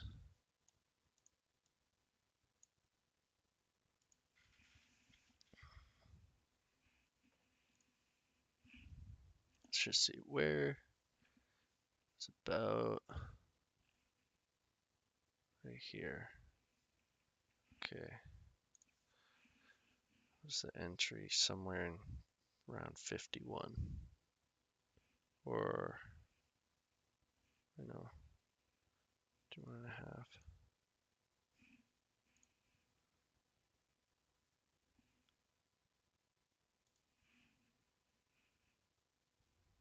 I mean, it is difficult to tell, kind of, because I don't know exactly where he gets in.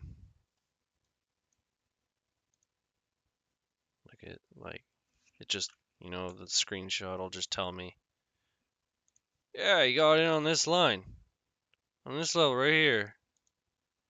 It's like, okay, here, here, here. When it tapped it here, here, maybe later if it taps it again. Like I don't know where.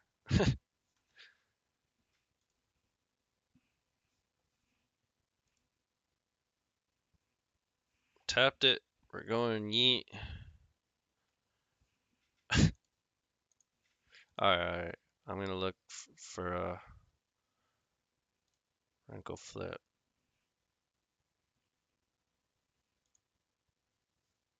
Alright, we broke these lows. Not exactly perfect. Go up one more bar.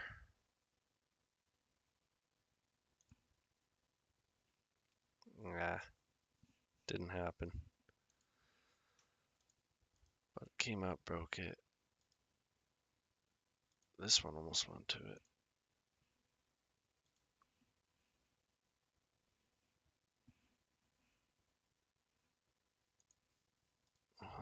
broke this wick, so if I'm doing my fib ladder, do this new zone, tap the 50. Yeah, tap the 50, fib ladder zone. And we're in like bang, like butter with zero drawdown.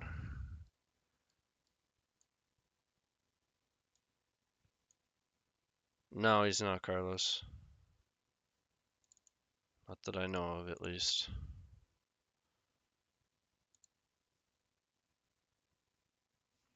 Wait.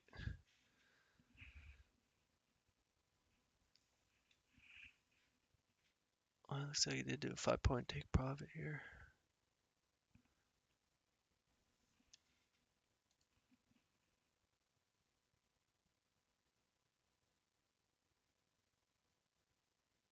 Like, I don't know if these are gonna be winners or what. I have no idea.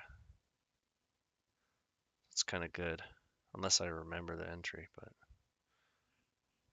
definitely don't remember 23 days ago. Ka-ching! Yo, okay. Okay, Shaz, I see you. The winning trade, every trade was a winner so far. And that one went break even. The runner was. But he had a 5-point take profit there, so he got taken by the tech! Oh my goodness. Yo, I cannot wait to be on his level.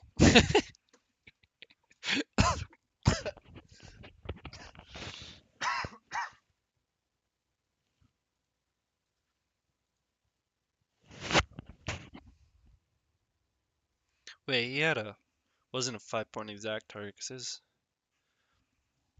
I don't exactly know where that entry was.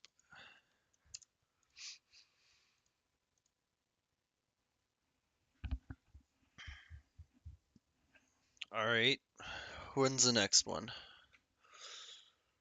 Mm -mm -mm -mm. 4 minutes later. What a surprise! Every few minutes, it's like clockwork with this guy. Freaking tell.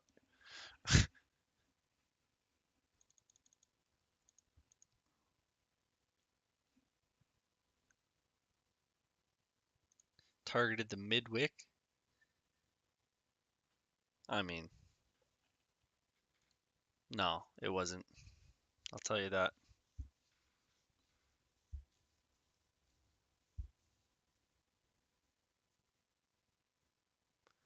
Low key missed executions. Yo, it's all good. You can always watch him back later.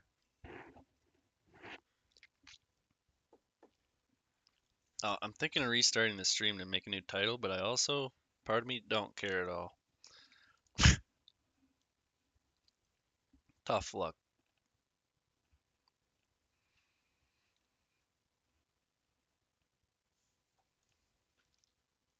Wait, wait, wait, what?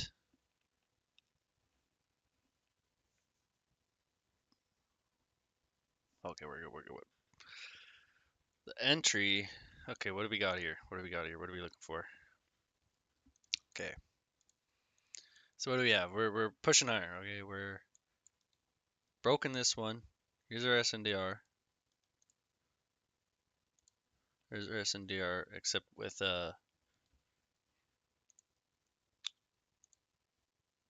actually I'm gonna draw a different SNDR. Let's draw my good old gray one with. Let me get rid of the old one. Ah, whatever. So with this SNDR, let us watch what happens. We've tapped 30 once. Are we gonna get a deeper liquidation? Mitigation. Okay, we tapped 30. Okay. Let's reduce speed. Tap 50, I mean. Broke out. Okay. We broke this wick with this one. So we got to flip. Now we come back. Tapped our flip zone. And now next reversal bar we're in. Oh, break it up to the next lowest reversal bar. And we gapped. Nope, we didn't gap. Okay, we're in. Okay, that's how I would entry. Uh, and his entry was right here.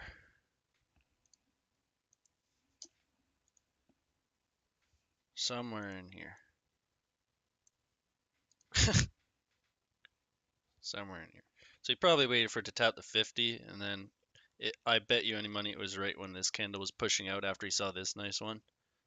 Right on this blue line. That's probably when exactly.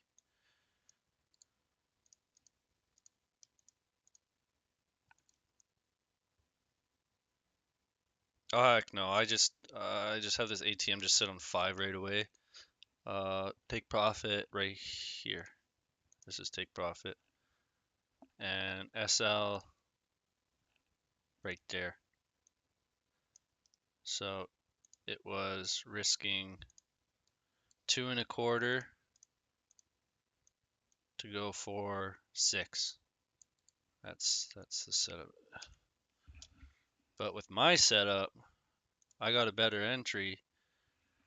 1.75, 6.5. We broke this with this. You know, that's top of opposing SNDR, right? That's where he targeted it. Right there's your SNDR. I mean, it's not. Actually, it's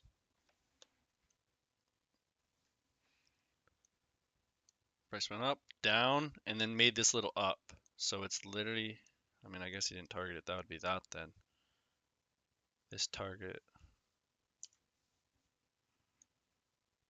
I definitely haven't figured them out. Maybe there's this high? Wait, this chart looks a bit different. It's a little bit different. No, it's not that. Wait, is this gonna change?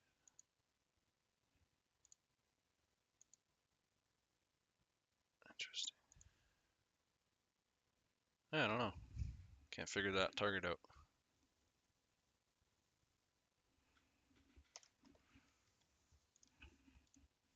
Yeah, I don't know. Shaz is who I'm trying to be like the most. He's the trader I'm trying to imitate, copy, replicate, all the same shit. Easy money. Let's see about a runner. Let's see about a runner. Where would a runner target? I have no idea. The high right here, 6.8. That's where we'll target. 6.8, 6.8, 6.8. I kind of like the idea of having a large portion of your trade scalp out. So 3 contracts I scalp and then I leave 1 contract in for a runner. Having 2 or a bit more things, are they crucial? Nah, Shaz doesn't use Renko. He just says 5 second, 1 minute. And I mean, he's got to use 12 minute unless he took this. I mean, you could take this zone from the 1 minute, but you'd have to. I guess, yeah, that's no problem taking this zone from the 1 minute. That's totally fine. He says he just sits on the 5 minute pretty much, and I mean, uses the 1 minute too, but.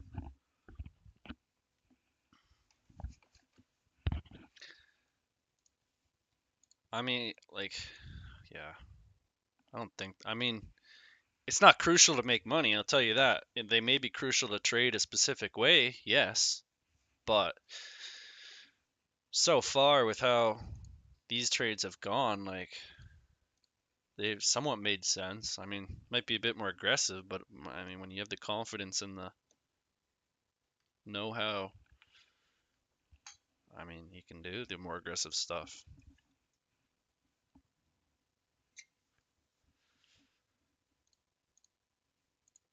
All right, I don't want to miss. When's next trade? Okay, okay. I'm just gonna close out because I don't want to miss out on the next one, which is coming up.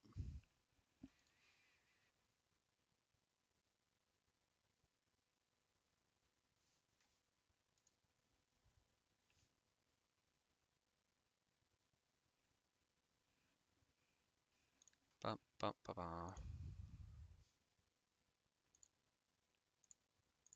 Yo, we're at 113 overall views for the stream. New record.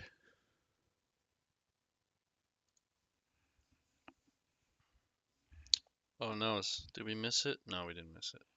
We're good, we're good, we're good. Bum, ba, bum, ba, bum, ba, bum.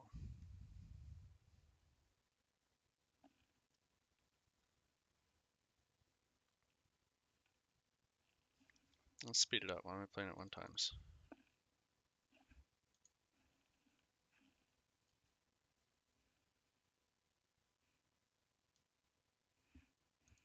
Alright, see you, aimbot. You have a good one. Be careful using your aimbot against those kids in games. Be careful. Might reach too hard.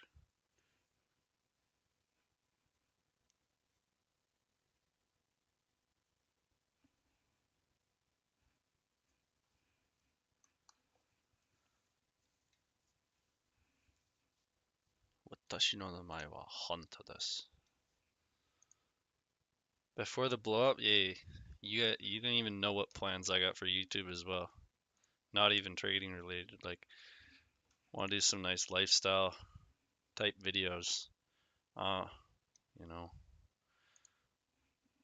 I'm into snowboarding. I'm into cars, so I want to make a bunch of lifestyle video with around that stuff.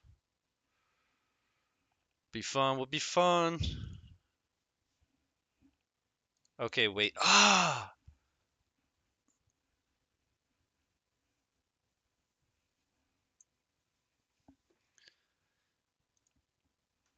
long. Right here. So what I could potentially see is that we're just mitigating this S&D more. It's just more S&D mitigation taps. You know, we broke some highs here.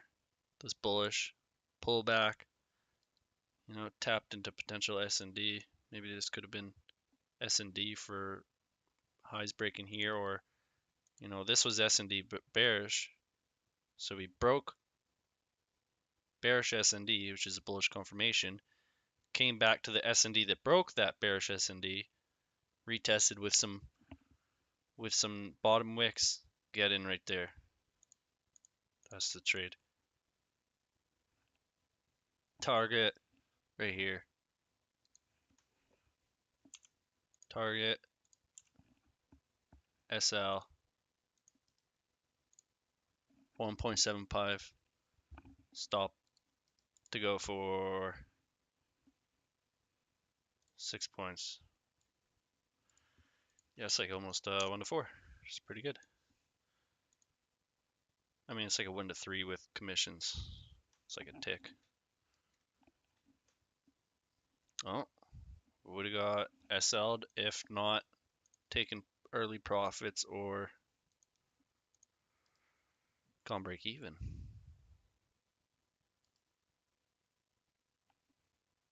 I want to find that trade that I asked him, did that hit your SL? And he's like, nope, closing profit. Just trade that, you know.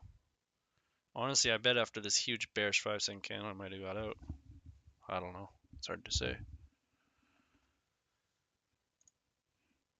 All right, next trade.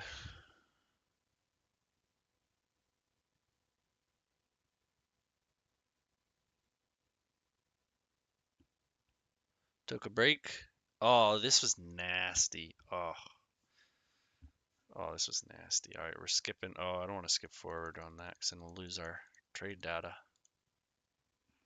Skipping forward an hour. He took a hour break.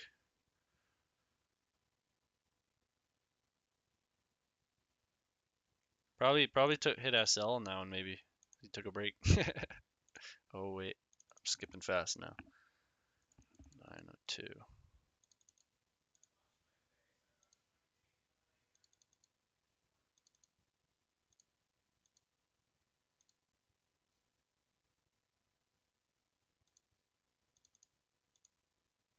All right, what do we see? What do we see?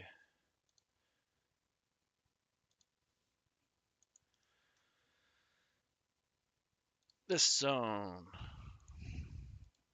Tapping the 50.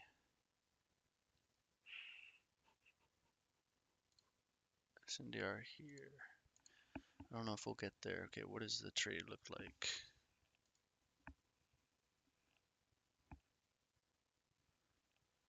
These charts are so scrunched up.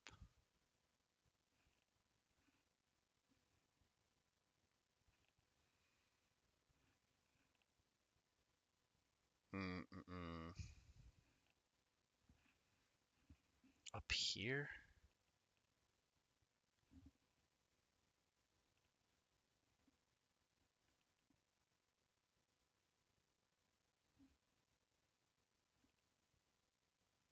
Looks like this is the zone drawn.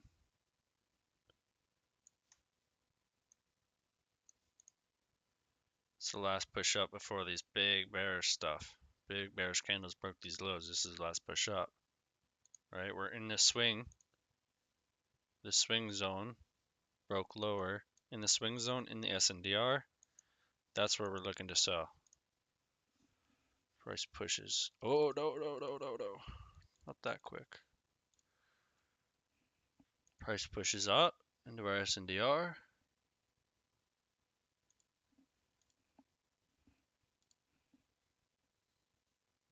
Push up into the SNDR. Get an entry.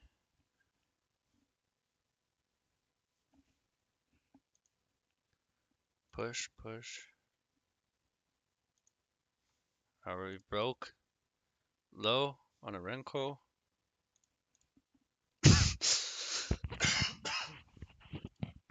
Give us a reversal bar up, please. I don't think we're gonna get it. Oh, there we go. Pushing into the zone. Order submitted. And we're in. That's how I would have played that. I mean, it would have been even nice. Ah, I didn't move the target. Dang it.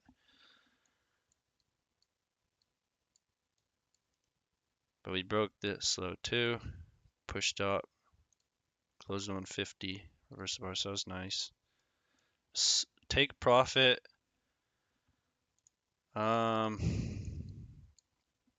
Was right here. Entry. Sniper is heck. 6.75 and 3.5 stop loss. So it was almost 2 to 1. He did.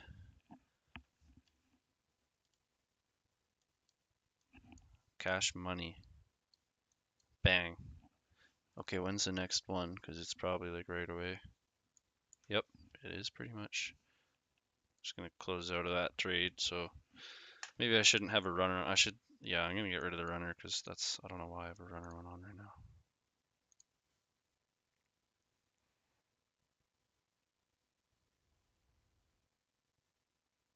Let's modify this one.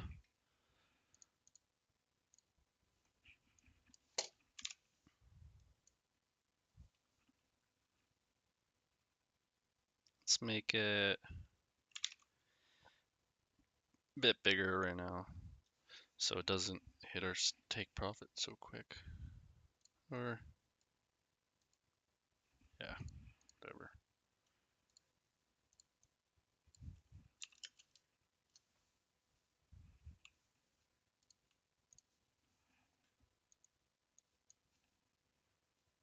Next trade is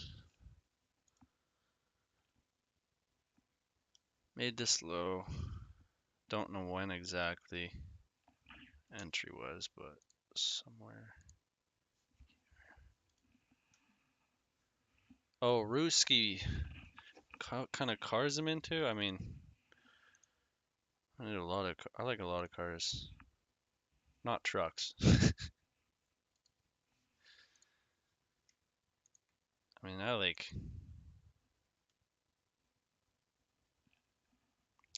pretty much everything, but favorites are JDM. JDM cars, Porsches, and supercars.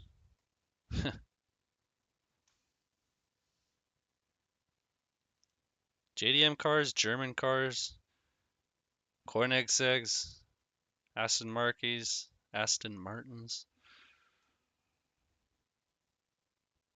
I mean, I like classic cars too.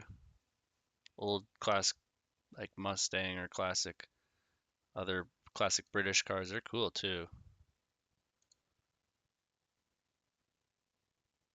Okay, so what am I doing?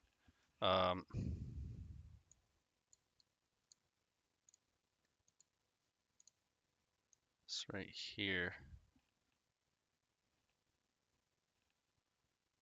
It's the enter re off Renko flip because we flipped this high. I made this zone, tap the 50 of the zone, Renko bar. Take profit is just this internal high right here.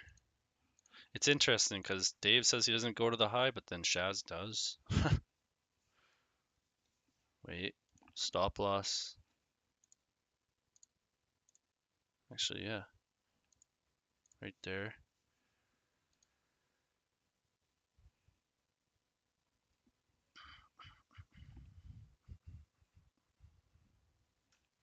So I don't know exactly how that entry got sniped, but let's see. Are we going to be a winner or a loser?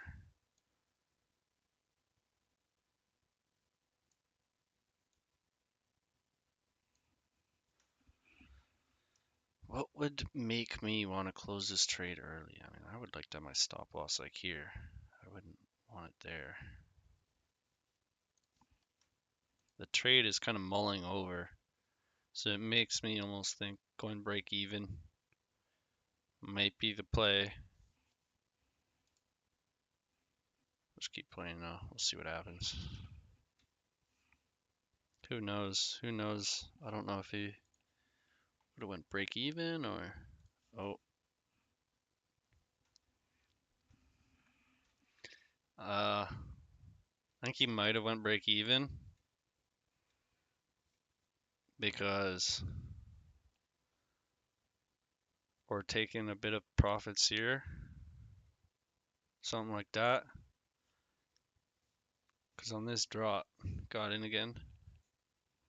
So we drop. Let's see if there's a Renko flip.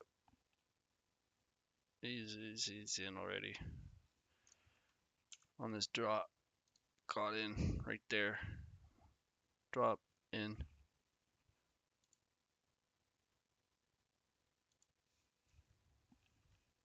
A little slow.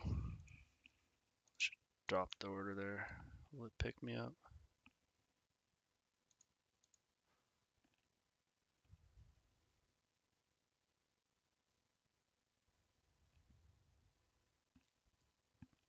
Same TP. Kaido.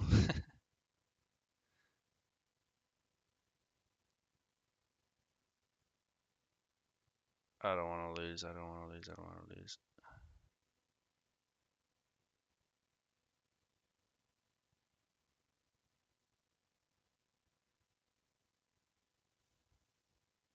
Target failed. Oh, it's music to my ears. Yo, did I not change my ATM? Oh, I didn't change it for this this chart trader. Okay, wait. Pause. Find the next entry. All right, there it is. Last entry for the day.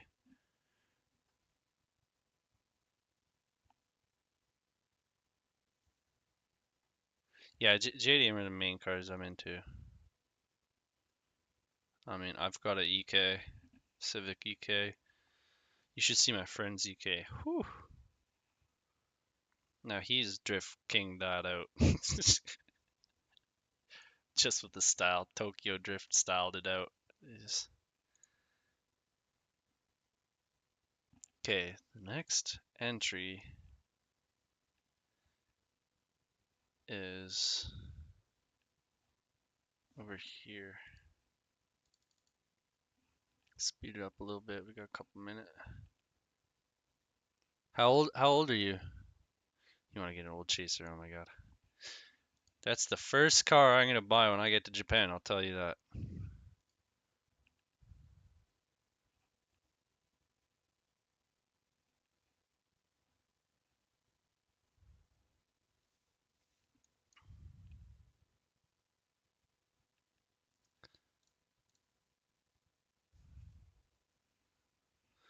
I mean, you can't go to Ebisu and not get a chaser though. That's, you know.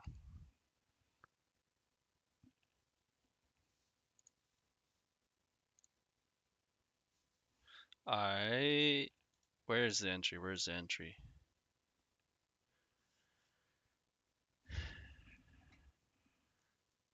Dang Billy. Broke it. Tap us in at this SNDR. Let's do that. Oh, wow. Wow. Shbang diddly. So it would have been like the same entry if we waited for the Renko flip. Flip, pullback, Renko sell. Wait, take profit, stop loss. Stop loss. Looks like it goes like right at this high to the left.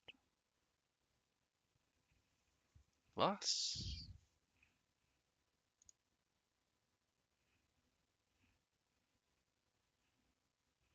This high right here. Yeah, that's right. Okay, stop loss.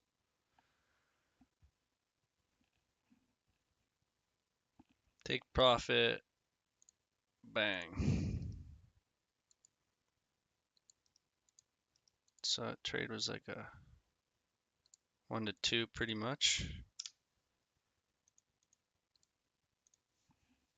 Yeah, this is definitely a stop. I want to trade like get profitable with that. Doing this.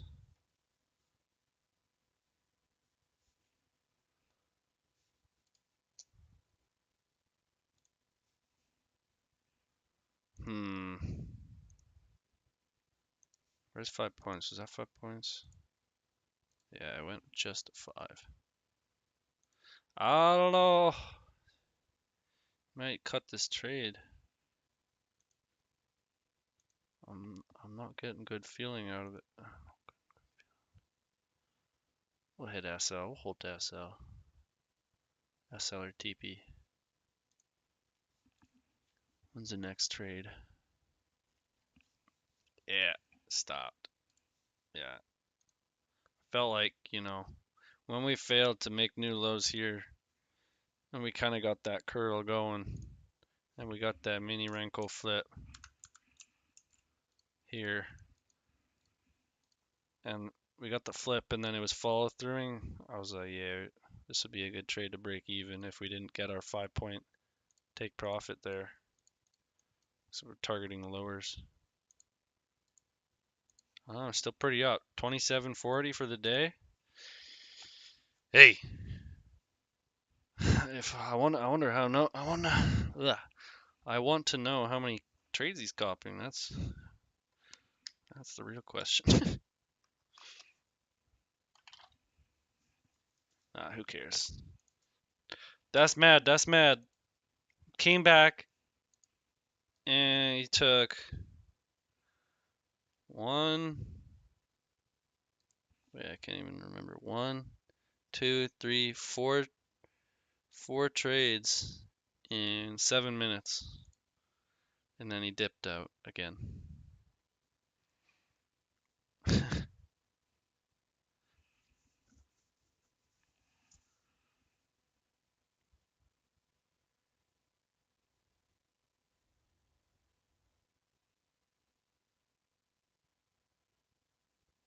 Hmm.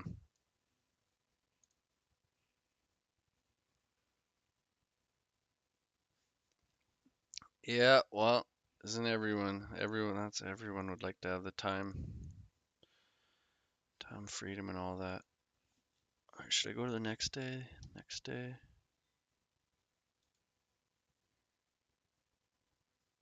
What was the next day? Bro, he's trolling. He did more trades.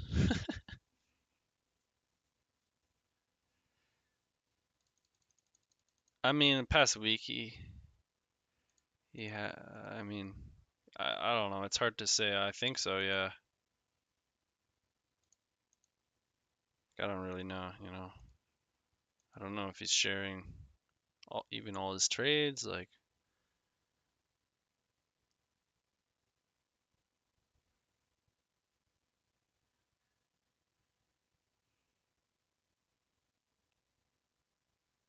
I mean, when you can come in the market, make that money in like 10 minutes and go do other stuff and then just come back and make some more money in 10 minutes, I mean, that's what I would do, honestly.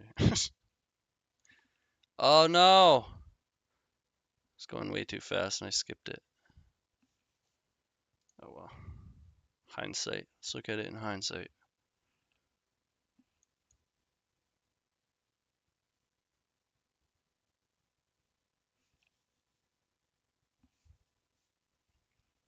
Yeah, I like it. I like it a lot. It's a nice trade.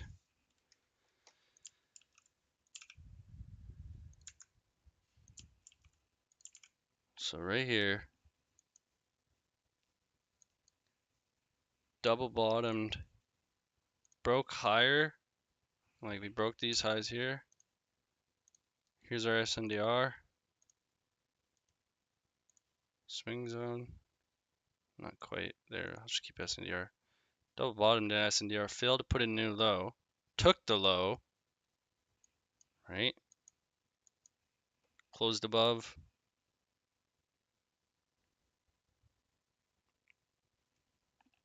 Where was the entry? Don't know exactly where, but somewhere there.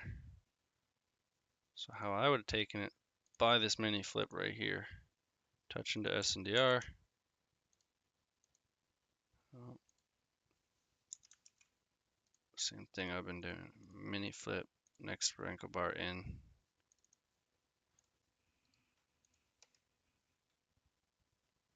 Target was this high right here. 7.75 point target, 1.5 point stop loss. Pretty good. Pretty good. It's just so nasty, so nasty.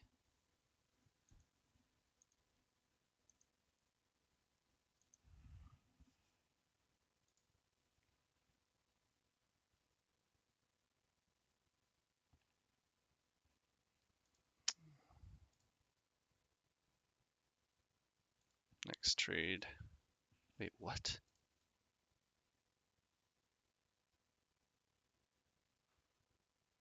Oh.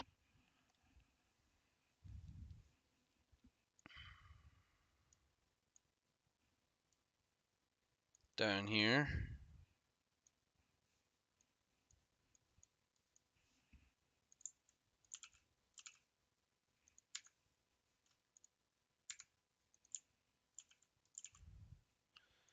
We had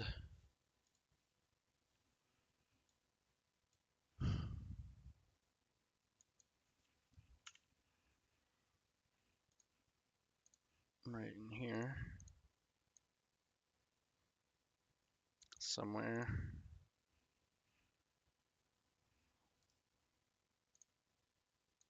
Two and a quarter stop.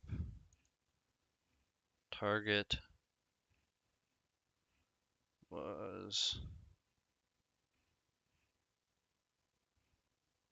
right there. 8.25. Smacked 4R. How I see that.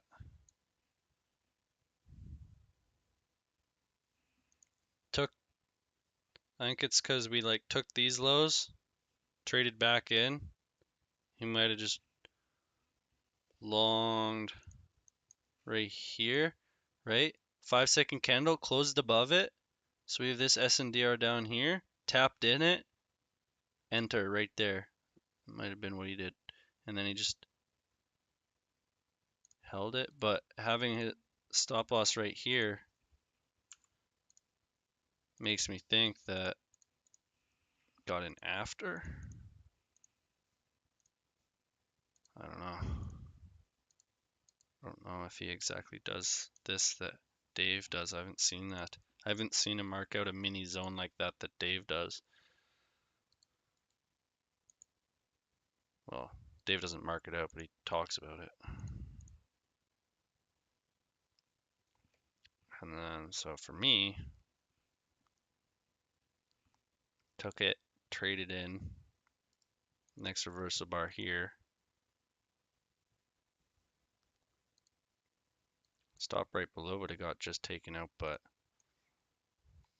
kind of want to do 3-point minimum. 2.5, 3, oh, 2.5 we got taken.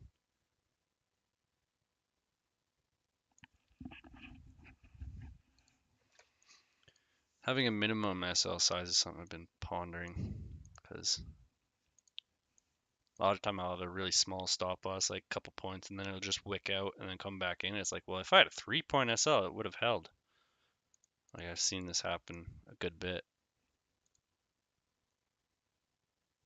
Yeah, I don't know trade of it. I don't know other Renko charts. I mean, Ninja's great. I'd recommend Ninja. I mean, you can use the playback nicely as well. But yeah, that's what I can see with this trade. Or if we were waiting for the reversal flip, didn't get it. Unless we were just doing this one, playing off tap.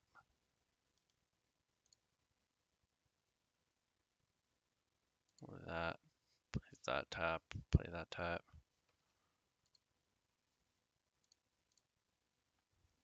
What's the next entry?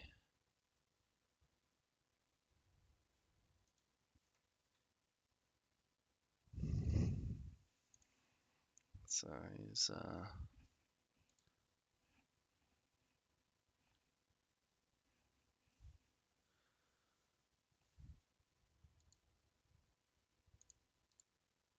this one, how far did that one run?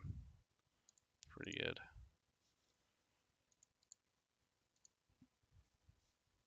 No candles on the Renko? Yeah, no wicks.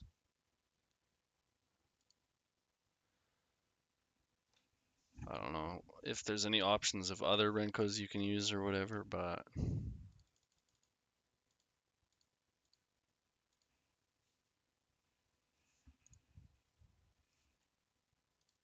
oh, why did I go so fast?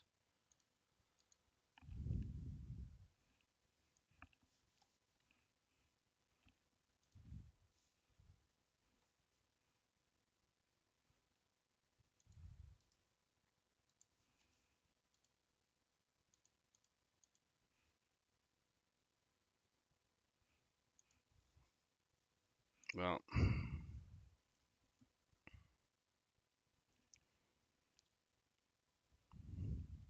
somewhere in here.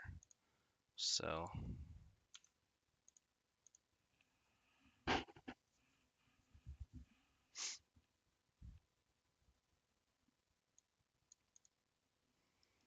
SL right here. Right up here. 3-point SL. Target 10.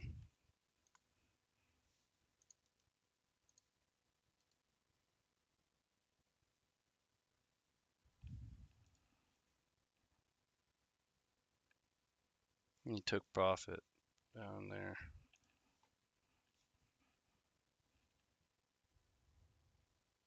Down here he took profit because he had a buy.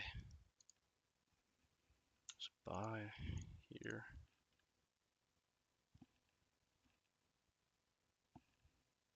Somewhere there. Went up.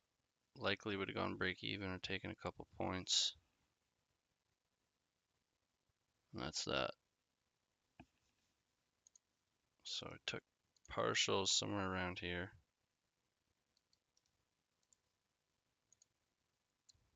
Saw this close above here probably. Came back in, bought, aiming to go for these highs right here.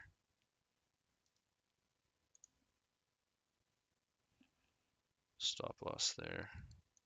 Over 1 to 2, but went up, fizzled out.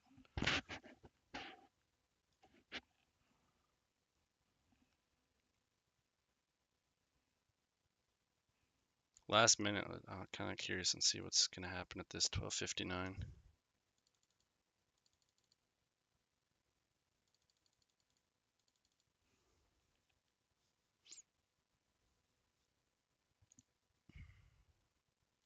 Oh, yeah.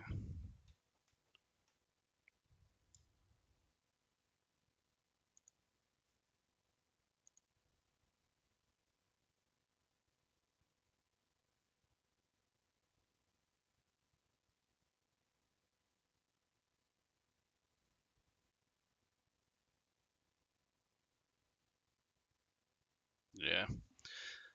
Well, I think I'm gonna go eat some food. Good stream, guys. Went through a day of those entries. But wish you all the best of luck.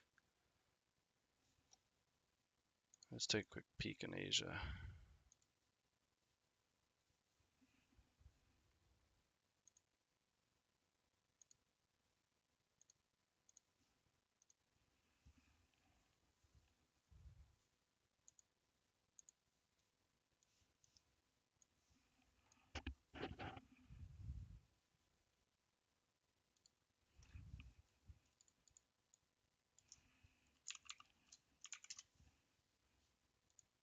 Quick peek in Asia and dip out. We're at 24.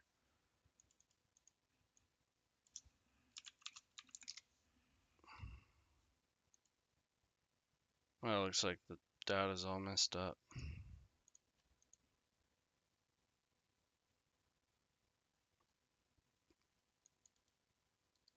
Yeah, whatever.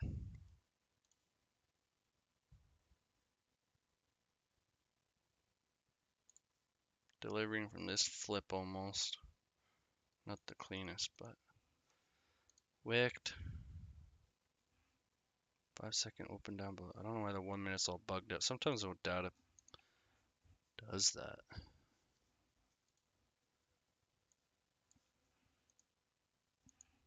Well, maybe we'll get some reactions higher here and maybe make an Asian range from up here.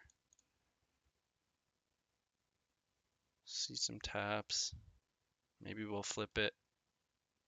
We'll push higher, flip it, and then pull back to this big zone that we would leave.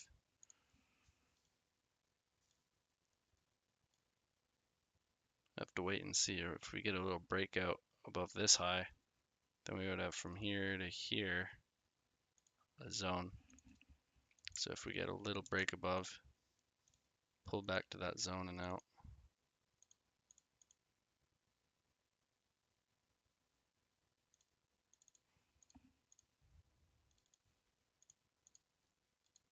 To see.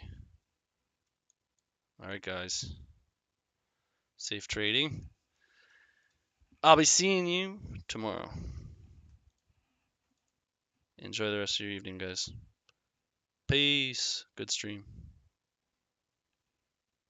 Make sure to join the Discord if you guys want. Follow me on Twitter and everything. Bye bye. See you, Loki. See you, Ruski.